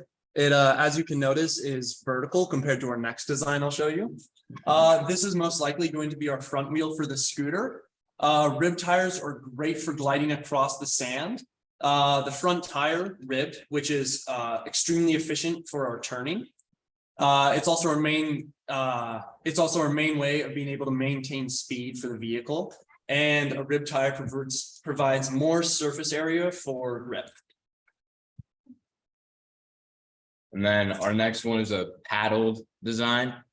So paddles will help the scooter stay on top of the sand, and it will provide a strong and sturdy base. It will also provide quick and powerful acceleration. The design we were basing this off of had concave paddles, but we had to eliminate that because it would kick up too much dust. We also had to shorten the size of the paddle because the material we're using, it would probably break under the weight. And then because of the shortened paddles, we increased the number on the wheel. Yeah. So our spoke design will be a single curve spoke for simplicity. They'll need to be able to have flex so that there won't be any need for shocks to protect the scooter itself. And as you can see on the bearing case where they attach, there's a, yeah, I think you can see that on the top right. There's a U like indent, so they're easy to remove in assembly and changing in the field if necessary. The bearing case has holes on the sides where the bearings will sit, and then there's a bearing cap. There will be a bearing cap on the outside of that to keep lunar regolith out, and then a pin that will go through a hole in the cap, through a hole in the bearing case, and then through the spoke to hold it all together. Yeah. We had a lot of materials to look at, and we made a small list here, and aerogel alumina is the first one we thought of. It's a super lightweight material, but it's a little too brittle and it's quite expensive for what we were doing. We looked at aluminum and titanium alloys. That would be for the spokes. It's a very heat resistant and strong like type of metal, and it's they're both very lightweight metals, but they could be a little bit more brittle when it's cold. Tantalum carbide, which is another type of metal, is very strong, very heat resistant, but it's a far heavier metal, and it's quite a bit more expensive. Things for the tread and outer tire design would be we're looking at more 3D printable ideas, such as PETG, which is cheap, fairly heat resistant, but I couldn't find any research for testing below 90 degrees Fahrenheit. PTFE, yeah, below -90, and PTFE, which is polytetrafluoroethylene, is also 3D printable. It's a very strong and lightweight plastic, But a personal 3D printer like my own would need upgrades to be able to print this, and it should be expensive in larger quantities. And then the material that we would like to use the most would be silicon carbide. That would also be for the outer tire and even the casing for the bearing, because it's a very, very heat and cold resistant material with very high tensile strength, but it is also a very expensive material. And that's all of our slides. Yeah, just take it off. Yes. Okay, I want you to make sure that you understand for your prototype, you can use the cheapest material that maybe will behave similar to what you want NASA to use. So I don't want you. Go ahead. Yeah, sorry. For our models we are just using PLA because it's fairly cheap. Yeah. But for our actual designs, we'd like to use these other materials. But it becomes an issue because you're testing it. And if you don't have the kind of material that you want NASA to use, those tests are not really applicable. What do you think, Gene? No, I understand where you're going with that, Flo. I think that just test what you can get your hands on for now, and don't worry as much. Suggesting materials that NASA is going to use is great.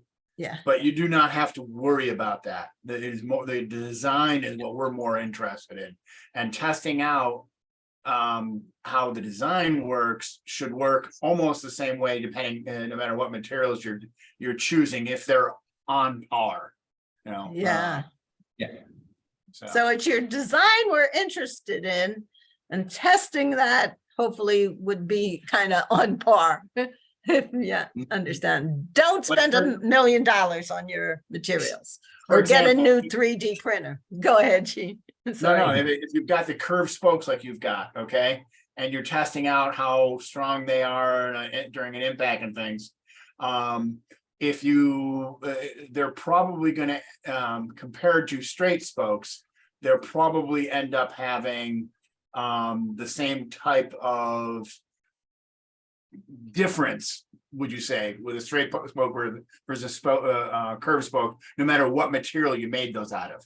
Does that make sense? Yeah. Okay. Okay. I just want to make sure about you understand that. So what have you so you've decided to go with that last design you showed us in there? Have you built any of it yet or no? Yeah, we have. Yeah, we got this one. It's scaled down. So can you bring it up to the camera closer? Sorry. Yeah, it doesn't. The pieces don't. It's not super accurate to small scale. And there's no hub. I see. Yeah, and then we have this piece goes in the center, but this I don't know, it's not accurate enough, so it won't fit. Okay, I'm very curious to see how that works. It's an interesting design. So eventually see, that's what I'd be testing out. Does that design work well? Okay. Okay, yeah. Okay. And if it doesn't, then you need to make some changes. But is your outer wheel, is that meant to be flexible or solid? It's going to be fairly solid, but if since the scooter is going to be going upwards of 15 miles an hour, if it does run into a rock, we would like the outer wheel to not be so hard that it like crushes. Exactly. Well, that was exactly my point there. So coming up with taking a look at that and say, okay, what can we do with our design here to make it so it's a little bit more flexible and that can take an impulse of hitting a rock or something along the way. Okay. Yeah, that's why we are kind of leaning towards those plastics, because they are able to be compressed quite a bit before breaking. Well, not too much, but they can be compressed. Like the PTFE can be compressed quite well. Remember though, almost all plastics become frangible in ultra low temperatures. Yeah. So that could be a big problem with that. And frangible means they'll just shatter upon impact. So be careful, okay? And I know there's one plastic, Lexon, that is not frangible.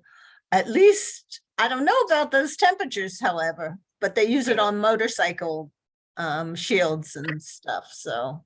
But if we're talking, sub. way Yeah, sub- right, yeah, Dark of the moon type temperatures, we don't want to have things like that happen, so be Right. careful. Yep. With suggesting those materials, definitely look that up more, okay? yeah, and NASA can, and they don't care how expensive it is because it's gonna cost $1 million to send to the moon, so. They want it to Yeah, we want it to last, but nice job, and I really do like your design. Yeah, it's an looks- interesting design. Yeah, it looks light, compact, and really nice design, so thank you. Did you have any questions for us? We did not. Well, should we design any brakes, and or a power source? Like what power I source? don't, we're not building the scooter yet. This is Yeah. just the tires for now. Yeah, so don't worry about brakes or power source yet. Get that Okay. design, Okay? That's all. okay? Okay, thank you so much.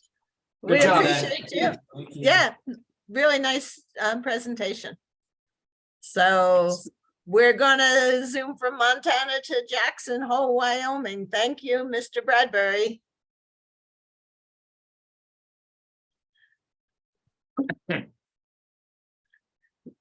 We're only 3 minutes behind schedule. We're not getting And just 3 more to go. 2 Yeah. at Jackson Hole. One's gonna be the scooter. This is gonna be our last scooter. And there's Kaden. Hi, guys. Hey there. How's it going? Good. I'm Caden. And I'm Luke. So I was gonna share a little presentation if that was okay. Yeah. Sure. And feel free to ignore or skip over all the prerequisites and all that kind of stuff. Go right to your design. Okay. Okay. Should be this one. Okay. Oh, sure. Oh. Can you just stop that? I don't, this is all lighting up here. Could be right there. Yeah. Now And then just it would be to present us that. Yep, we see it. This- Perfect. Just close that. Okay. Alrighty. All right. So, this was our problem statement, our previous, solutions. Yeah. Criteria, and then this. This is when we started to design stuff. So originally we were going for high traction. We haven't gotten any simulants to test with wheels or to test how well the friction would be on the moon or simulate how it would be. So we were mostly just guessing when we were making these at the beginning. But then we decided to focus on what wheels have worked beforehand. So we have a Glenelg tire, which is traditionally an airless tire that is used in heavy machinery that is able to have a large enough load capacity, but also has good enough movement. A spike wheel was one we made that was just meant to dig into the ground and be able to push itself forward a lot. It was meant easier. for pure traction. Pure traction, yes. And the cog was sort of, we just called it the cog because we couldn't really think of another name, but it was sort of an in between the two. It would have good structural stability and it wouldn't entirely be filled up like the Glenelg tire is right here.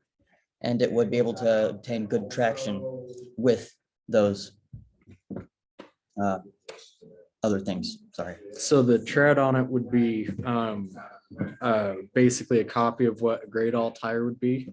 But it would have the hollowed out center so that you would have a little bit lighter of a thing. The bottom lines are what we got on the decision matrix. So these were the highest scoring for traditional wheels. We did do other research into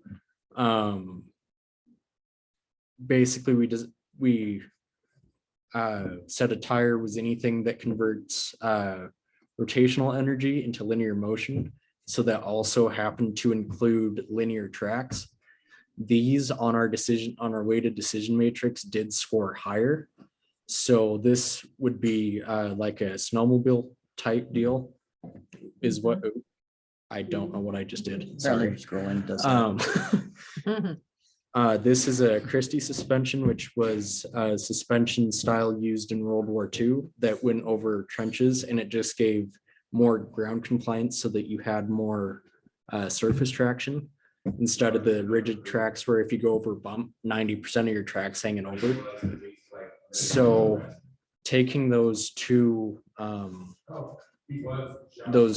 concepts in mind, how do I go forward? We came up with a thing called a half track, which your back, which is propelling you, is a track system. So you have a lot more surface area actually on the ground. And then your front, which is basically for steering and keeping your front up out of the dirt, would be a wheel like this one. This is closely resembles a grade all tire with the outside tread. And then we did some research into previous designs for not earth surfaces. And there was a rover designed, it was like a cadre or something. And it had these internal spokes just with a thicker outside, which also gave this a little bit of compliance when hitting bumps and stuff. So this is kind of what we were thinking as far as the wheel design. We were going to do our testing with the wheel and the tread for our initial testing, which would, the wheel will, it will provide knowledge onto what the wheel actually does well with in terms of traction and tracking and staying straight. And then we'll see if the tread is even feasible for this type of environment. It should be. And then depending on what we get with our first test, we will decide whether or not to continue with the tread and then improve the wheel wherever we feel necessary. And then our testing area, which we kind of copied what the JPL lab did with the rover wheels, where it's basically a ring with an arm that just goes around to meet a distance or time requirement. And then you can fill that pit with the different things. Our other option for this is to create a test bed. So to create some sort of mock-up scooter, not designing it, but just creating a structure that incorporated both the wheel and then the tread in the back, and then making that move around in a simulated environment as well. I think that's it. Yeah, that's all. Okay, how do I stop sharing, Luke? You can. Is it stop sharing? But Yeah, you just go to the I'll stop it. there you go. Awesome presentation. Really unique ideas. This is the first time I've seen anything besides round wheels. I've actually seen one other one, but this is actually kind of cool. Do you have any kind of prototype or that you've made already or no? We have not been able to create a physical prototype. Okay, that would be your next step then. I'd like to really see how this works. Especially tank treads have been used for years and years. In World War II, they were used all the time in the desert. But there are some issues with that. So definitely come up with something there. Be interesting how you set up your tank, your tread material, tread lines. I would try to get that done if you can before Christmas so that you have lots of time to test. Yeah. Okay. Can they test in the snow? Snow will, yeah, you can, but the problem is it's not going to wear like a rough sand would do. And again, I recommend not just sand, but like a mortar material, dry mortar material that has all kinds of aggregate materials in it, all different sizes, because that's what you're going to have. we were doing some research into what would be the closest thing to a lunar regolith that we could obtain to put in that pit to test it with. Yeah. And it was either, I think, some volcano ash. sort Thomas? of, And so it's a combination of different sands for traction testing. I think it's noted as being GRC1 for Glen Research Center. You That probably, would you probably could get a somewhat large pumice stone pretty cheap. Yeah. And then break it up, hit it with a couple hammers. And get it as sharp as you want it. It's a good idea. Yeah, but wear a mask. Yo, absolutely. Definitely. And that's not for stuff going in your eyes. That's for you breathing it in. Yeah. Yeah. That's awesome. Do you have any questions for us? Not really. Yeah, not exactly. That's all right. You can, yeah, and you can always ask me a question, and I'll get the answer even if I don't know it. So thank you. Yeah, no, that's I'm interested. Take videos when you're testing, because that will be really, and you don't have to even test a full model. Do a scale model of it. Yep. That would be really awesome. So thank you so much. I love your ideas. That's awesome.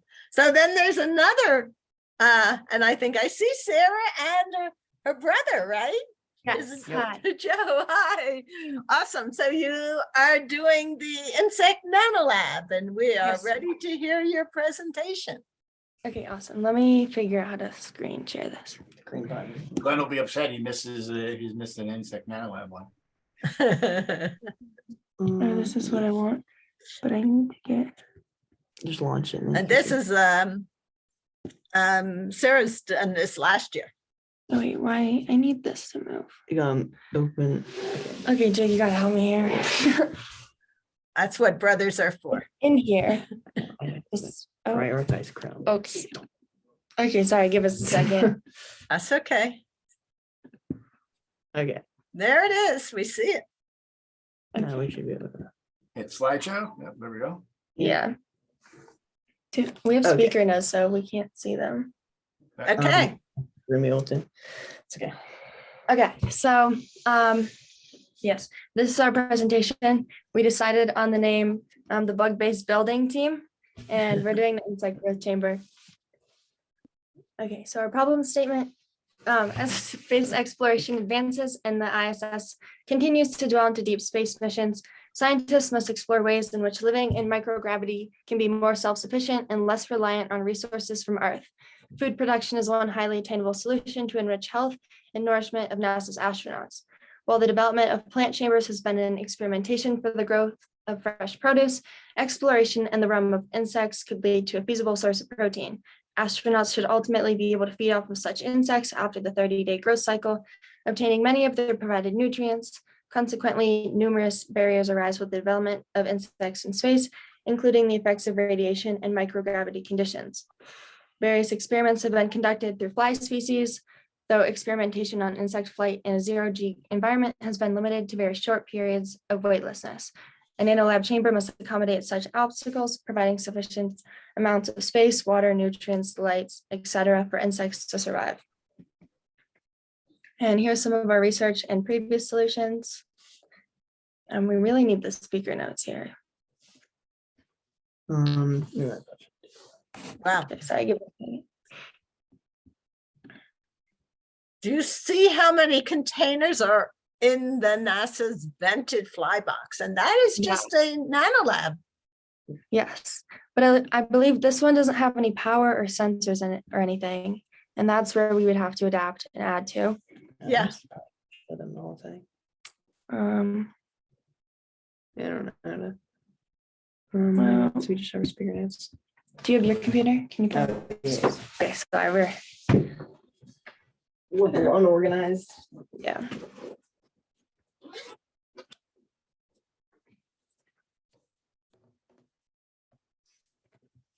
How do I go back to putting that out of there? This is a struggle. Okay. Okay. So now we see your PowerPoint. Yeah. Yeah. And we see the vented fly box. Okay, we're pulling up the speaker notes on Joe's computer, sorry.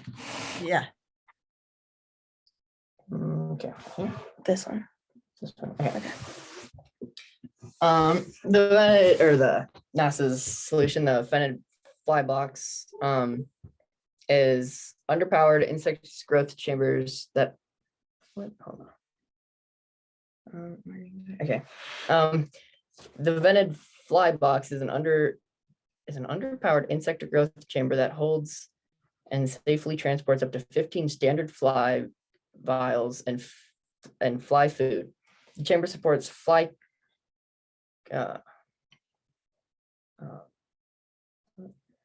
Cultures. cool. I don't know. I didn't write this. Fly cultures for up to 1 month aboard the station, requires minimal crew time, and has a window on the slides of the box that allows for qualitative evaluation of the fly's health by station crew. However, as our insect nanolab cannot have this chamber has mesh covered vent holes that facilitate airflow as it samples. The chamber also has no power or data connectivity, prohibiting access to camera sensors and hardware. So this fly box, the astronauts could take out and look at, which is different than what yours has to be autonomous, and the astronauts, they plug it in and they don't take it out until 30 Okay, and days. the second one, we have the fly cassette system, which also requires like crew work to change out the separate like feeding systems. But it's a self-contained fly habitat that supports multi-generational studies of fruit flies in microgravity through its two major components, the fly cassette and the food changeout platform. The system establishes investigations of effects of space flight over multiple generations and the return of frozen, fixed, and live samples. So you could basically experiment with like either dead or alive insects. And the changeout operations allow for the separation of flies at different stages of development. The system can also interface with various existing environmental chambers, centrifuge systems, and video or lighting systems developed by commercial providers. It's compact and self-containing, though it requires more crew time in order to change out the like food platforms. And then we have the Heartfly's NanoRacks chamber. The Heartfly's NanoRacks chamber was the first flight of a new research platform for long duration experiments aboard the ISS. The chamber provides long-term housing for fruit flies aboard the station under conditions of microgravity and simulated Earth gravity. The self-containing chamber includes temperature and humidity sensors. However, it only lasts for a 3-day mission and includes no cameras or other sensors. Okay, so those were all of, or we had more, but those are like the top previous solutions that we've seen.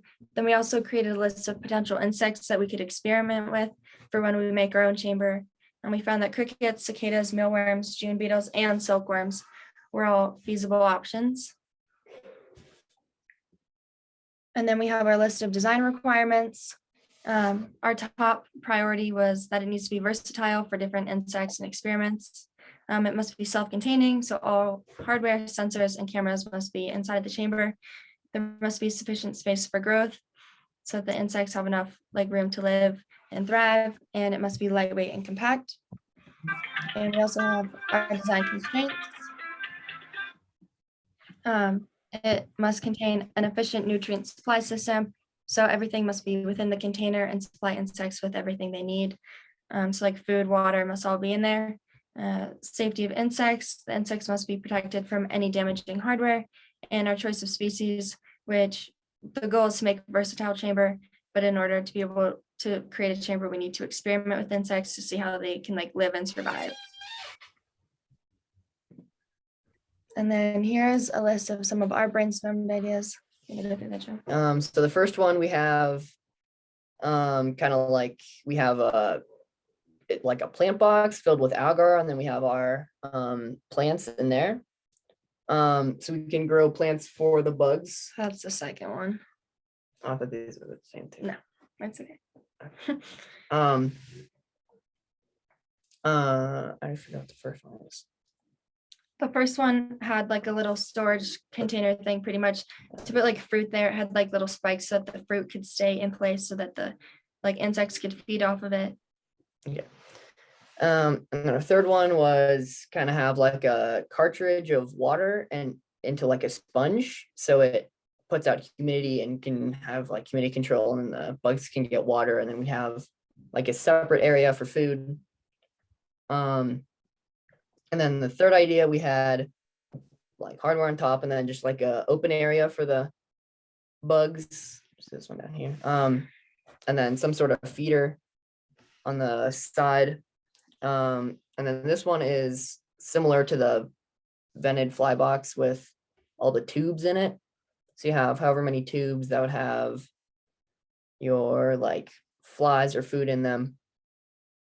And then this one, it's like a plant wall sort of. So it would be more like dirt, like meshed into the wall with plants coming out of it. And then just hardware throughout all of them. And then we have our final design. This is our CAD model. We have other views, but basically we decided on building a chamber that allows us to grow both plants and like insects at the same time, so that the insects can feed off of the plants. And pretty much at the end of the mission, the astronauts can eat both the plants that were grown and the insects. And as Flo knows, we experimented with that my sophomore year with Jessica, and we found that you can easily grow plants in agar. And if you have the lights up above, the plants will just grow up to those lights there. And in the top, we account for all of the space necessary for hardware and the computers. And you have slots where you can add any different sensors, whether that be like cameras, CO2 sensors, temperature, humidity sensors, everything like that. And then on the bottom, like this green part, we haven't decided necessarily what material that will be, but that'll be something that the insects can use to grasp onto, so that they're not just free floating in a metal box in the middle of space. And then here's our top view and side view. Do anything to add, Joe? No, just hardware area, and then the container for the agar for the plants. Yeah. Yeah. I believe that's the end of our presentation. Now that's awesome. I love that idea. I think I think we need to think about plants as the food and the home for insects, because that's their natural habitat and what they grow in. And I haven't had a team present plants yet with that. So, and I know you did a lot of experiment growing plants in agar. So Yeah, that we would, did. it might just pay off there. Maybe, yeah. So let's hear what Jean has to say. So you've done no experimentation with plants and insects yet? Not yet, but we will be starting that soon. Okay, and what is the and so have you made determinations of what those are going to be? Yeah, so I believe we're gonna have 4 different chambers. We're getting like containers that are roughly the size of what the NanoLab would be. And then we're gonna get agar. We're gonna grow some sort of microgreen in there with the insects. And I think we're gonna experiment with crickets and silkworms. And we're gonna put them in the chamber with just the plants for 30 days. See if they'll like eat the plants, how they survive, if they're still like healthy enough at the end of the mission. Yeah, so that's what we'll look at pretty much. So I like your choices because first of all, the plants will add oxygen also to it, and the silkworms will aerate the soil that the plants are in, and the crickets will get to enjoy everything. So that's pretty cool. So now I really like the idea of having multiple containers. And so I'm thinking that one of the things you can do is experiment with this, like Glenn was telling people, like get just a peanut jar and put peanut butter jar and put some things in to begin with, and just see how they go. For now, I think that gives you a nice, that's a big enough space that will take up the whole space inside the NanoLab. But what you're talking about is something smaller. So maybe get some, what do you call it? Pickling jars, smaller ones, and try that in there. I'm curious to see if before the CDR, you could go through at least a couple different variations on these and combinations so that you have some evidence to show that your idea is next level. Because I think it could be, but it really, I would definitely get into experimenting soon on this. Now, what are you thinking for, like, for example, if it's crickets, they're not going to be able to, they're going to be in free fall most of the time. So they need something to grab onto and stuff like that. So what are you thinking about that? Yeah, well, in our chamber, we haven't really decided like what materials we can use, but we could use like moss, I guess, either like if it's artificial or like living moss, if we can find a way to attach that to the chamber, which could be kind of difficult. But for our experiment, we also haven't really decided that. But I'm thinking maybe if we do try to find some sort of moss, that's also like another plant that would be in there, more of like a natural habitat for them. And remember, in space, there is no up or down. Yeah. So they don't have like, okay, this is going to be the place they're going to be at during, they're going to lay down in this one spot. They're going to be all over the place if they move even a little bit. So creating a way to easily move from one end to the other for the insects it's going to be important. Yeah. Okay. It reminds me of the crew quarters on the ISS. There's a crew quarter on every single wall. Yeah, it's pretty cool. Okay, nicely done. I'm really impressed by the amount of work. Thank you. Yep, thank you so much. All right, did you have any question for us? I guess now that we're talking about, we know that we need something to grasp onto, at least on one side of the chamber for the insects to be able to navigate. Do you think it would be best if we had something on like multiple sides of the chamber so that they can go all around? Okay. But basically, you want things that you don't. If there's a spot that there's no way to get back from, if an insect floats over to there, they're stuck, right? And they will die without being able to get any food or water, because they're not going to be able to walk along the walls very easily. Okay. You bet. Okay, thank you. Thank All right. you. Have a good afternoon, Jackson Hole. I can't believe it, but we're actually 2 minutes early now. Yeah. After all day, and I see Carl is ready there at in Bozeman High School, and that is our last presentation, and it's actually on the lunar auger because they missed when they were scheduled for, and so we scheduled them this afternoon. Alrighty. All right, well, thank you. Thank you so much. Thank Mr. Anderson and Gary Duquette for us too. Yes, you will. Right. Bye. Bye-bye.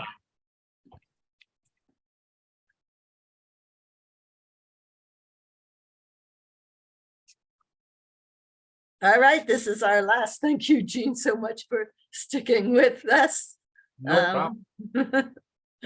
And we're back at Bozeman High School. And it is so cold here. But really? Bozeman is colder.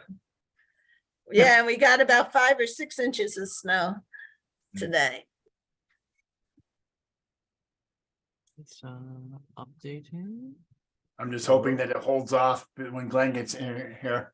Oh, is Glenn traveling to New York? Is that where he's going today? He's going to, thought he was going to Montana today. I think he's going to Montana.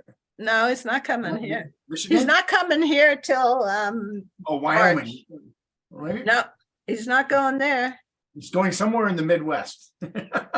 And then he's coming here on Thursday. Actually, he's coming to Buffalo on Thursday. And the school we're in is where they got the 6 feet in one day. Yeah. I remember that. That was amazing.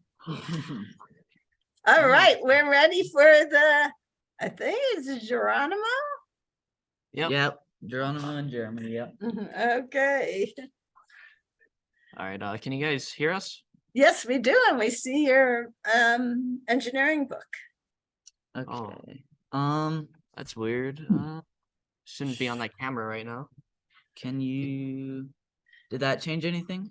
Nope, we see your engineering books, and your there's a prototype of some sort there. Okay. One more time, cleaning up from the last screw. I think we're good. Yeah. Now we see you. Hi. Perfect. Whoops. Okay, the virtual camera is just not wanting to work, so. But the internet is. It is this time. Yeah, so you kind of have to just bypass this and just go from here, so. Okay. If you need to switch cameras, hit that. The IPvo is that, and then to do your presentation, we'll just hit share screen. Okay. All right. Sound good? Thank you. Yep. Yep. Thank you, Mr. B. All right, so my name is Geronimo Weinstein. And I'm Jeremy Posden. And our project is the pipe auger extruder. And we're from Bozeman High School in Bozeman, Montana. And our teacher is Mr. Paschal. So the problem that we're currently attempting to solve is creating a pipe auger extruder that will be very efficient with its space and resources, as well as energy, that will create 1 by 1 by 5 bricks out of lunar regolith and plastic bag shreds. And possibly, hopefully, minimum maintenance will be required, and it will have to perform effectively within a low gravity environment. All right, and to start off with our research, we pretty much split this into three main things. So we had the auger was very important because that is obviously the way that we're going to feed the mixture of sand and plastic. And we pretty much decided on an auger because that was the main way that was suggested in the initial thing. And it's pretty easy to build. And so the next thing that we haven't really got to, as we kind of need a prototype to be able to do this, is creating a good sand and plastic mix. And the last issue we're going to have is dealing with low gravity environments, because things like hoppers won't work like normal. And so we took the 2 recommended examples of hoppers, or like pipe auger extruders, which was the batch method and then the continuous method. And so the main thing we did is go over the benefits and downsides of both the continuous and batch methods. And what we identified was that the batch method, while it could, and what we identified is while the batch method could produce more bricks at once, ultimately it would take up a lot of space. It would also be very difficult to separate the mixture of lunar regolith and plastic shreds into the multiple different molds. So we identified that as the one that we would want to do, or like construct, the least out of the 2 options. And so we moved on to constructing the continuous method and identified the benefits and downsides of that one. And what we found was that it would be more effective in producing bricks over time, but it would also require many more moving parts. And we would also need the parts to be very compatible with the atmosphere, which is non-existent around the moon. So it would all have to be very temperature and thermal resistant, while also remaining efficient over time and requiring minimal maintenance.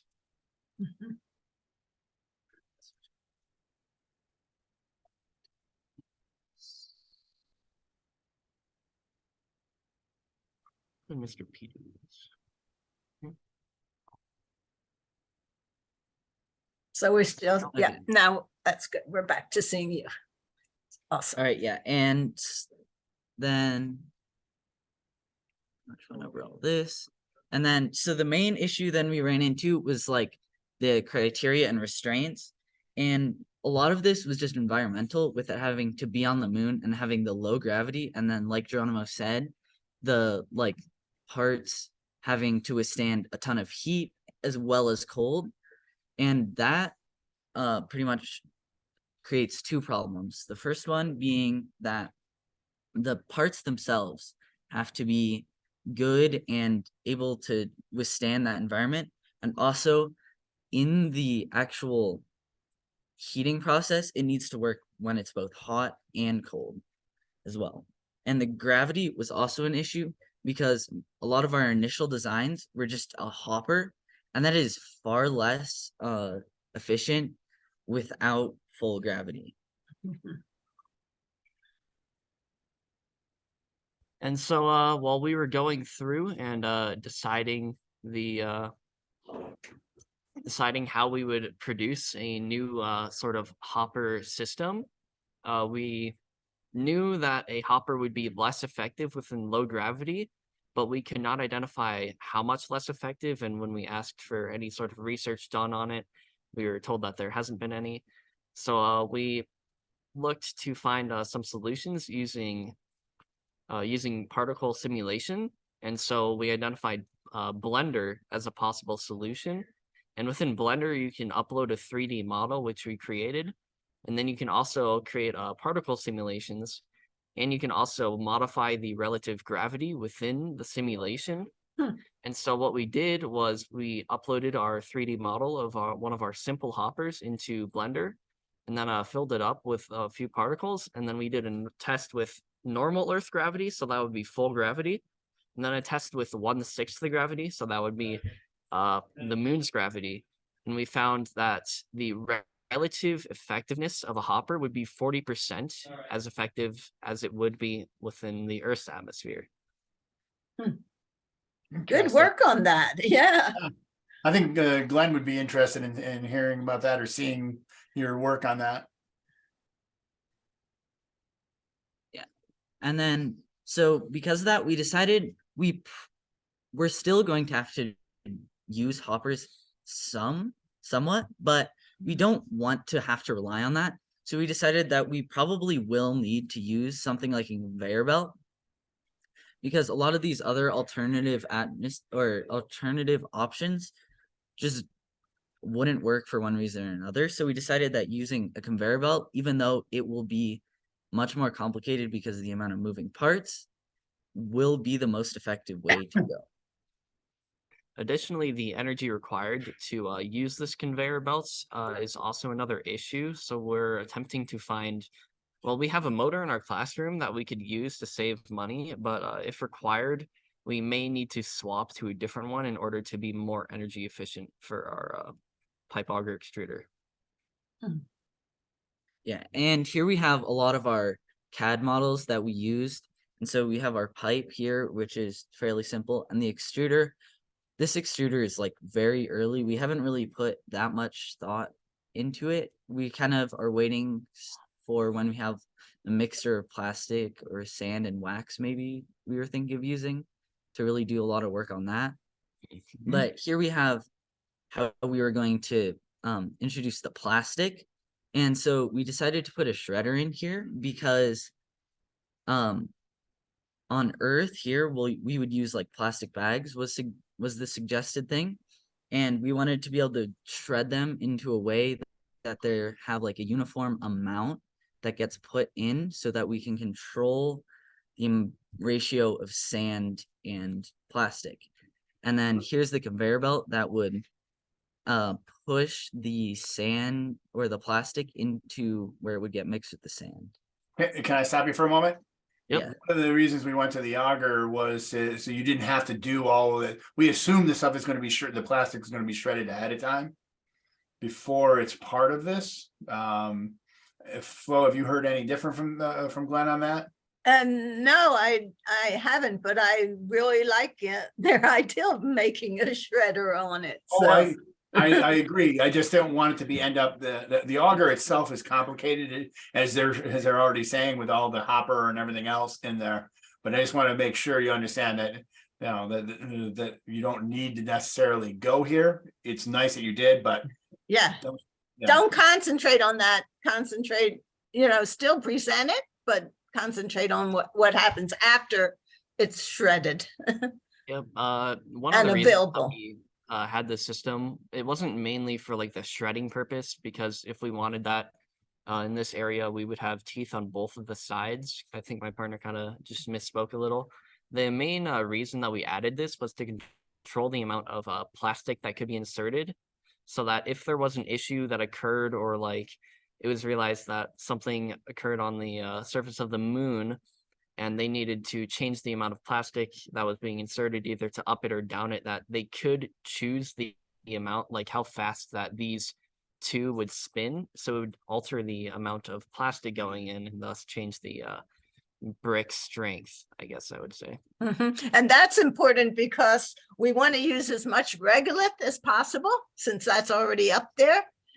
So we want the minimum amount of plastic, and to be able to adjust that is a really good aspect. Exactly. And then our current hopper that we have is pretty simple. This was our lunar regolith hopper. It's not nearly as complicated. Plastic shred one because it's basically sand. It's slightly sharper sand, I guess one could say. So it doesn't require as much thought process, but like we have not conducted any sort of testing because we don't have a prototype of this yet. So if it's identified that there are any constraints, like it's not feeding enough, obviously it's not going to be feeding as much on the surface of the moon, so we might add something to increase the efficiency of it. But for now, we're going to leave the design of it as is. And so here's kind of the main like point of the project. So we have the auger here. We're hoping that the auger can both mix the sand and the plastic as well as push it through. And to do this, we've created this high torque gearbox we have here. And this will hopefully be able to make it so that the auger will be able to create enough force to mix them, to mix the plastic and sand, especially with the like extra friction that the regolith kind of creates because of its shape.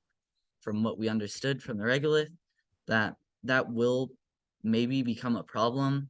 Like given the video of the guy raking the regolith, it kind of wants to like stick together a little bit, I guess. And another reason that we're employing the use of a high torque gearbox is that the pressure applied to the lunar regolith and plastic shred mixture will also affect the strength of the brick. So if we have more force being applied within a smaller space, it would increase the strength of our bricks when they're created, no matter what the environment is. And then our current assembly is, as stated earlier, it's based on the continuous feeding. It's not the prettiest looking thing, and there's a lot of things that we'll have to change. The main issue, I believe, is our extruder. And the thing is that there's no cooling vents here. And on the moon, the only way for cooling to take place is through thermal radiation, which means that there needs to be a lot of open space, and that's the only way to cool it. And additionally, cooling will take a long time with thermal radiation because it's not the most efficient cooling method. So we'll need to edit our extruder so that there is openings here so that the brick will be able to cool off while it's inside of it. And we may also lengthen it because we're not sure how fast the brick will cool in the current length. And so this is a 3D model of the motor that we have within our classroom. It's just a pretty simple one that's powered.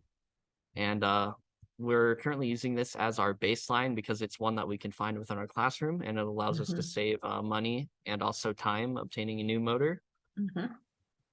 And then that's basically it. And here we have our future plans and goals listed. So our first one is to start creating a working prototype. We've already started printing parts of our torque gearbox out, but it's not fully printed yet. And we also need to create the full pipe auger extruder so that we can run materials through it and ensure that it's working correctly. And then our second goal is to identify the greatest sand to plastic mixture in order to find the best amount in order to create the strongest bricks possible while using the least amount of plastic and sand. And then according to our testing results, we'll be updating our 3D models. And then as stated earlier, we just need to finally conduct some changes to our extruder in order to find a way to not only cool the bricks off, but also to ensure that they are cut off and correctly sized. And that's our presentation. We do have a few gears of our gearbox printed out currently. Here we go. Oh, I see them. Basically, this is going to be the starting gear where the motor is inserted, and then it will be orientated like this. And then this will spin, and there's going to be like a few other gears that go here. And We have not calculated the gear ratio as of now, but we do know that it will be high torque. Okay.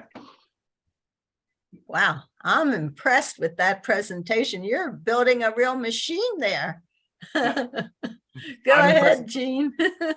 You definitely have gone to different places than a couple of the other teams, the auger presentations I've seen.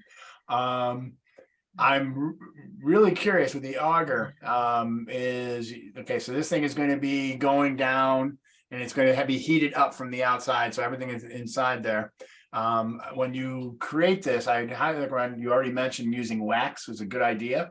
Maybe shaving up paraffin or something like that and throwing it in with some our own version of regolith and plastic and seeing what you can do with it blockwise. I am assuming you probably could end up with your extruder having some kind of making it like a square tube coming out that with the gears every now and then the gear comes around and slices down and that and an extruder just keeps pushing things through. So that's, you've got a nice idea there. And then the cooling could just be radiation coming off those blocks. You don't want to cool off the auger as much because you want to keep that temperature constant for all the material going through. So I'm impressed. So you mentioned having the plastic grinder in there. Are you thinking, like, what are your thoughts about how the plastic is going to get there? Are they, like the main reason that we had that is as stated earlier, it wasn't so much for the plastic grinding aspect because it's like depending on the motors we're going to have, it's not going to be that strong. It's not going to really be grinding the plastic as much as it's more of a way to control the inputs of the plastic shreds. And thus controlling that input would allow you to like change the bricks like strength or like the amount of plastic just simply going into the auger. And that was the main reason that we had that in. So not as much as grinding, but as of actually measuring how much material is going in per time, and then the auger will mix it up. Okay. I think that's a better way of going that way instead of saying that it's going to be grinding it. Maybe having a some kind of measurement, another hopper basically. You've got 3 hoppers basically coming into this. You've got the regolith, you've got the plastic, and that's it. And the extruder. And the extruder is coming out. So the last thing I want to mention was the conveyor belt. What are your thoughts about the actual belt itself? This is going to be in space. Remember the temperature ranges we're talking about. Yeah, that was kind of one of the concerns about that. But we did find there was a resin that it was kind of rubbery. I don't remember the lower end measurement, but the high end measurement was, I think, like in the 500 Fahrenheit range. So we weren't too concerned with that, but we were kind of concerned about like how many moving parts that could be and like how complicated that would be. It isn't really the best option. It's not. If we could figure out a way to simplify it, I think we do want to, but it also, again, is fairly useful in being able to regulate what can go in and what comes out at like in an automated way. You could use a secondary auger to move things up into it. I mean, that's one of the reasons why we suggested the auger in the first place, is it's solid and it just turns and constantly brings it up. But that good thing. I've been liking what you got here. I can't wait to see what your design will be at the CDR. And when you think of a plastic and a regolith to mix, make sure they're 2 different colors so that we can see if it's mixing well or not. So, if you have plastic that's fluorescent yellow and the regolith is brown, something like that, that we can actually see. But I really like your design and all the work you've done on it, and And I saw you were thinking other aspects of, instead of the conveyor belt, like the syringe and stuff, but maybe the auger is something you want to consider too. The other thing is about the cooling. So, and the ventilation. I'm worried that on the moon, this rover will probably, and correct me, Gene, if I have the wrong idea of it, the rover's going to be during the day when it's light out, the 14 days of light. Yes, and unless we have a battery storage or some kind of storage for, I think we're For going to have solar it power. include- Yeah. Yeah, because it's all solar power. So unless we have a battery storage, but during when the sun is out, it's 250 degrees. Ventilating that might not cool it off.